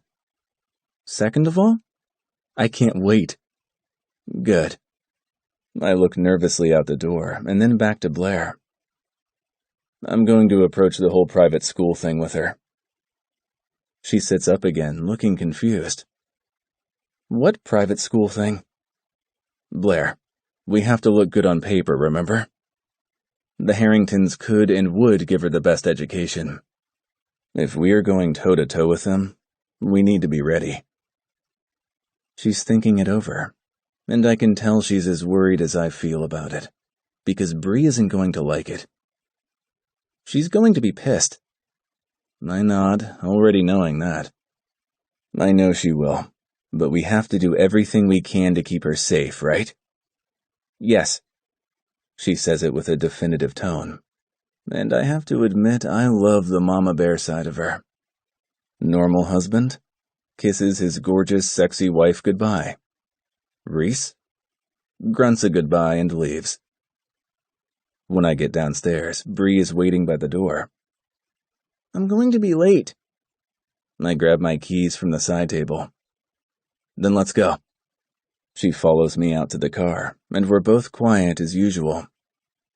As we approach the school, I finally talked myself into talking to her about private school. Bree, I have to talk to you about something. I'm sorry, I should have knocked harder. She knocked? Fuck. I must have been more out of it than I thought. No, not that. We should have locked the door before we... She looks horrified, and I finally shut the fuck up. Sorry. I shake it off. No. I need to talk to you about private school. Her gaze darkens as it meets mine in the rear view, and we creep ahead in the school's drop-off line. What about private school? Just say it, Reese. I think we might need to enroll you in one. What? She's panicked. No, I don't want to go to private school. I like my school. I nod toward the front entrance. They have metal detectors at the door. They're keeping us safe. She folds her small arms over her chest and glares. I don't want to go to a private school. My friends are here. I know. They were going to make me go to a fancy private school, Reese. You aren't them. I cringe, thinking about any sort of comparison between me and that motherfucker, Mr. Harrington. I'm not, but that's the point. He can tell the judge that he can give you everything I can't. I hate that I can see tears glistening in her eyes from here. I'm a total asshole for doing this to her before school, and I contemplate getting out of line and taking her for ice cream or some shit. I don't care about that kind of stuff. I know you don't, Bree. I grip the steering wheel, feeling nothing but tension. I don't either, but the judge will. We have to do whatever we can so Blair and I look like the better parents. She shakes her head, anger and sadness mixing as she looks at me when I park the car as the next one to drop off a student. Don't do this to me. Fuck. My heart actually hurts. I'm sorry. She shoves the door open and climbs out, slamming the door, not saying another word to me. And, of fucking course, both of the little punks she hangs out with are instantly on it, already knowing she's pissed about something as she approaches them. I don't want to leave her, but I follow the line out and go to work. I'm doing fucking great at this parenting thing already. Chapter 31. Blair. I tug open the glass door of Reese's shop and see him sitting behind the front desk, his feet propped up. So this is what you do all day? He drops his feet to the floor. Mostly. I don't believe him, but I do like giving him a hard time. I didn't want him to leave this morning and feel slightly pathetic, knowing the reason I'm here can wait until tonight, but I wanted to see him. Shouldn't you be at work? I shrug my shoulders and walk behind the desk. I'm tired of work. I thought we could play. I give him the naughtiest of smiles and wag my eyebrows. Being over-the-top ridiculous, but I see the fear in his eyes. Blair. I knock off the shit and shake my head. I'm kidding. He doesn't look like he believes me. I know that last night we had sex. Hot sex. I finish for him. And it wasn't the first time. I watch him swallow hard as his eyes land on mine, looking so fucking tortured and tired. I know, but the kiss and everything. I know, Reese. I don't want him to be hurting because I forced him to talk. I was just fucking around. I know, but also you aren't, right? And you deserve a normal guy who can fuck you whenever you want it and can kiss you goodbye. I can't stand him thinking I deserve anything other than him. Reese, I moved to only a couple of inches away from him. You aren't getting rid of me, so there will be no goodbyes, and the intensity in his gaze nearly sets me on fire, but I keep pushing. We will kiss again. I want to touch him. Stroke his cheek, but I don't. He's feeling vulnerable today. And if I can't? You can, you will. When you want to, you have my permission to kiss the fuck out of me. That pulls his lips into a smirk that melts my heart. I thought it was made of ice. I will. It's firm and I like it. I'm not actually here to fuck you. No. I shake my head. Nope, I called Bree's twat caseworker today to talk about the private school thing. And we can send her to a private school as long as we pay for it. I leave out the part about her giving me attitude, but it's not important. How much is it? He looks worried, and I know the worry is only going to grow. I called today, and it'll be about 20 grand. His eyes bulge, but I try my best to downplay it. And even though it already started, as long as we pay in full, they'll let her start in a week. 20 grand. I have it covered. No, he growls, pushing his fingers through his hair, and I know he's worked up. It was my idea. All of it. Stop. I know I'm a spoiled brat, and the only money I have is because of my father, but I want him to understand I'm in this with him. Reese, I want to. Bree isn't just your responsibility. I hold up a hand to silence the argument I already knew was coming. No matter what I said at the beginning, I'm in this.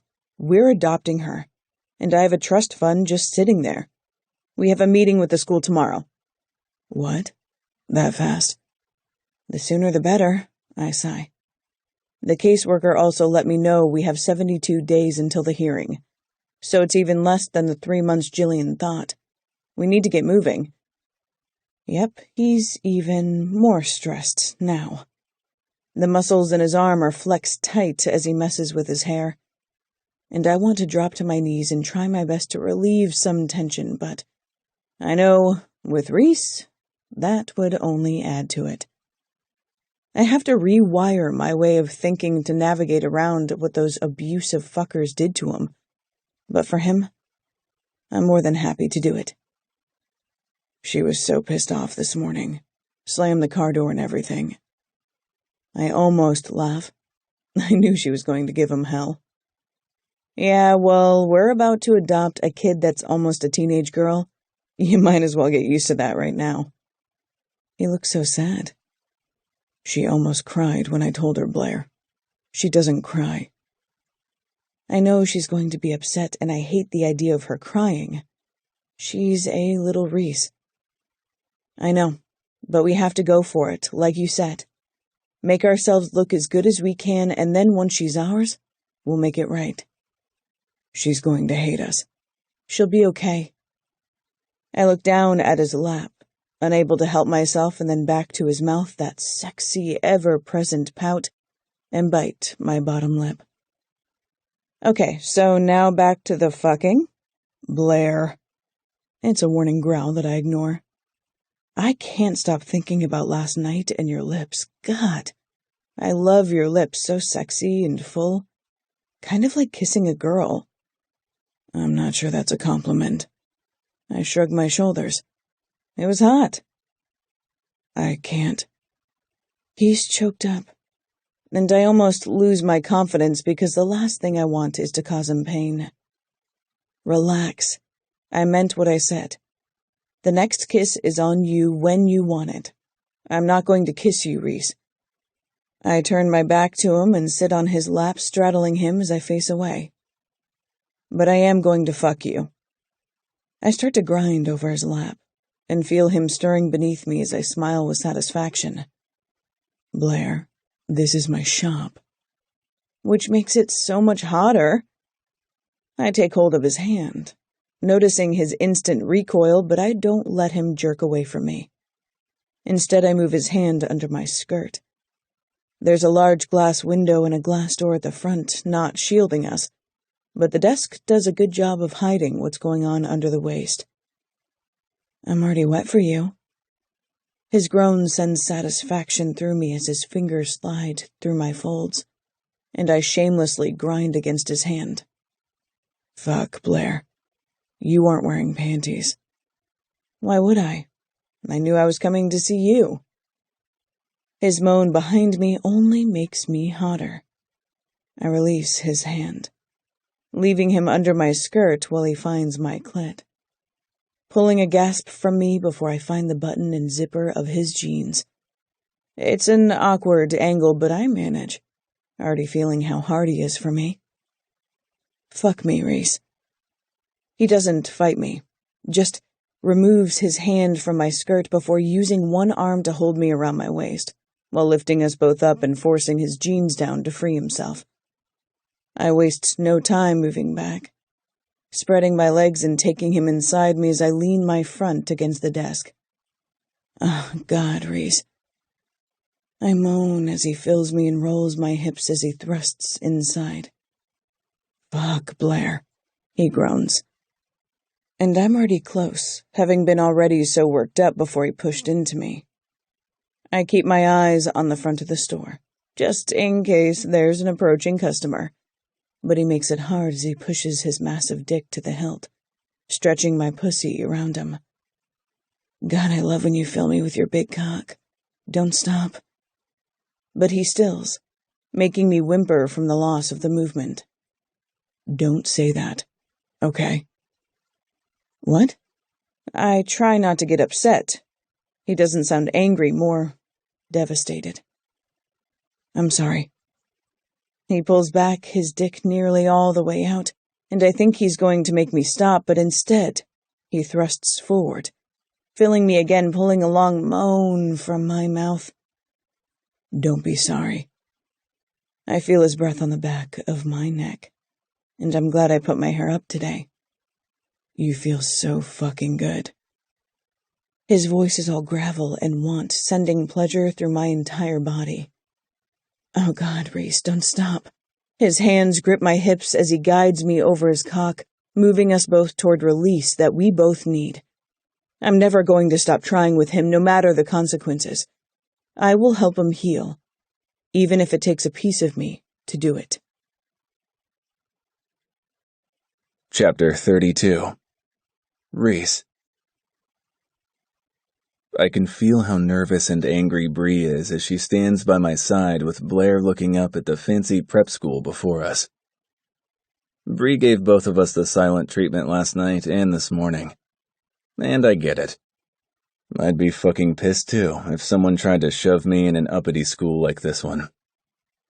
The Bradfords didn't do that to me, but I suspect it was because more questions would be asked at a small private school, especially when I was usually covered in bruises. The public school I went to probably chalked it up to me fighting, which I did. Please don't do this. Big blue eyes look up at me, and I almost relent. But Blair speaks before I can run away with Bree. It won't be so bad, Bree, I promise you, okay? The worst that's going to happen is you get to school some douchey rich kids. I don't want to go to school with a bunch of rich jerks. Fuck. How can I make her do this? Hey, I went to a private school, Blair says with a teasing smile, setting Bree up on purpose. Bree scoffs, rolling her eyes, and takes the easy bait. My point? Blair laughs, and Bree gives her own version of a smile. I shake my head at them both, but enjoy watching them. I kneel down in front of Bree, trying to get her attention. Bree, we need this. You only have to go until we're in the clear, until after the hearing. Even if throwing away the rest of the 20 grand I still don't want Blair to pony up will probably kill me. If she doesn't want this and she's legally ours, I'll let her walk away the second she's safe. You swear? My head swivels to Blair for confirmation because, apparently, I do that now. She nods with a smile, and I focus back on Bree. I promise. She huffs, clearly not happy as she folds her arms over her chest. Fine, but can I ask you for something? She looks down at the ground, looking slightly guilty as she adds, I mean, something else? You can ask us for anything. Blair quickly reacts to her shameful appearance. Don't ever hold back from us. I nod in agreement as I stand back up, a little nervous about what she's going to ask for. Okay, my birthday is this weekend. Fuck. How did I not know that? And I was wondering if maybe Fletch and Rhett could stay over? Blair's already nodding her head yes as I'm shaking my head no. Like stay the night? No. Blair shoots me an irritated look. Reese, it's her birthday. So I should let her have 2 boys stay the night? Not boys, my best friends. Bree is upset, but I'm not letting 2 little dipshits with dicks sleep over. No. I shake my head again, clearly freaked the fuck out. Blair rolls her eyes. She's turning 12. The boys are also 12? Blair looks to Bree for confirmation, Fletcher is 12. Rhett's 13. No. I shake my head again. And I know it's being completely ignored by Blair. Yes, of course you can. You guys can sleep down in the living room. Blair overrides me, and Bree smiles. I look at Blair. Blair, no boys. How will that look to the judge if someone says anything? We aren't hosting an orgy, Reese. She smiles down at Bree, who looks slightly nervous, but not too bad. She knows who wears the pants, and it's annoying the shit out of me. She's having her 2 best friends over for her birthday party, eating pizza and watching movies like any preteen does for her birthday. She's pleading with me to shut the fuck up, but I can't help it. These boys are right in the throes of puberty, and they'll be sleeping in a room with Bree. Bree looks cautiously up at me. I don't like it. They're still boys. Bree shrugs her shoulders. They can't help that they have penises, Reese. Fuck me. I stare at her, horrified as Blair cackles uncontrollably. Oh, so true, she says in between cracking up. It's not funny. They're going to want to use them soon, Bree. She scrunches up her nose at me, like I'm the one who took it too far. Ew. Exactly, I say, and Blair and she both give me the exact same look, like I'm overreacting. Bree.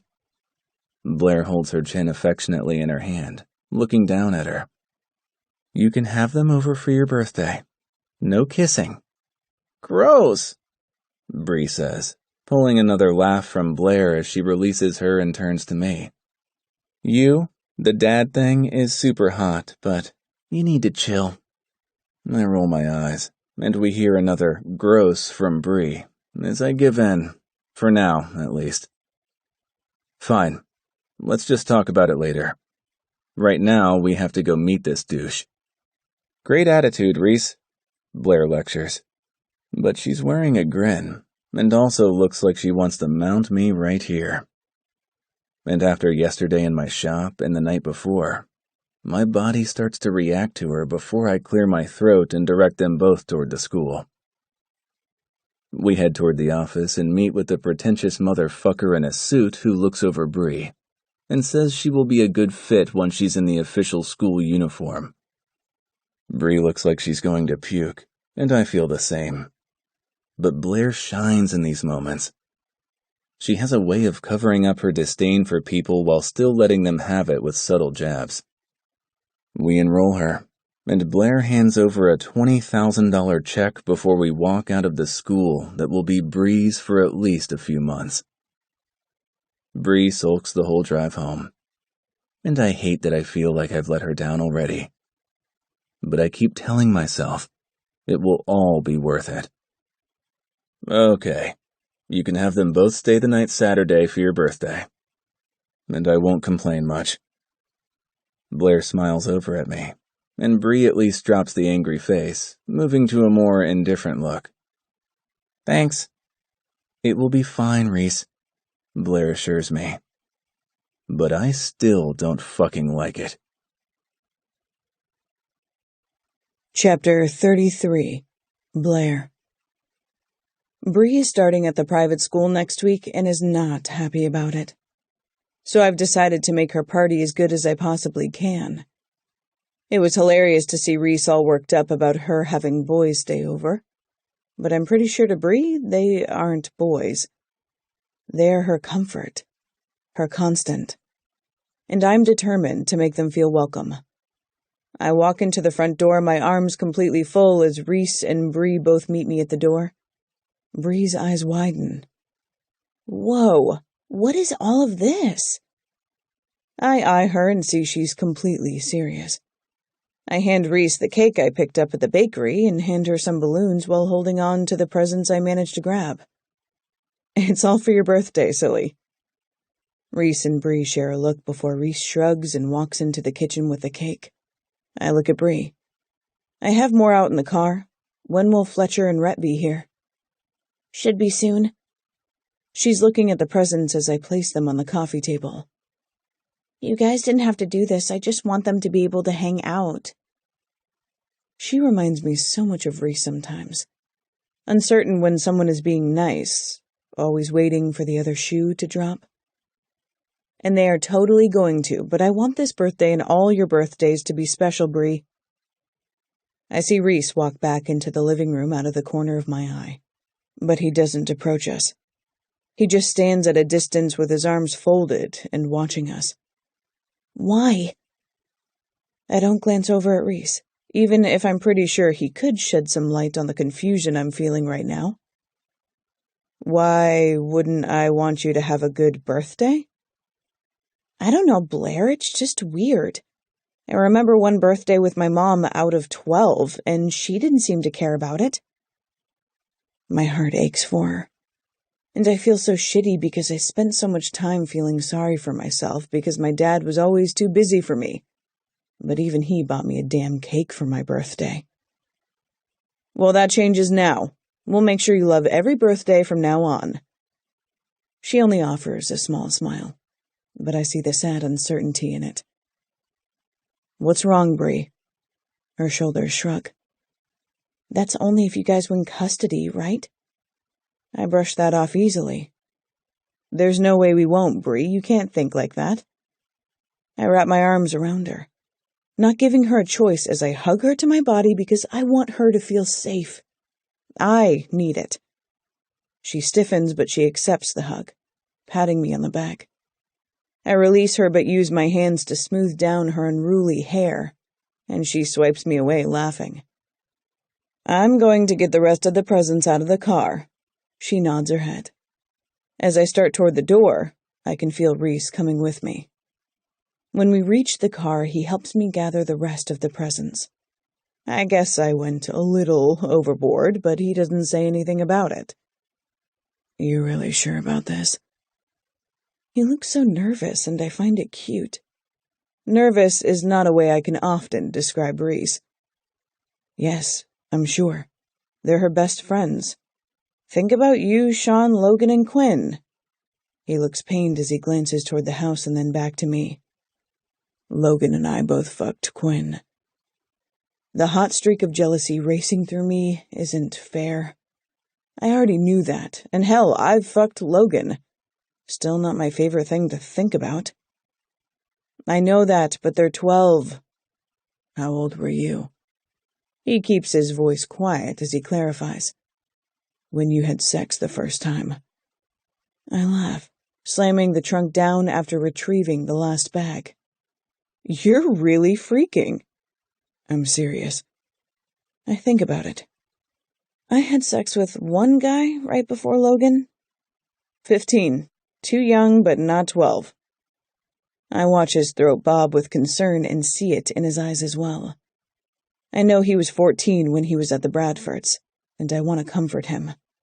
Telling him I know this subject isn't easy for him, but I'm silent and let him speak. Kids like that. Kids who never had a parent's love, who've been abused and tossed aside. He stops for a minute, sounding pained, and I wish I could take it all away. His eyes lock on mine. They have sex early. They're searching for that love. I know there's no argument. I know Quinn, Sean, and Logan weren't the only kids he met along the way in the same situation. I know he knows what he's talking about. Hell, my parents didn't technically abandon me, and still, I gave my virginity to an older man searching for the same thing. I know, Reese. Believe me, I know. He seems to recognize that in me. She's our responsibility. I don't want her getting knocked up at 13. All we can do is show her how important she is to us, which is a big reason for this party. They're important to her, so they need to be important to us. He nods decisively. Okay, but they better not try anything. I shake my head at him, laughing, unable to stop. I like this protective side of you. He acts like I'm the ridiculous one as we go inside, and they both help me decorate for her party. Soon after we finish, the boys show up at the front door together. They're good-looking kids. A little rough around the edges with scruffy hair and ratty clothes, but I can tell they'll be handsome men someday. As I look at them, I imagine it's how Reese looked at that age. No wonder he's so worried. We order pizza, and after we eat and sing happy birthday to her at my urging, and she blows out the candles, we get them settled in the living room. I bought 3 separate sleeping bags and have a ton of junk food ready to go as Bree searches for a movie on Netflix. They settle on a horror flick and then change into clothes for sleep. I can feel Reese's hesitance as they get settled in. Okay, you guys, if you need anything, we'll be right upstairs, I say, as I take inventory of the snacks, deciding they have plenty. I start toward the stairs, but Reese isn't moving.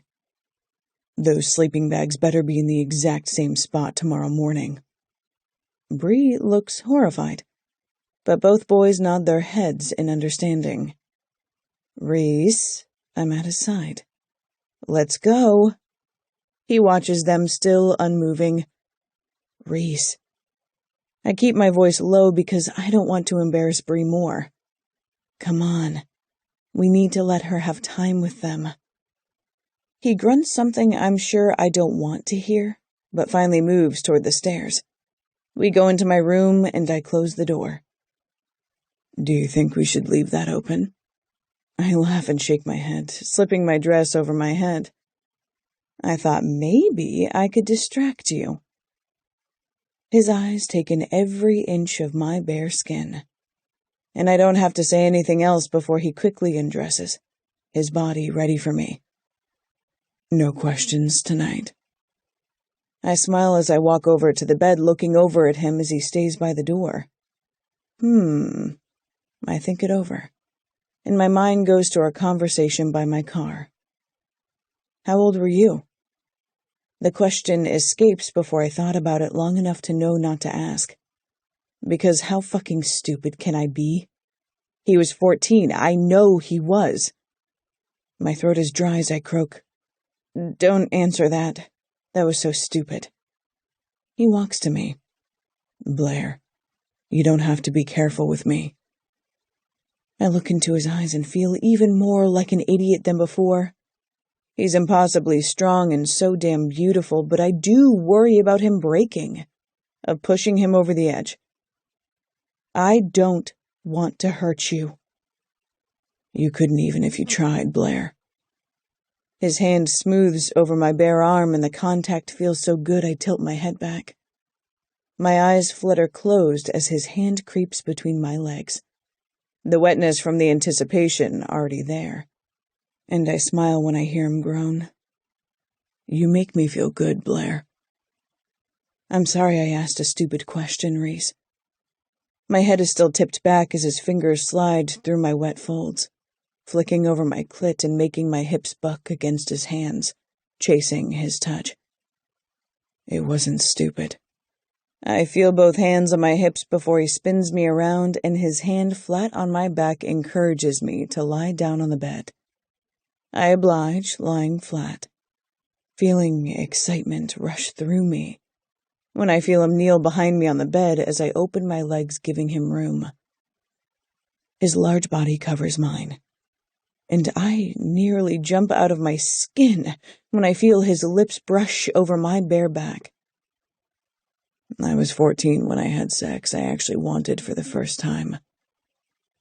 I'm trying to concentrate on his words, but he's making it difficult when I feel his hard cock pressing between my legs and his lips on my neck. The kisses he leaves there feel more intimate than anything we've ever done. You were 14? I feel him nod against my neck, his hands on my hips as he lifts them enough for his cock to position at my opening and slide inside, driving me wild. I arch into him, his lips drag down to my shoulder. Yeah, right before I moved in with the Bradfords, actually. My eyes close as I feel him move inside, and feel relief that his first sexual experience was on his own terms.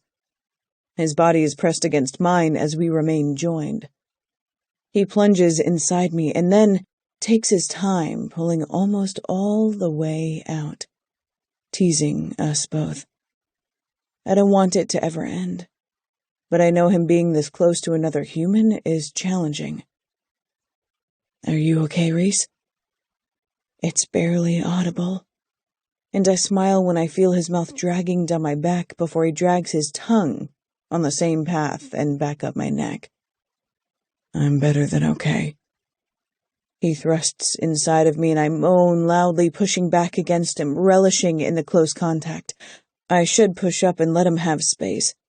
Let him fuck me in full-on doggy style so he can have minimal contact. But I'm selfishly enjoying it too much. I feel his hand move under my body in between my legs, finding my clit and causing me to squeeze tightly around him, pulling the sexiest groan from his throat. Fuck, Blair. I'm close, Reese. I should probably try to be quiet, considering Bree has friends over, but I'm sure they have the movie up loud. His teeth nip my shoulders, he feels me hitting deep, one hand on my clit, and the other finding my nipple. Oh, holy shit, right there, I moan, wanting so badly to reach around and kiss him, but I don't push. I feel him jerk inside me right as my orgasm hits, both of us falling over the edge, his body fully covering mine. I know I shouldn't get too comfortable, but I can't stop myself from hoping he'll fully let me in. Chapter 34. Reese. She hates this. I walk with Blair back to our cars in the parking lot of Bree's new school. There was a quick meeting we had to attend with her on the first day before classes start, and all I can think about is how miserable Bree looked. She was wearing the school's jumper, and the kid does not like to wear skirts. If you ask me, it's fucking sexist as hell to make the girls wear skirts and the boys wear slacks. She had fun with her friends this weekend, and now she looks so incredibly sad today. She'll be okay, Reese. She's a tough kid. I look at Blair and have no idea when she turned into this mom. It's exactly what she is, though. She did everything she could to make sure Bree's party was perfect. She bought Bree presents she would actually want. She forced us to sing happy birthday. And she's the reason Bree was smiling the entire weekend. Right up until bedtime last night. I feel like a dick. She just shrugs easily and unlocks her car that's parked right next to mine. You are a dick. I almost smile. Thanks. She laughs easily and opens her door. Not for this, though. This is protecting her. Soon we'll go to the hearing and get our kid. Then we can do anything we want. We can let her go to the school of her choice and know she's safe. Now I do smile. It's small, and she may not even notice it, but it's there. This fucking woman actually makes me happy. Which then makes my heart squeeze with guilt, because I know I can't ever be the man she deserves. The night of the party in her bed. It took every ounce of control I had to let my full body rest against hers, to not pull back and bolt, to let my lips trail over her skin and breathe her in. She's this beautiful, perfect, strong woman, with attitude to match my own. And I can't even lose myself in her long enough to look her in the eye when I fuck her. I can't kiss her lips and close my eyes, just letting everything go, so I can be in the moment with her. We both go about our day until I return to the school to pick up Bree. If possible, she looks even more miserable after school. She won't look at me when she walks to my car and climbs in the back seat. How was it?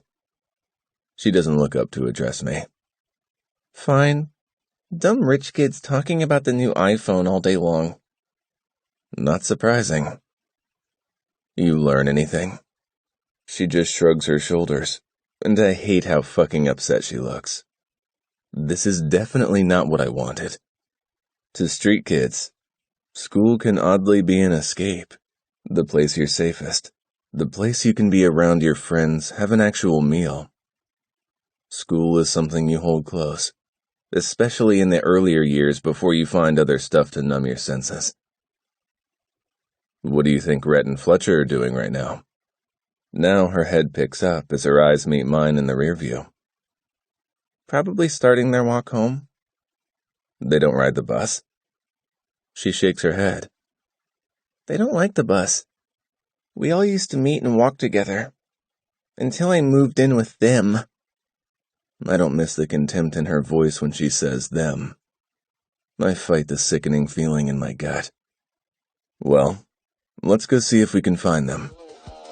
She perks up. Really? I smile inwardly, still not liking that her best friends are boys, but I know they're important to her.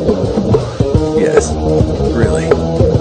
I turn to go toward her old school, and it's not long before we see Rhett and Fletcher walking on the sidewalk by the school, both with book bags slung over their shoulders. I slow to a stop and roll down Bree's window. Hey! She shouts happily. They both recognize her voice instantly and jog over to talk to her. Hey, rich kid, Rhett says, whistling when he sees her jumper. I roll my eyes, and so does Bree. Shut up! He offers her a crooked smile, and I'm the next one to speak up. You guys want to hang with Bree today? Will it be okay? They share a look, and Fletcher nods his head at me. Yeah, that'd be okay. I unlock the door, and they both climb in the back with Bree. If anyone saw this, they would probably call the cops. But I know the system, and no one is watching out for these kids, which again makes my stomach twist. I drive them to get a snack at a drive-thru before driving downtown to the shop. They camp out in the break room I have mostly finished now. I open the shop and shoot Blair a text to let her know we have 3 kids to feed tonight. She writes me back immediately with laughing emojis and says I'm adorable. I send her the middle finger emoji, and then quickly get to work when a new customer arrives. Rhett seems particularly interested in my work, asking questions frequently, which I actually don't mind. A couple of hours later, Blair breezes into my shop with that knowing smirk on her pretty face.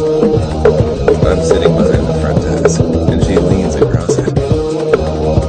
Did you adopt 2 more?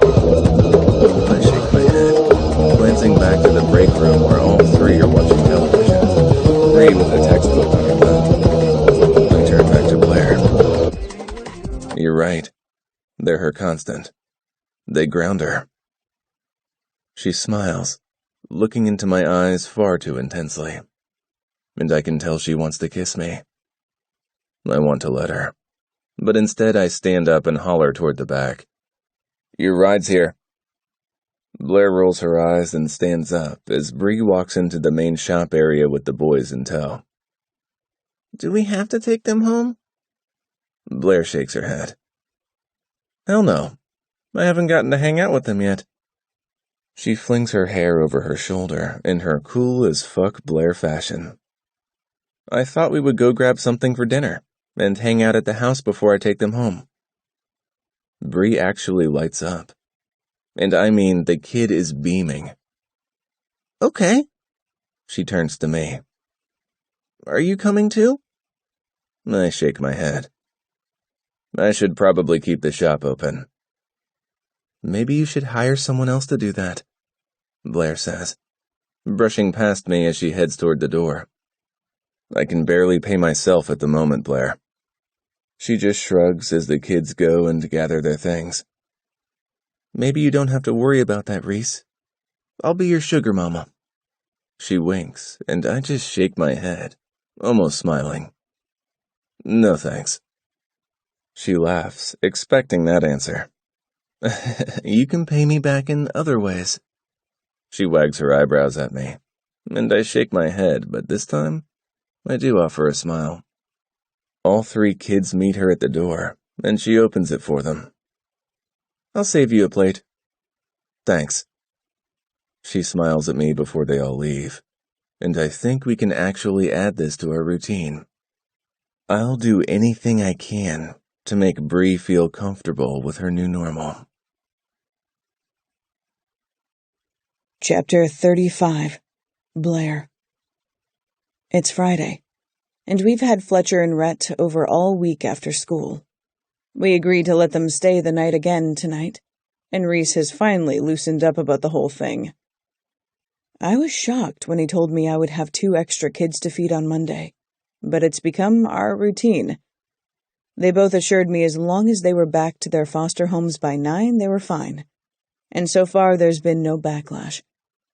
I did insist on asking both sets of foster parents Tuesday when I dropped them off and found out quickly they weren't kidding.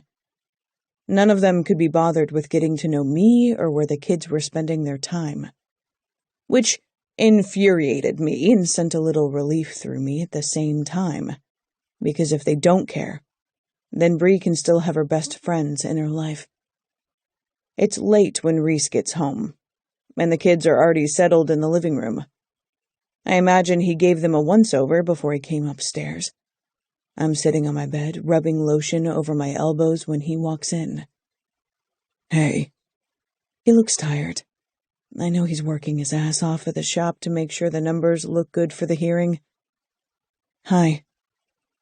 His eyes soak me in, and I crawl toward him on the bed, shamelessly dressed in a lacy black teddy so sheer I know my nipples peek through.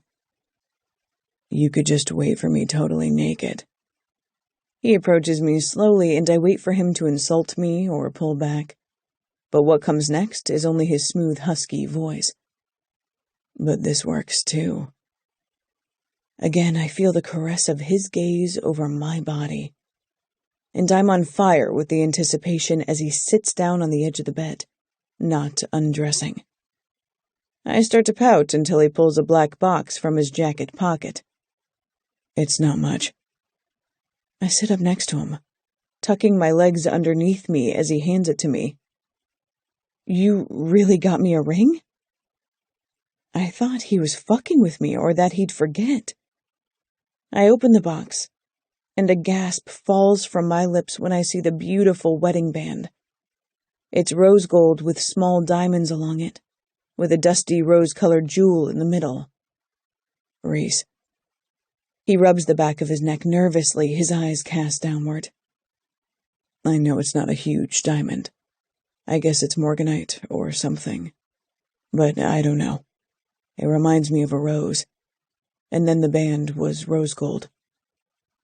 I want to kiss him. I stop myself, but God, I want to. A tear slides down my cheek, one I curse because I hate crying. You bought me a rose wedding ring? He shrugs his large shoulders, still looking away. I don't know. I can take it back. I have the receipt. I pull it out of the box and slip it over my ring finger. Don't you fucking dare, Reese. Look at me. He turns, his eyes meeting mine. I love it. I sigh, looking down at the ring he took time to think about, the beautiful ring that symbolizes the tattoo he gave me. Perfect. It's perfect, Reese. He smiles slightly at that. Yeah. I nod my head and pry my eyes off the ring to look up at him. Thank you. He looks uncomfortable as he shrugs out of his jacket. You're welcome. I think about the band I ordered for him and smile to myself. Yours should be here soon. He nods his head, peeling his shirt off, his eyes moving from the ring on my finger to my teddy. Okay. I can feel his desire for me as I place the box on the bed and edge a little closer to him. Are the kids watching a movie? He nods, his head standing up and popping the button of his jeans open. Yeah, I made sure the sleeping bags were all appropriately apart. I laugh. I'm surprised you didn't measure the distance. He pushes his jeans down, and my eyes travel over his naked body going straight to his dick that's hard and standing at attention, ready for me. I thought about it. He kicks his jeans off and rejoins me on the bed, and I want to climb onto his lap, kiss him, and let him sink deep inside of me. but I know that's not what's in store for the night. I wait for him to take the lead, something that's always been difficult for me. No questions tonight. A stupid one comes to the forefront of my mind as I'm examining his package, and when his eyes meet mine, I know they gave me away. Go ahead. I don't waste time asking because it's Reese. Neither of us really back down. Why can't I say that you have a big dick? Most guys beg me to tell them how big they are, even when it's an obvious lie. My eyes dart down to shamelessly ogle him. Which with you, it's not. He lets out a heavy sigh. She, used to tell me that. A lot. My gaze lifts back up to his face, and I hate the anguish etched there. She would tell me how much bigger I was than her husband, and how she couldn't believe it. I want to joke about it. I want to help him move past it, but I tread lightly. I mean, she wasn't wrong about you being big. He doesn't smile, but he doesn't grimace either, so I'm calling it a win. But then his features darken. She said it once when she was on top of me and he was watching. I watch him slowly swallow, it appearing to be painful, and I know he's lost in a memory. I hoped he didn't hear it, but he did. And afterward, he gave me the worst beating of my life. Broke 2 ribs. That fucker. Way to kill the mood, Blair. So, he had a tiny dick and was jealous of you. That's not your fault. A small smile tugs at his lips, and then his hands wrap around the back of my neck, pulling my face to his before our lips crash together. It takes me a moment to realize what's happening.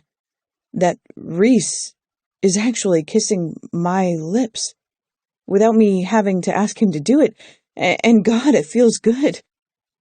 I try to keep my hands at my sides, afraid I'm going to spook him as his hands grasp my neck and hold me to him. His tongue tangles with mine as we nip and suck, lost in the moment together. He pulls his mouth away only slightly to breathe against my lips. Touch me, Blair. I suck in a deep breath of surprise from his words, and bring my trembling hand between our bodies to graze over his taut abs, relishing in every single carved ridge. His lips attack mine again as we kiss, and I'm desperate for him, but I don't push him. He pulls me to his lap to straddle him as we kiss, and I don't wait now, grabbing his hard cock and positioning it where I need him. When I sink onto him, we both groan deeply into our kiss, and neither of us relent. I rock against him as his hands smooth over my back, and mine explore his chest and stomach. It doesn't take us long to get to the finish line. The experience a brand new one and jacking up the excitement for us both. I can feel him tense a couple of times as he kisses me, almost like he's waiting for his mind to send him into a spiral, but when I come, he follows moments later and we fall back onto the bed, me in his arms. Will it last? Who knows? But I'll always remember tonight. Chapter 36. Reese. Things have been going smoothly. Far too smoothly. And I'm waiting for the massive fuck-up that's on the way. I look over at Blair, asleep in the bed, fully naked from last night. I've been sleeping in the bed with her lately. Ever since the night I gave her the ring, I've been trying to. I've been working on keeping my breathing even and letting her touch me. Why? I don't know. Something about the way she looked at that ring set something off inside me. I could see the love she had for it. I was nervous as hell that she would laugh in my face, but the tears in her eyes and her admiring gaze twisted my insides in a good way. Made me feel things I wasn't sure I could ever feel. I stare at the band on my hand. It's simple, and it's rose gold. She'd ordered mine before I gave her ring to her, and they match. I don't know. That's gotta mean something, right? The hearing is today, and I feel the anxiety rush over me as I sit here, staring at my wedding band, looking over at Blair, my wife. We've done everything we possibly can for it to go our way. But who the hell knows if it's actually enough? I've never had the system work for me. And if it does this time, then I'm going to be responsible for a minor. And it's permanent. I nearly dart for the bathroom, the wave of nausea hitting me. But my phone rings on the bedside table and I see Sean's name. I grab it and answer gruffly. Hello? So, now you're fucking married? And not only that, you're married to Blair. That's not a question. And Jesus Christ, Jillian has a big mouth. I groan and lean back. Not for that long. Long enough, man. What the fuck? You were in my wedding. I look over at Blair, who is still fast asleep, and I want to tell him that it's just on paper, that it's not a big deal. But I'm not so sure that's the truth anymore. And Sean can smell bullshit from a mile away. It was at the courthouse. Nothing special. Wow, man. You're all in now. My heart squeezes tightly in my chest and beats at a steady thump, thump, thump I can hear in my ears. I know. You still taking care of yourself? No. Yes. I know he's talking about going to meetings, and the truth is I haven't been for a bit. I'm going to make time for it, but everything has been chaotic. I've been doing my best to make a profit at the shop by working long hours, and it's starting to pay off. Really? Again, he's a great bullshit detector. I'll make more time for it. Okay, man. Well, I better be at your next wedding. Fuck you. He only laughs because with us, fuck you most definitely means we care. Fuck you too. I hang up, and after placing the phone down, I run my fingers through my hair and try not to think about what will happen if Blair and I don't win custody of Bree today. If we have to pack up Bree and send her on her way with that motherfucker Harrington. What I will do after that. Because how the fuck can I not try to numb myself into oblivion if I know she's there under his roof, where she doesn't feel safe, where everyone else assumes she has it made, but he has access to her every night. A coat of sweat coats my skin, and my stomach lurches as I'm bombarded by so many fucking memories that I dart off the bed and just barely make it to the toilet in time. Fuck. I flush the toilet and lean back against the wall, running my fingers through my hair and shaking like a pussy. Naked and cold. Numb. Blair walks into the bathroom, wrapping a silk robe around her, but she doesn't say anything. She doesn't touch me. She lets me sit there, leaning my head back against the wall, breathing in and out rapidly, until finally my breathing starts to slow and my eyes close. I want to be over this shit. I don't want to think about it anymore. Ever again. But it's something I'll never escape. I hear the shower turn on. When I open my eyes, I see Blair's robe hit the ground at her bare feet. Then her hand reaches down for me. She doesn't say anything, and I take her hand. She pushes the shower door open, and we both walk inside, the warm water hitting me first. I expect her to ask me questions, but she doesn't. She just steps under the spray and washes her hair as I watch her in amazement. We've made a lot of progress, even if we don't have a lot of contact when we fuck. Sometimes I let her touch me. Today, she seems to know I'm not in the mood to be touched. She keeps her distance as she washes, the suds falling over her immaculate body. And I'm frozen, still just watching her. She smiles at me over her shoulder after washing her face. We don't want to be late. I nod in understanding as she allows me the spot under the shower head, and I wash my hair. I face away from her and let the water run over my face, the liquid washing over me. But even though the water is warm, it's not enough to wash away the cold deep inside me. I can't stop thinking about the what-ifs, and I'm irrationally angry that Bree chose my shop to run into that day. Afraid of failure. Afraid of so many fucking things. What if that was the worst decision for her? What if I fuck her up even worse than the Harrington? I can't even finish that thought. I know without a doubt that would have been far worse. And I love that fucking kid. She's mouthy and strong. I'm fucking terrified of just how much I care about her. What if we lose? It's a weak, quiet question that escapes my throat as I place my hands against the tile of the shower and let the water spray over me.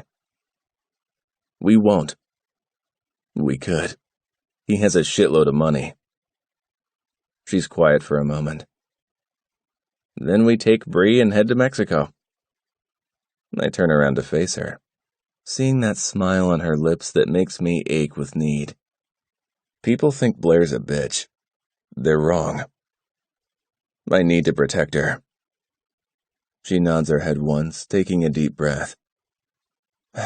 We will. We have this, Reese. There are no better parents for that little brat. She's grinning, and I shake my head at her, fighting a smile. You can't call her that there.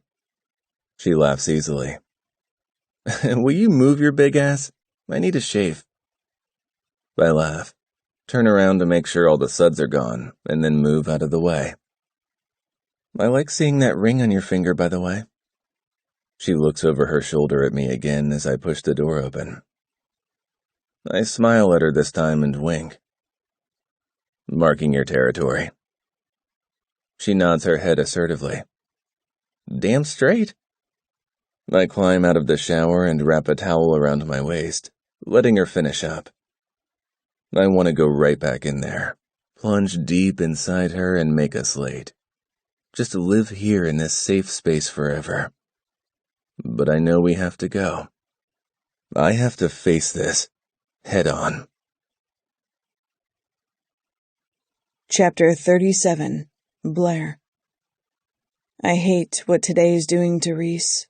I know it's tearing him up inside. There's so many things I want to say, but I don't. We dropped Bree off at school. She spoke to the judge privately yesterday afternoon, but won't be at the hearing. And now we're on our way. When I felt him rush toward the bathroom this morning, I knew his anxiety about today had manifested and left him physically ill. I wanted to comfort him. Instead, I gave him quiet and time. I know that Bree is just as anxious as we are. I could see it in her eyes today, and I hate that she has to await her fate while she's at school. When we arrive at the family courtroom, the Harringtons and their lawyer are already there, along with that bitchy social worker and the judge. I see Jillian is sitting with her husband on our side of the courtroom, and smile at them as we make our way to the front. The judge lets us know he's read the file. He's read statements from Miss Winters and Jillian, which I didn't know was allowed, but am grateful for. And then he asks us both to make a statement for our cases.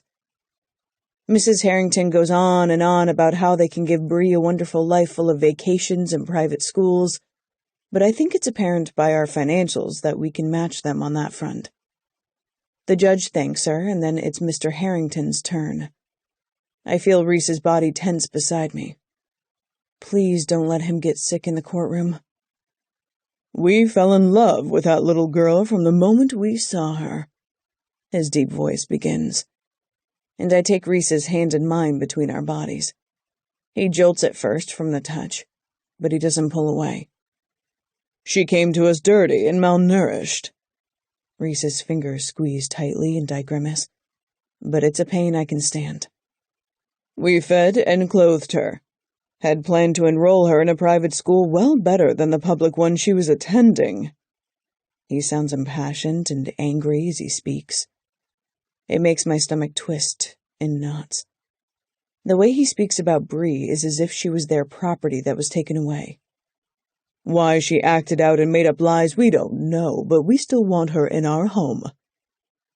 Reese's grip is almost unbearable, but I squeeze his hand back to let him know I'm there. Surely the judge can see through this sick asshole. I believe she has something special, and under the dirt and the grime is truly a stunning child. Bile rises in my throat as I risk a glance at the judge, a man in his mid-50s, with slicked-back salt-and-pepper hair. He listens intently. We fell head over heels for her and had plans, only to have everything ripped away by them. Mr. Harrington glares in our direction, and I stare right back unwavering, and he continues. I don't know why she would lie like she did, but we know she's a troubled child. We forgive her. I cringe, not wanting to think about the ways he could punish Bree. All right. Thank you, Mr. and Mrs. Harrington. Reese and I both focus on the judge. Mr. and Mrs. Moore, do you have anything to say before I make my decision? My knees feel weak, the realization hitting me that we could lose, and I speak up. Yes, I do. The judge nods his head at me. Bree isn't troubled. My eyes dart to Mr. Harrington and then back to the judge. She's exceptional. I've never met a person like her. I tuck my hair behind my ear and smile as my eyes meet Reese's briefly. Well, maybe one other person. My husband is like Bree. They were both children who were abandoned by the people who should have loved them the most. And we didn't pick her out like a puppy at the pound. She came barreling into our lives at the perfect time, seeking help and protection from him. I pin Mr. Harrington with a hate-filled gaze and then look back toward the judge. Reese and I love Bree. We will take care of her and learn from her as well as teach her everything we can. We can provide her with everything she needs, including the love not offered by her birth mother. The judge watches us, listening as he nods his head. Thank you. He turns to Reese. Do you have anything to say? Reese clears his throat, and I know public speaking, hell, speaking at all, is so not his thing. Just that Bree deserves all the best. And she's the smartest kid I've known. And for whatever reason, she wants us to. The judge gives a clipped nod and then addresses us all as a whole. My heart is in my throat, and I can feel the perspiration on our palms as we hold hands. I have not taken this decision lightly. In fact, I've gone back and forth for some time over this case. And while it's clear you both have the best interest of the child in mind, I feel Reese's grip tighten and I force myself to take a breath. I did have time to talk to Bree yesterday. You're right. He gazes at Reese and me. She is extremely intelligent, and I find her competent enough for her opinion to be brought into consideration. She wants to live with the Moores. She was adamant about that. She sees them as her parents, and I won't tear her away from them. A tear slides down my cheek at his words, and everything else is a blur as he makes it official. Bree is ours. She's safe. And she's ours. The Harringtons throw a pissy fit, but we don't care. Reese wraps his arms around me and hugs me tightly, and everything feels so damn right in this moment. Let's go break Bree out of school. I wipe another tear from my eye and he laughs at me. I think this kid broke you. I've never seen you cry so much. Shut up, I say. But I can't stop smiling. After filling out a shitload of paperwork, we go and pick Bree up early from school to give her the good news. She actually cries when we tell her. Real tears. And she doesn't even mock me for my own tears. So, does that mean I can quit the fancy school?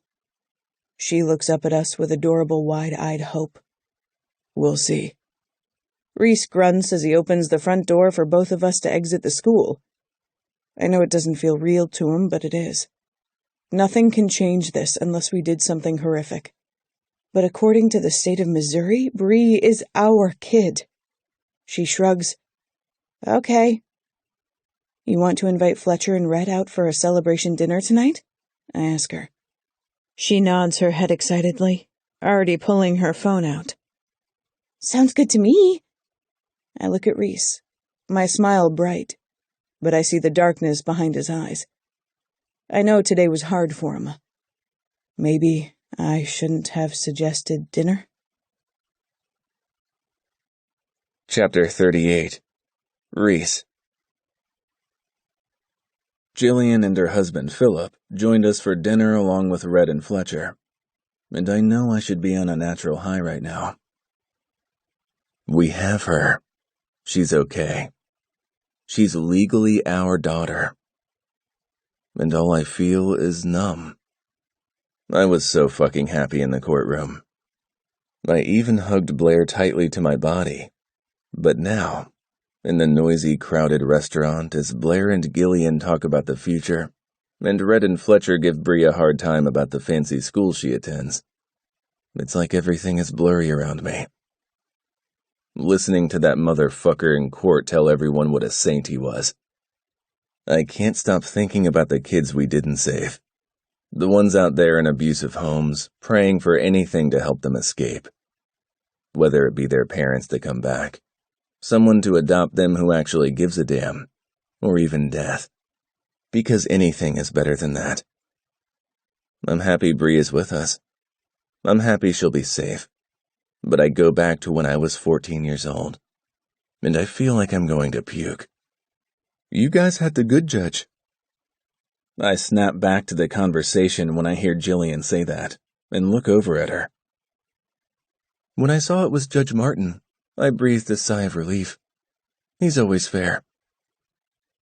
Bree is smiling brightly as she sits in between her friends. Yeah, he was nice. Jillian gives her a kind smile, and Blair lifts her glass to take a drink before placing it in front of her. Yeah, I was a little worried there for a second. Seemed like he was buying Harrington's bullshit. Now Bree looks worried as my eyes shoot to her. Really? I see fear in her eyes, the unmistakable nervous look. Hey. My voice is directed only at her, and her eyes meet mine. It doesn't matter. We won. She gives a clipped nod, but I can tell she's trembling. Her voice is quiet. I'm glad. Blair offers her a wide grin. As if there was any other choice. She smirks over at me on her left side. Besides Mexico. I smile at that and nod, taking a drink of water. Bree smiles now and shakes her head. You guys are weird. Philip laughs now, and it's odd how much he looks like Logan. Or I guess Logan looks like him. And their laugh is similar. You guys are parents now. Everyone snickers, and we all start to eat.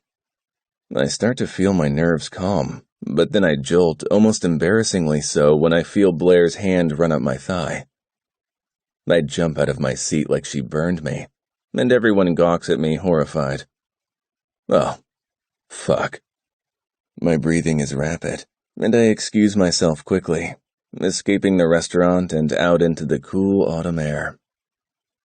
I hear the door push open, and I don't look over because I know it's Blair. I can smell her perfume.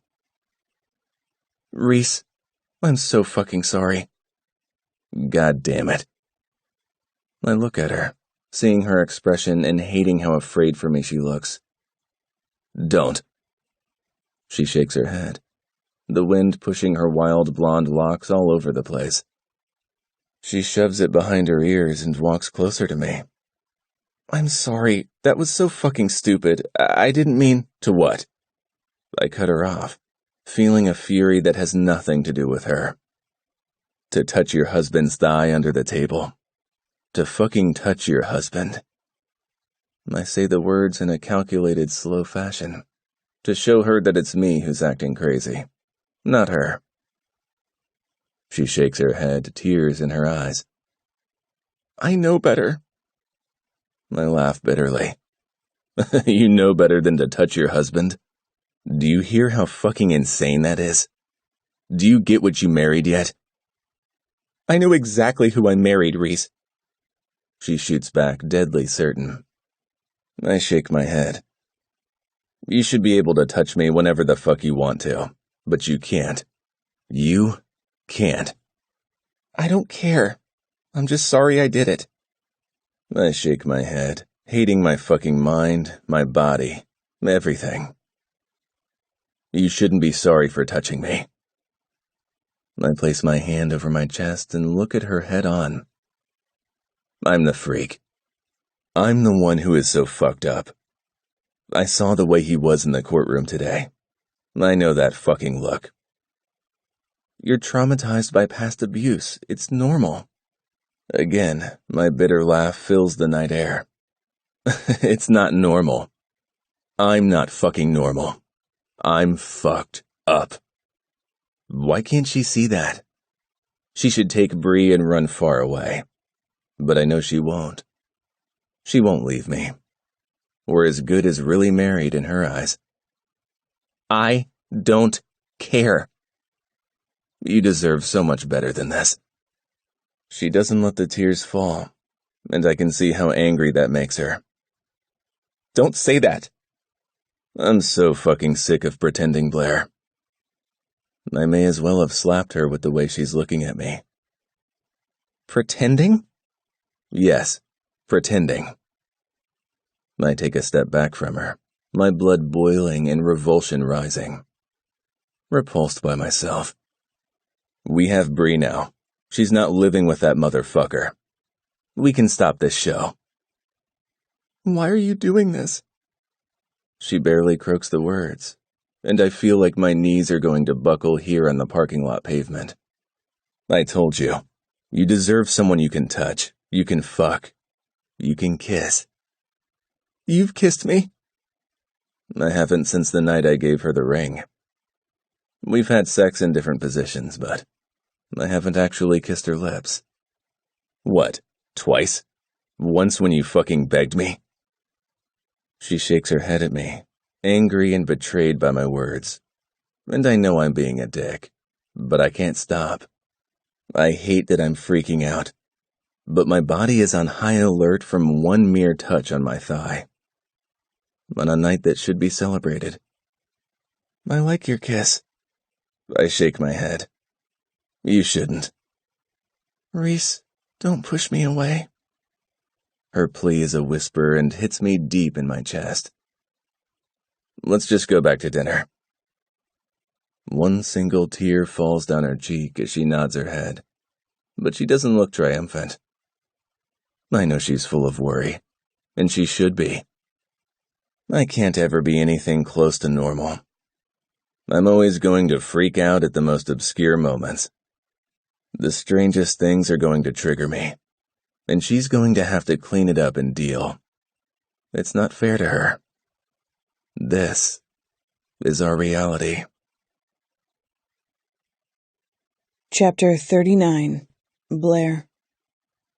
We made it through dinner, and I was careful to keep my distance. I know he's on edge. I know the hearing was hard for him, but I wish he'd let me in. After everything we've been through together, it stung when he said it was all pretend. I know it's not. After dinner, we drop the boys off at their respective foster homes, and Bree goes upstairs. I know she's happy we won, but she's a smart kid, and I'm sure she can feel the tension between Reese and me. I'm going to the gym, Reese says as he watches Bree's door close from where we're standing at the bottom of the stairs. Please talk to me. I know I sound weak, but I don't care. I'll be weak for him. His head droops as he rests his palm against the door facing away from me. I can't. I have to go. I hold back tears as he opens the door and leaves.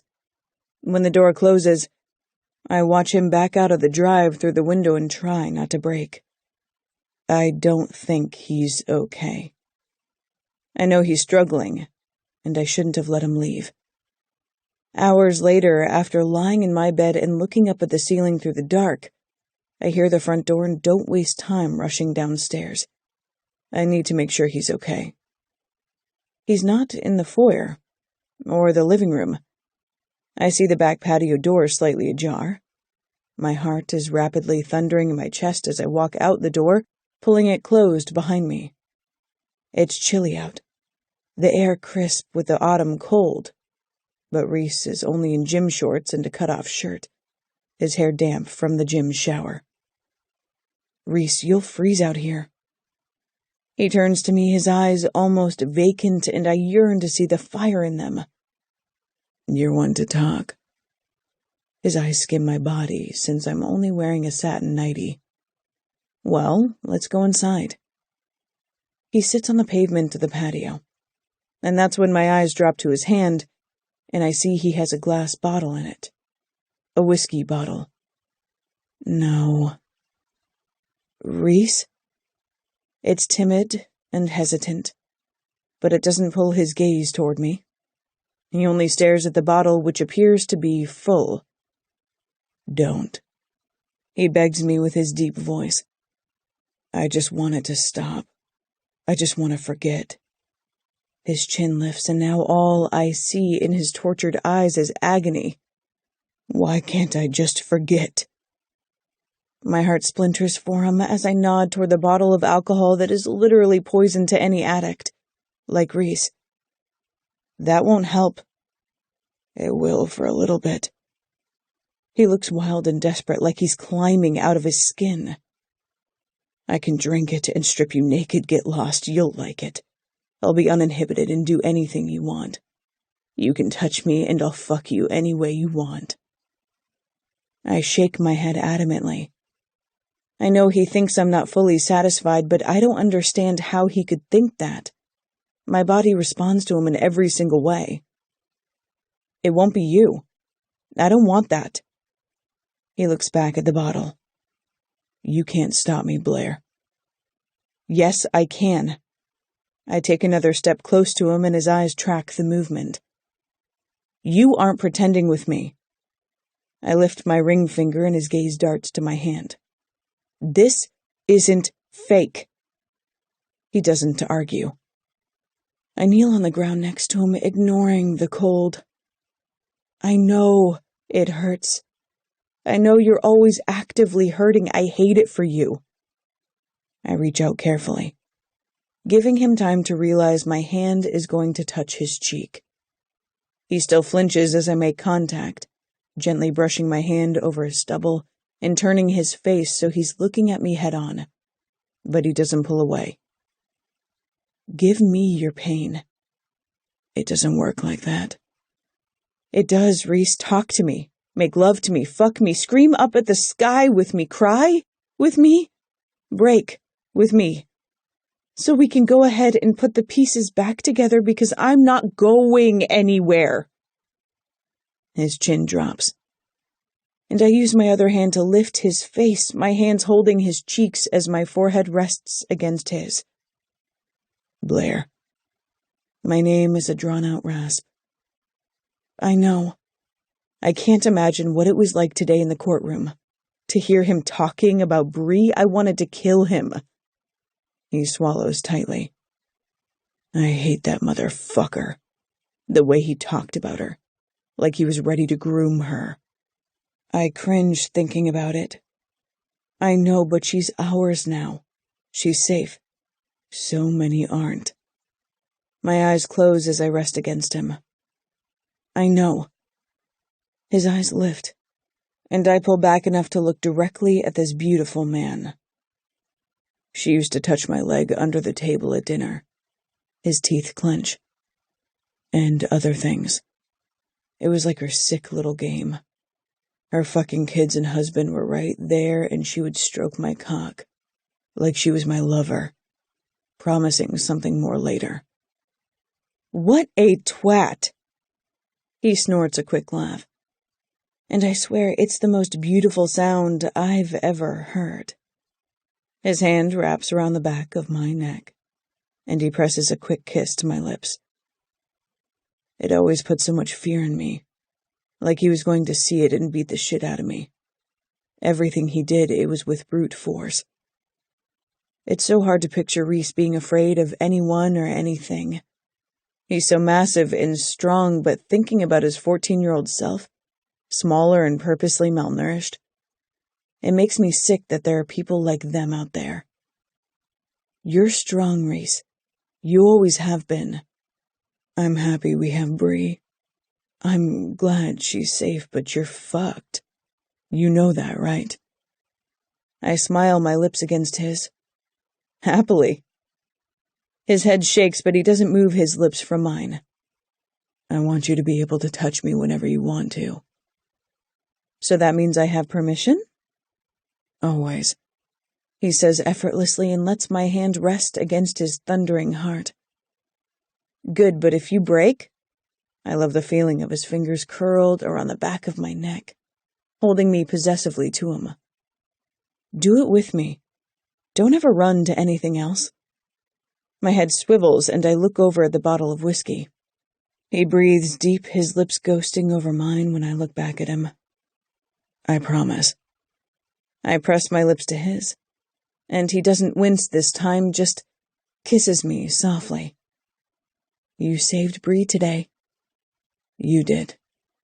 He nips at my bottom lip, his voice raspy. And you saved me a long time ago. He breathes against my mouth.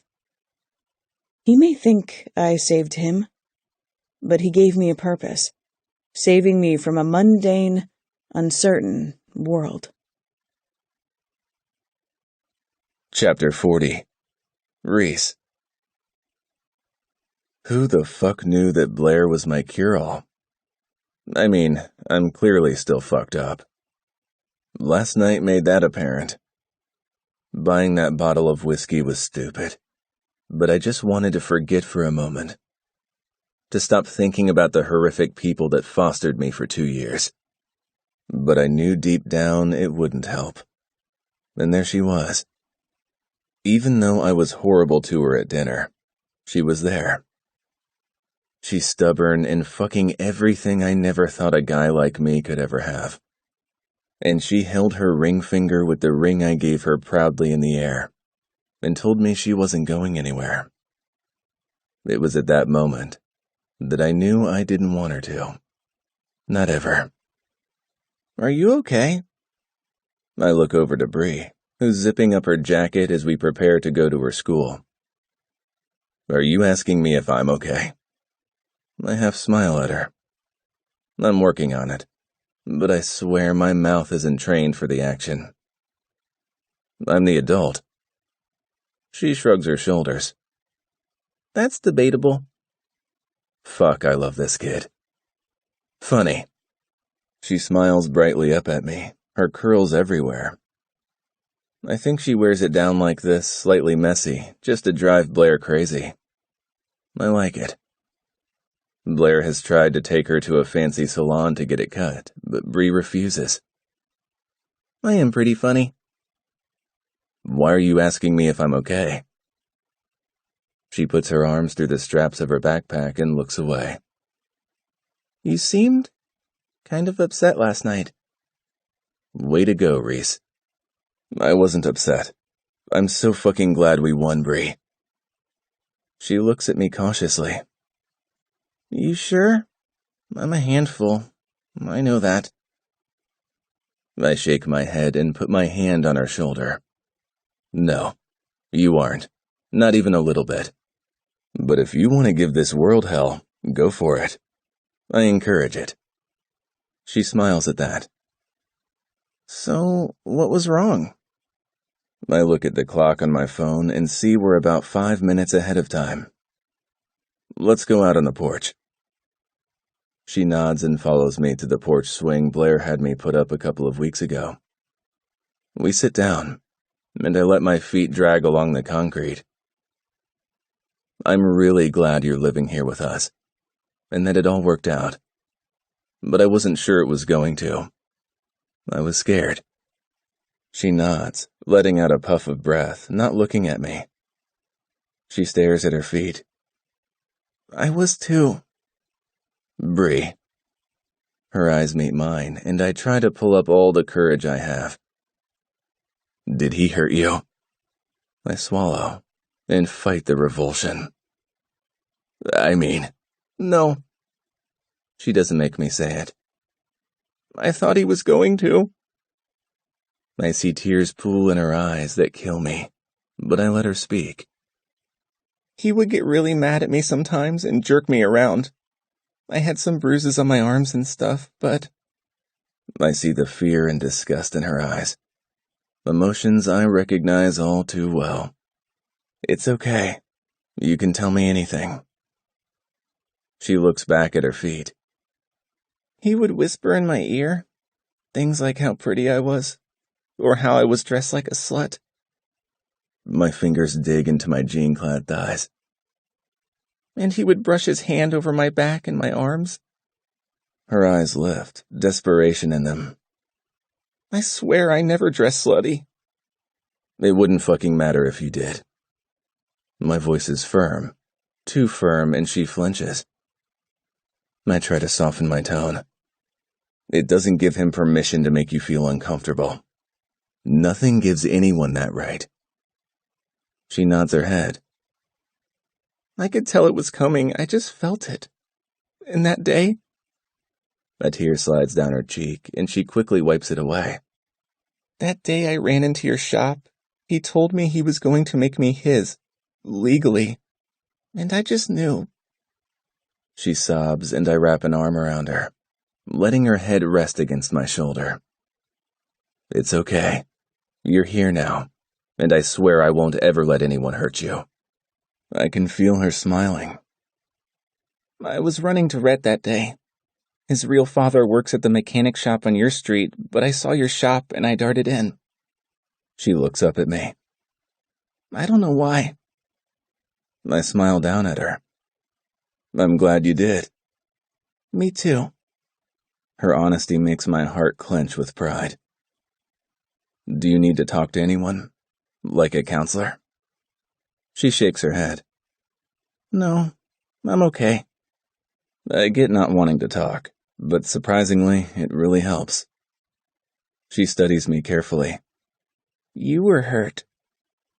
It's not really a question, but I answer it like one anyway. A lot. My voice falters, but I keep pushing through it. My foster father beat the hell out of me. And then...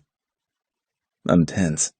I'm sure she's afraid, but she rests her head on my shoulder. He really hurt you. I nod. Yes, he and his wife. They used me in every way. And they neglected me because they could. And they thought they could keep me weak. A small smile comes over my mouth. But they couldn't. I got free. I'm glad. I'm still a little messed up over it, but I'm healing. I shrug my shoulders. You and Blair have helped. You guys have helped me. You want to leave that fancy school? She sits up straight and wipes her face. I'm not sure. I miss Fletch and Rhett, but it's not so bad. I smile at that, nodding my head. Well, it's up to you. You just let us know what you want, okay? She stands up. Guess I better get to school. I stand with her and pull my keys out of my pocket. I guess so. You can have your friends over tonight if you want. Thanks. I know they won't admit it, but they really like coming over here. I shrug as we walk to my car. They aren't so bad. I drive her to school and then go to my shop, going about my day like I didn't have a full-on breakdown last night. I expect to be haunted by memories all day after yesterday, and then recounting it all to Bree today. But I'm in a surprisingly good mood until I get home in the evening. I decided to close down the shop to go home and eat dinner with the kids and Blair. That sounds fucking crazy. But I'm happy as I turn down the street and see a black car I don't recognize parked in front of the house. My eyes dart around, and I see Bree sitting on the porch. That's not strange at all. She loves to hang outside and read. It's something she does often. Fletcher and Rhett got into some shit at school today, and both had detention, so they were supposed to come over tonight. But I don't see them. I do see Harrington, though. Standing in front of Bree with his fucking hands on her shoulders as she freezes in fear. I'm out of the car in a flash and running up to them. I'm going to kill this motherfucker. Chapter 41. Blair. A loud scream makes me rush out the front door. I was trying to get a little work done and wait for dinner to be delivered, but the scream sends unimaginable fear through me. When I open the door, I see Reese on Mr. Harrington, raining down blow after blow with his heavy fist. Reese! I look over at Bree. Are you okay? Oh my God, I didn't hear anyone pull up. I had no idea this asshole was here. Bree? She looks down at the scene in front of us, frozen. Did he touch you? Yes. Reese growls as he lands another hit into Mr. Harrington's face. Reese, stop, I plead. Don't kill him. Reese's fiery eyes meet mine, and I see the murderous gleam in his eyes. He came to our home. He had her by the shoulders. I turn back to Bree. What happened? She shakes her head. He said that he may have lost in court, but he would have me. I want to tell Reese to kill him, but I don't. I can't lose him. I look back to Reese. Let him up. He shakes his head, still pinning him to the ground, his thighs straddling his waist, and that fucker isn't going anywhere. Reese, I'm firmer this time. If you kill him, you'll go to prison. It's where trash like him belongs, Harrington says before spitting blood out on the porch. Shut the fuck up before I remove your balls and kill you myself. I glower down at him, but then look back to Reese. I'm so sorry. I never in a million years thought he would show up here. I thought she was safe. He's shaking. I can see his hands shaking, and I feel so damn guilty for not going out here with Bree. I'm 12. It's not weird to let me be outside alone. It's like Bree heard my thoughts. I look over at her, smoothing my hand over her cheek. I should have been looking out for you.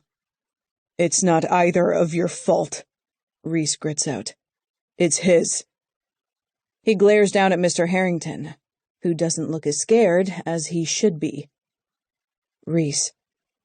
I place my hand on his shoulder and he jerks it away, but I reach for him again. This time he leaves my hand there. Let him up. His breathing starts to slow as he looks down at him and then back at me and Bree.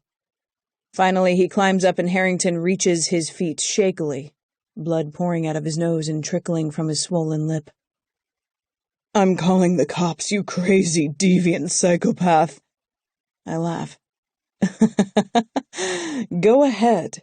Call the cops and tell them that you showed up at our house and accosted a 12-year-old girl. Please, be my guest. He looks at Bree, and I move my body between them, shaking my head. He sneers. She misses me. I wanted to assure her that I'd still be in her life. Over my dead body, motherfucker. Reese is a hulk of a man on any given day, but today, my God, he towers over us all, his rage filling him out, even more dwarfing all others. Don't you ever come back here. I'll call the cops next time, or I'll just let him kill you. I fold my arms over my chest and stare him down. Once again, he tries to look over at Bree, but Reese moves closer to me, effectively blocking her from his predatory gaze. Leave, Reese barks. I'll be back. Harrington starts down the stairs, but I can tell he's still dizzy from the beating. Good. Maybe he'll crash on the way home. I'll be here, Reese promises. He gets in his car and drives away before I take Bree's face in my hands and look into her big blue eyes. Are you okay? She nods her head in my hands. Yes, I'm fine. Reese got here right after he did. I was about to call for you. I nod my head. Glad that was in her plan. Good. Scream loud. Hit him. Do whatever you have to if he ever comes close to you again. That's never happening again. Reese grits out through clenched teeth and his eyes meet mine. She never comes out here alone. I nod my head and Bree pouts slightly. I was fine. What if he would have taken you? Reese looks terrified now that Mr. Harrington is gone, and I feel the same fear. Bree looks slightly worried, but she squares her shoulders. I should be able to sit out on the porch. I can't be afraid of him forever, Reese. I see Reese's throat bob, and I know he's at war with himself. Not afraid, but vigilant. You can hang out here, but someone should be with you. Fletcher, Rhett, Reese, or me. We aren't such bad company. I smile. Okay. She huffs and turns to Reese. Okay. He nods his head, semi-satisfied, but I know this is going to irk him. She goes inside and Reese takes a seat on the top step. I sit next to him, my eyes examining his split knuckles. Did he break your hand? He shrugs. I don't think so. He flexes his fingers. I can move them all. I'm so sorry, Reese. He shocks me when he wraps an arm around my shoulder. Please stop apologizing. You didn't do anything wrong. Nothing. Are you okay? My voice is shaky and I hate it. Yes, it felt good to pummel him. I laugh. I bet he had it coming. Yeah, he did.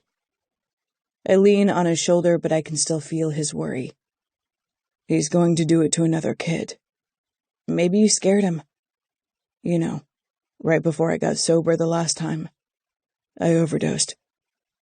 I turned my head so I can look up at his face. It was bad. I woke up in the hospital. I almost died. I wanted to. I hate hearing it, but I'm also so happy he's letting me in more and more. Quinn and Sean found me. They thought it was because Quinn was accepted to a school that was far away. And maybe that was part of it. But really? He pauses, and his words are laced with past pain. Really, I'd finally found the courage to report the Bradfords. I told a social worker about them. And you know what happened? My stomach sinks. I can guess. Nothing. He laughs bitterly. I told them everything that happened in vague detail but the beatings. I told them all about it. And barely feeding me. But I was told that the Bradfords were upstanding citizens and that kids were lucky to be brought into their world. Their fucking world. I'm so sorry the system failed you. I didn't want to live in a world like that, where kids are abused over and over and no one protects them. I knew it would just keep happening, and there was nothing I could do about it. You saved Bree. I know it's not all of them, but one does matter, Reese. He hugs me closer to him. Yeah, I'm starting to realize, Blair. His lips press against my temple. You help me see that. One does make a difference. I feel relief pour through my veins because I believe him. I know he believes that. She's going to go on to do good, and we did that. He smiles. Yeah, we did. I wish we could save them all. Me too. So many emotions run through me, but the most prominent one is how much I love this man. I don't say it out loud, but I feel it everywhere. Chapter 42. Reese. I feel on edge and jumpy, even if beating the shit out of Harrington was slightly satisfying. I'm angry that he showed up here in the first place, and that the prick wasn't scared when he left. I held back. I wanted to kill him. Maybe if Blair and Bree weren't right there, I would've. I flex my swollen fingers as Bree sits on the couch next to Rhett, staring at her phone, worry in her eyes. She didn't seem frightened about Harrington coming back, but the fact that Fletcher hasn't showed up yet is definitely worrying her. I'm sure he's okay.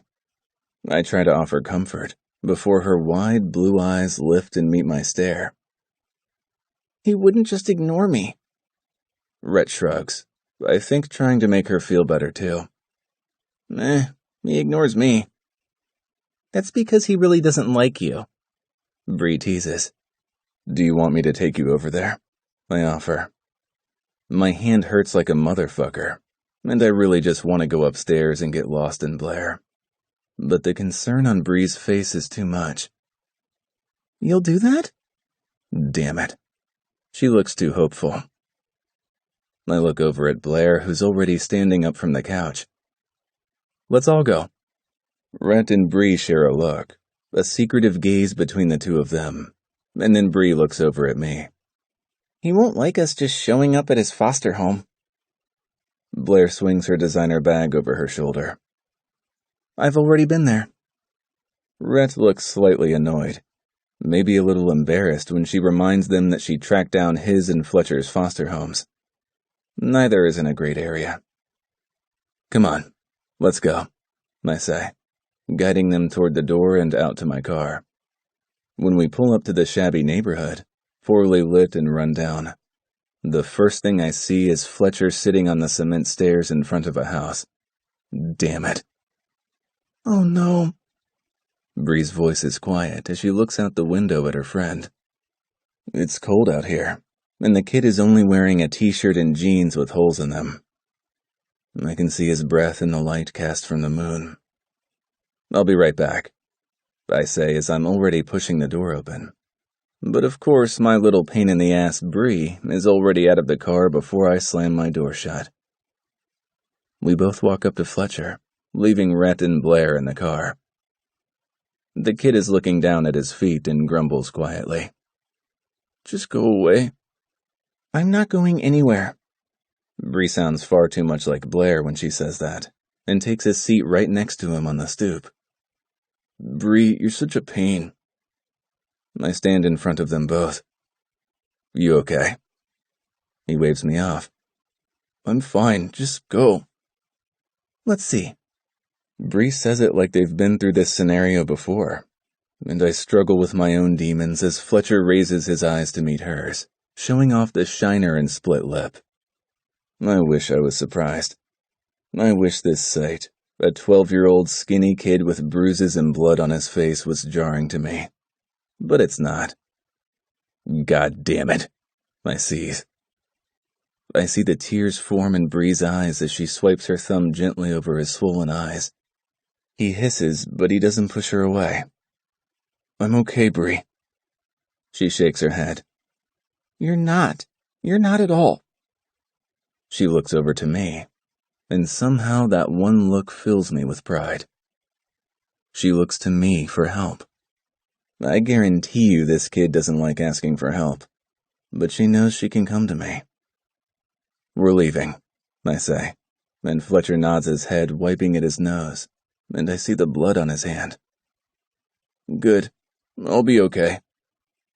I shake my head. No. I gesture to Bree, him, and me. We're all going.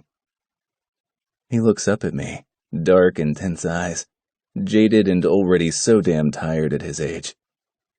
He'll kill me. It's past 9. He's not going to touch you.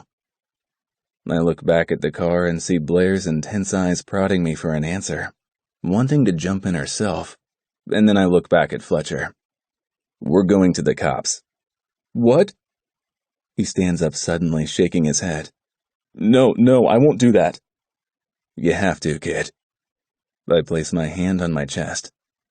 Believe me, you have to. You don't deserve this. They won't believe me anyway. I point at his face. Kind of hard to deny if we go right now. Please, Fletch. Bree pleads with him and stands up, taking his hand. Not exactly a fan of all the touching either, but I guess the kid needs some comfort. So I press forward. Come on. I start walking toward the car, not giving him a chance to argue with me. I can hear Bree and him behind me and open my door, climbing behind the wheel. Bree climbs into the back, and Fletcher follows. I hear Rhett's voice as I close my door and put the car in drive. That asshole! Blair glances in the back seat, and I can feel her wary eyes on me. No one says anything as I drive us to the nearest police station. Fletcher makes a report, and we get clearance for him to stay with us tonight. After setting the kids up in the living room, Blair and I go upstairs. She closes the door and then moves silently to the bed, looking so goddamn numb it barely looks like her. Great. I'm really starting to rub off on her. Blair? I sit on the edge of the bed, wanting to comfort her. But the day has been so fucking long, my nerves are shot. And I don't want to freak out from the contact. We can't save them all. Her words are breathless, and she sounds hopeless. No, we can't. I sigh, pushing my fingers through my hair.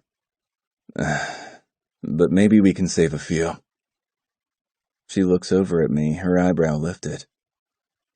Like the few down in our living room? I shrug my shoulders. We are certified to be foster parents. She turns on the bed to face me better, tucking a leg under her. You want to foster Rhett and Fletcher? I drop my hands to my thighs. I don't know. Maybe. They're Bree's family. But they aren't related. And they're both boys. She's thinking. I can see it on her face. Several thoughts are turning around in there. It's like Sean, Quinn, Logan, and you. Not helping the case. Quinn and Logan are married now. She laughs at that, letting her head tip back slightly. You can't be afraid of Bree falling in love, Reese. It's going to happen, and she already loves both of them. It would be normal for that to morph into real love someday. I cringe at that thought, wanting her to stay young forever. Maybe we'll just care for them until they can find a nice home to run out puberty. She laughs again. You aren't keeping them apart even if they aren't living together. You really think she's going to date one of them?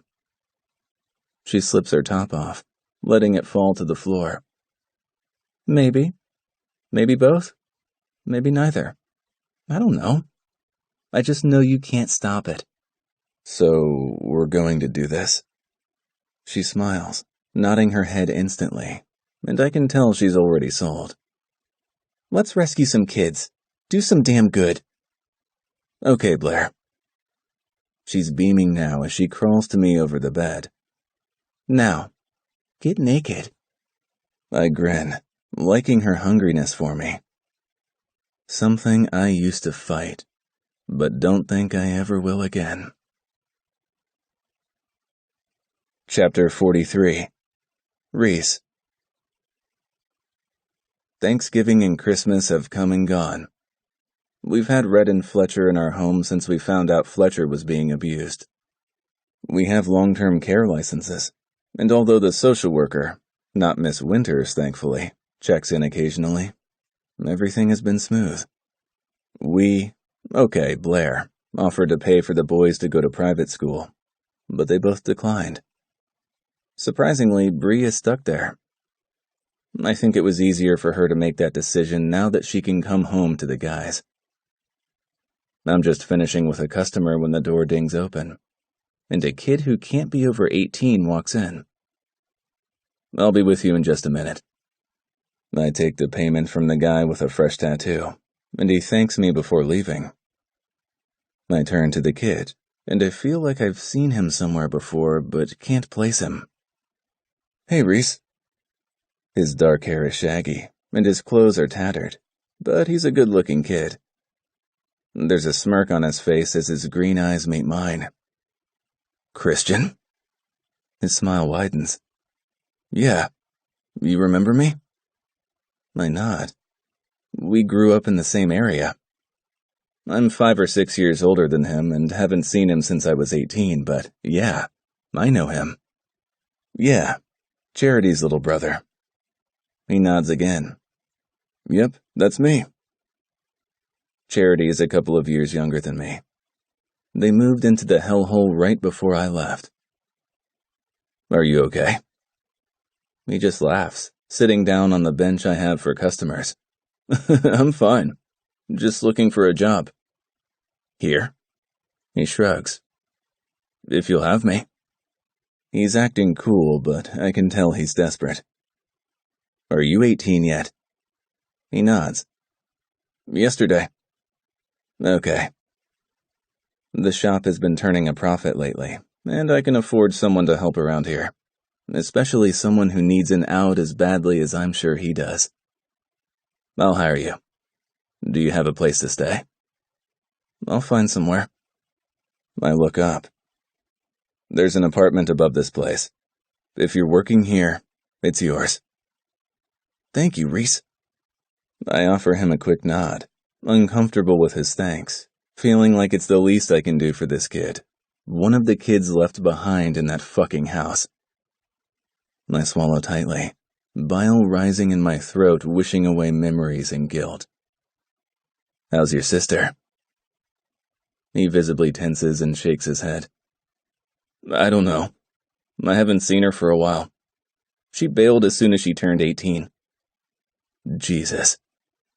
I want to ask him so many things, but his eyes are pleading with me not to. I'm almost certain when he says bailed, he means from the Bradfords. He was only 11 when they took him and Charity in. 7 years. 7 fucking years in that house of horrors. My blood runs cold, and I ache from the inside out. I'll show you your new home. He forces a smile, but I see the pain he pushes down deep. I want to tell him he's going to be okay, but I don't fucking know that. All I know is I'm going to do everything I can to make sure he is. After getting him settled and giving him some cash to pick up some things he may need, I go home to Blair. I'm tense and angry. The guilt inside me is threatening to swallow me whole. I should have tried harder to get them all to believe me. I knew other kids were there. I knew Charity and Christian from school, and a group home before the Bradfords. I knew them, and I let them suffer. Blair is on the bed, tucked under the covers, but she has her iPad on her lap and looks up at me with a smile. Finally. Miss me? She nods her head, her ring glistening on her finger like a beacon for me to join her, to be near her. My heart knows she's the only thing that's going to make me feel any better. I kick my shoes off and climb onto the bed, glancing at her screen and seeing she has a real estate site up. Looking for a new house? I think we need a bigger house. I shake my head and tuck an arm under my neck. Why? So we can collect more kids? Maybe. She shrugs. I like it, and the ones we have could probably use a little more room. Right now, the boys are sharing a room, and Bree has her own. You're crazy. It doesn't bother her, and I admire the fuck out of Blair. I like the idea of saving several little Reeses. I told you I don't like that nickname. She laughs, ignoring my broody ass. She doesn't have to do any of this. She didn't have to marry me and adopt a kid. She didn't have to take in foster kids. But she wants to. She wants to be the good in the world. And she is. Her hand rakes through my hair, and I only smile at the action. No wincing. It feels good. What's wrong? She always knows. A kid from my past showed up at the shop, wanting a job. Did you give it to them? I nod. Yeah. I look up at her. I guess I want to save some kids too. She smiles at that, big and full of hope. Good. Are they okay? He's fine, I guess. I swallow the pain down, closing my eyes and letting her stroke my hair. He lived with the Bradfords. Oh, shit, she breathes. Yeah. She puts the iPad down and lays her head on my shoulder, curling her body to mine. and I let her fill in the piece of me that's been missing as she presses against me. It's good that you gave him a job then. You'll be the perfect boss. I don't know if I'm strong enough for it, Blair. I admit it begrudgingly. You are. You're the strongest person I know. I turn and press a kiss to her temple. That's you, Blair. You are, without a doubt, the strongest person either of us know. I told my dad we're married. Her hand slides over my t-shirt, over my chest. Wow. How did that go? She doesn't talk to her dad often, and when she does, it's usually about business from what I've gathered. Fine. He was pissed I didn't get a prenup. I don't want your money. She laughs, her finger tracing over my pack. Oh, I know. But it's yours if anything happens to me regardless. She tugs at the hem of my t-shirt. I really want this off. I lift up and oblige, pulling it up and over my head, tossing it to the floor. I don't want your money. Her finger swirls over the tattoo on my chest and then down the sleeve of tattoos on my arm. I don't really care, Reese. You're my husband. If something happens to me, I want to make sure Bree, Rhett, Fletcher, and you are okay. Her finger slides down the middle of my abs, following the carved muscles. The house is in my name, so we can sell it and get a bigger one. The trust is also in my name. And I've put both in your name also, along with college funds for all 3 kids. She knows I don't give a damn about money, but the thought that she's planned that far ahead does something to me. Something crazy. I like planning for the future, but I can't imagine one without her in it. So we're like really married, aren't we? She just snorts a laugh at me. You're an idiot. I smirk, and she kisses the corner of my mouth where it's curving up. Yes, I think it stopped being for show a long time ago. Or it never was, I say, looking down into her eyes. Yeah. She kisses my lips. Maybe it never was. It never was. Chapter 44. Blair. I lay next to Reese and look out the window. It's still dark outside, not even morning yet. But so many thoughts are running through my head. I worry that Reese hiring someone from his past will hurt him. But I'm so damn proud of him for helping that kid. I want to save them all. I'm guilty of that. The house I have my eye on has 6 bedrooms. And I'm already thinking about how we could possibly take in 2 more kids who need a good home. Bree, Fletcher, and Rhett are all safe. It would be good to move, though, so that fucker Harrington can't find Bree. Still, we keep a close eye on her. And I know Rhett and Fletcher do the same. Let him try to get near her. It will be the last thing he ever does. I can also feel how tense Reese is as he sleeps. He rarely sleeps peacefully, and I'm not sure he ever will. But he does let me touch him more and more.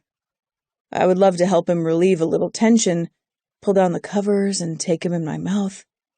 But I don't think that would go over well yet. I hate what that fucking bitch took from him, but it doesn't matter. I know it doesn't. I have Reese, and I love every single thing about him. It was never for show. I've loved him since the first night he couldn't fuck me.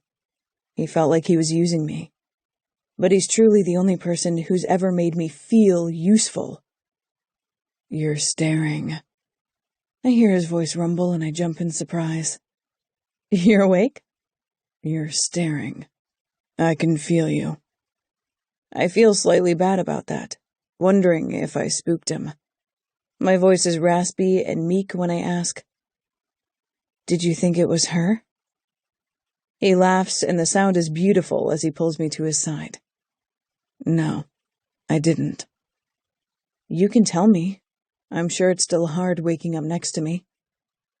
I feel a stupid girly tear slide down my cheek and onto his bare chest. Why are you crying? I hate what she took from you. I hate that I'm never going to be able to wake you up in a sexy fashion because of what that bitch did to you. He holds me closer, which makes me smile.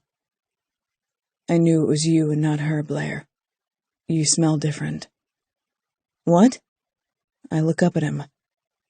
She had this really expensive perfume.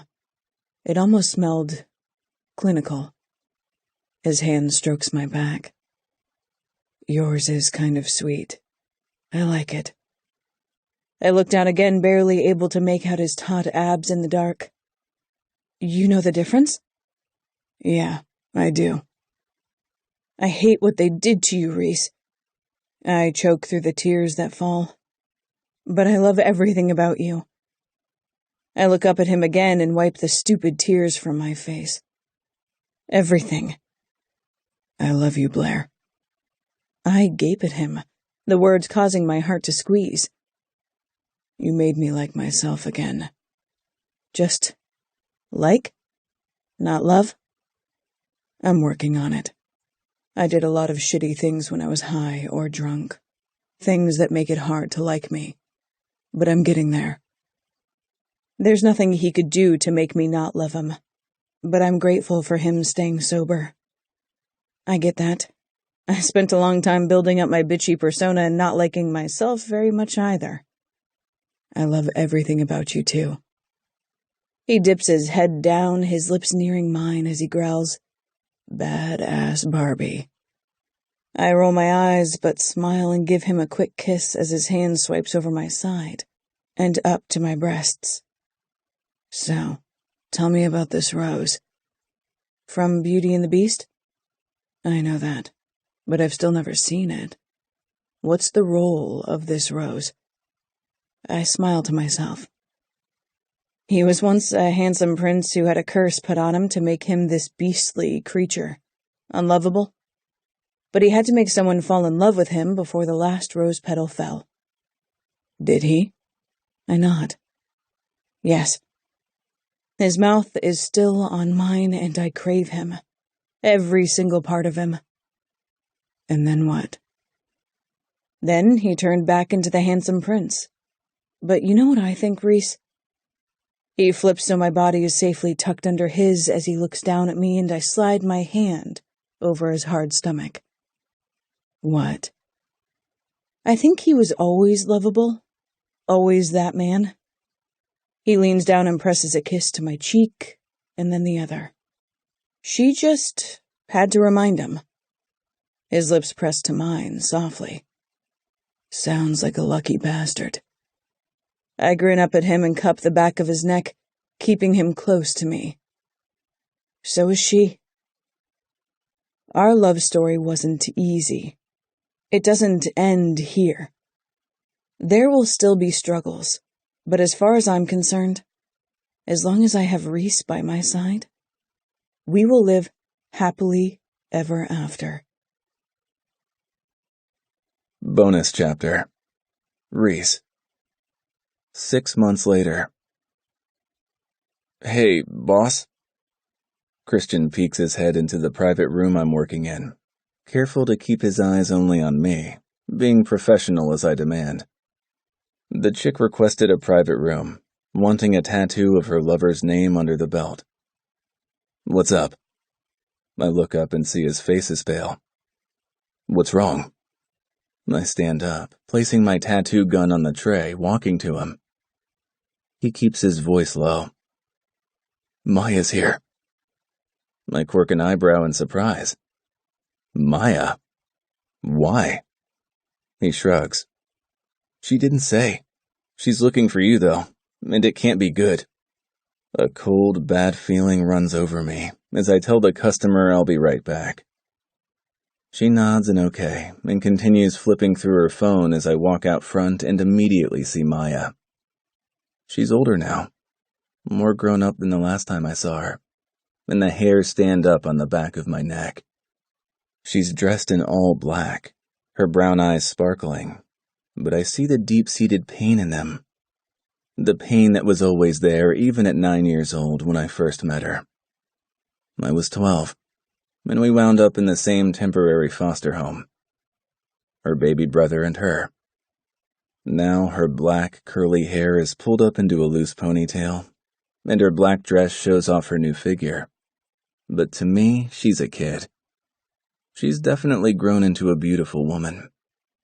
She's Charity's age, and I kept an eye on them both until I left. Left Charity and Christian in that house. Left Maya and her little brother in the shitty neighborhood we all grew up in. Left Sean, Logan, and Quinn, trying like hell to escape from it all. But now everything has come full circle. And I need to know why she's here, even if I don't want to hear it. Maya, I breathe. She looks me up and down, and I can tell she's tired. From lack of sleep or just life, I'm not sure. Probably both. Reese, you grew up. I nod. You too. She bites her bottom lip and looks around, her eyes taking in everything, and I grow apprehensive every second that ticks by. Are you okay? It's a question I already know the answer to. If she were okay, she wouldn't be here. You don't track down your past when you're okay. She ignores the question, her eyes still sweeping throughout my shop. It looks like you're doing well, Reese. I fiddle with the wedding ring on my left finger as I look around the shop that's fully finished out and thriving. I'm probably going to have to give in soon and hire a tattoo artist or two to keep up. Yes. How did you find me? It wasn't hard. Her eyes narrow on mine. I had Sean's number. He told me where to find you. I give a clipped nod, not surprised. Sean and Quinn both watched out for Charity and Maya also. Really, there's a code with street kids like us. We look out for our own. What's going on? She looks away, and I see the tears forming in her eyes and feel like I might puke. Maya. I prod, needing an answer. Her brown eyes meet mine. I came straight from the funeral. Reese.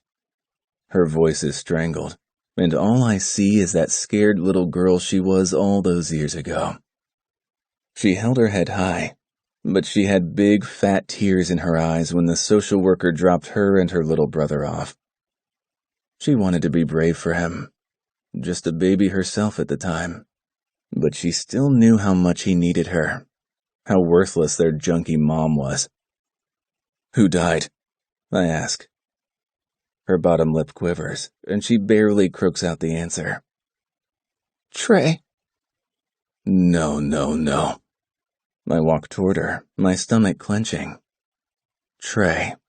Her little brother. No. I would have bet anything it was her junky mother who checked out. But her brother? Her fucking brother? Trey? I shake my head. He's what, 11? She holds back tears as she nods her head once. He was. And it's all my fault, Reese. I pull her into my arms, holding her body to mine and comforting her like the little sister she is to me. 11. He was 11 years old, and now he's dead.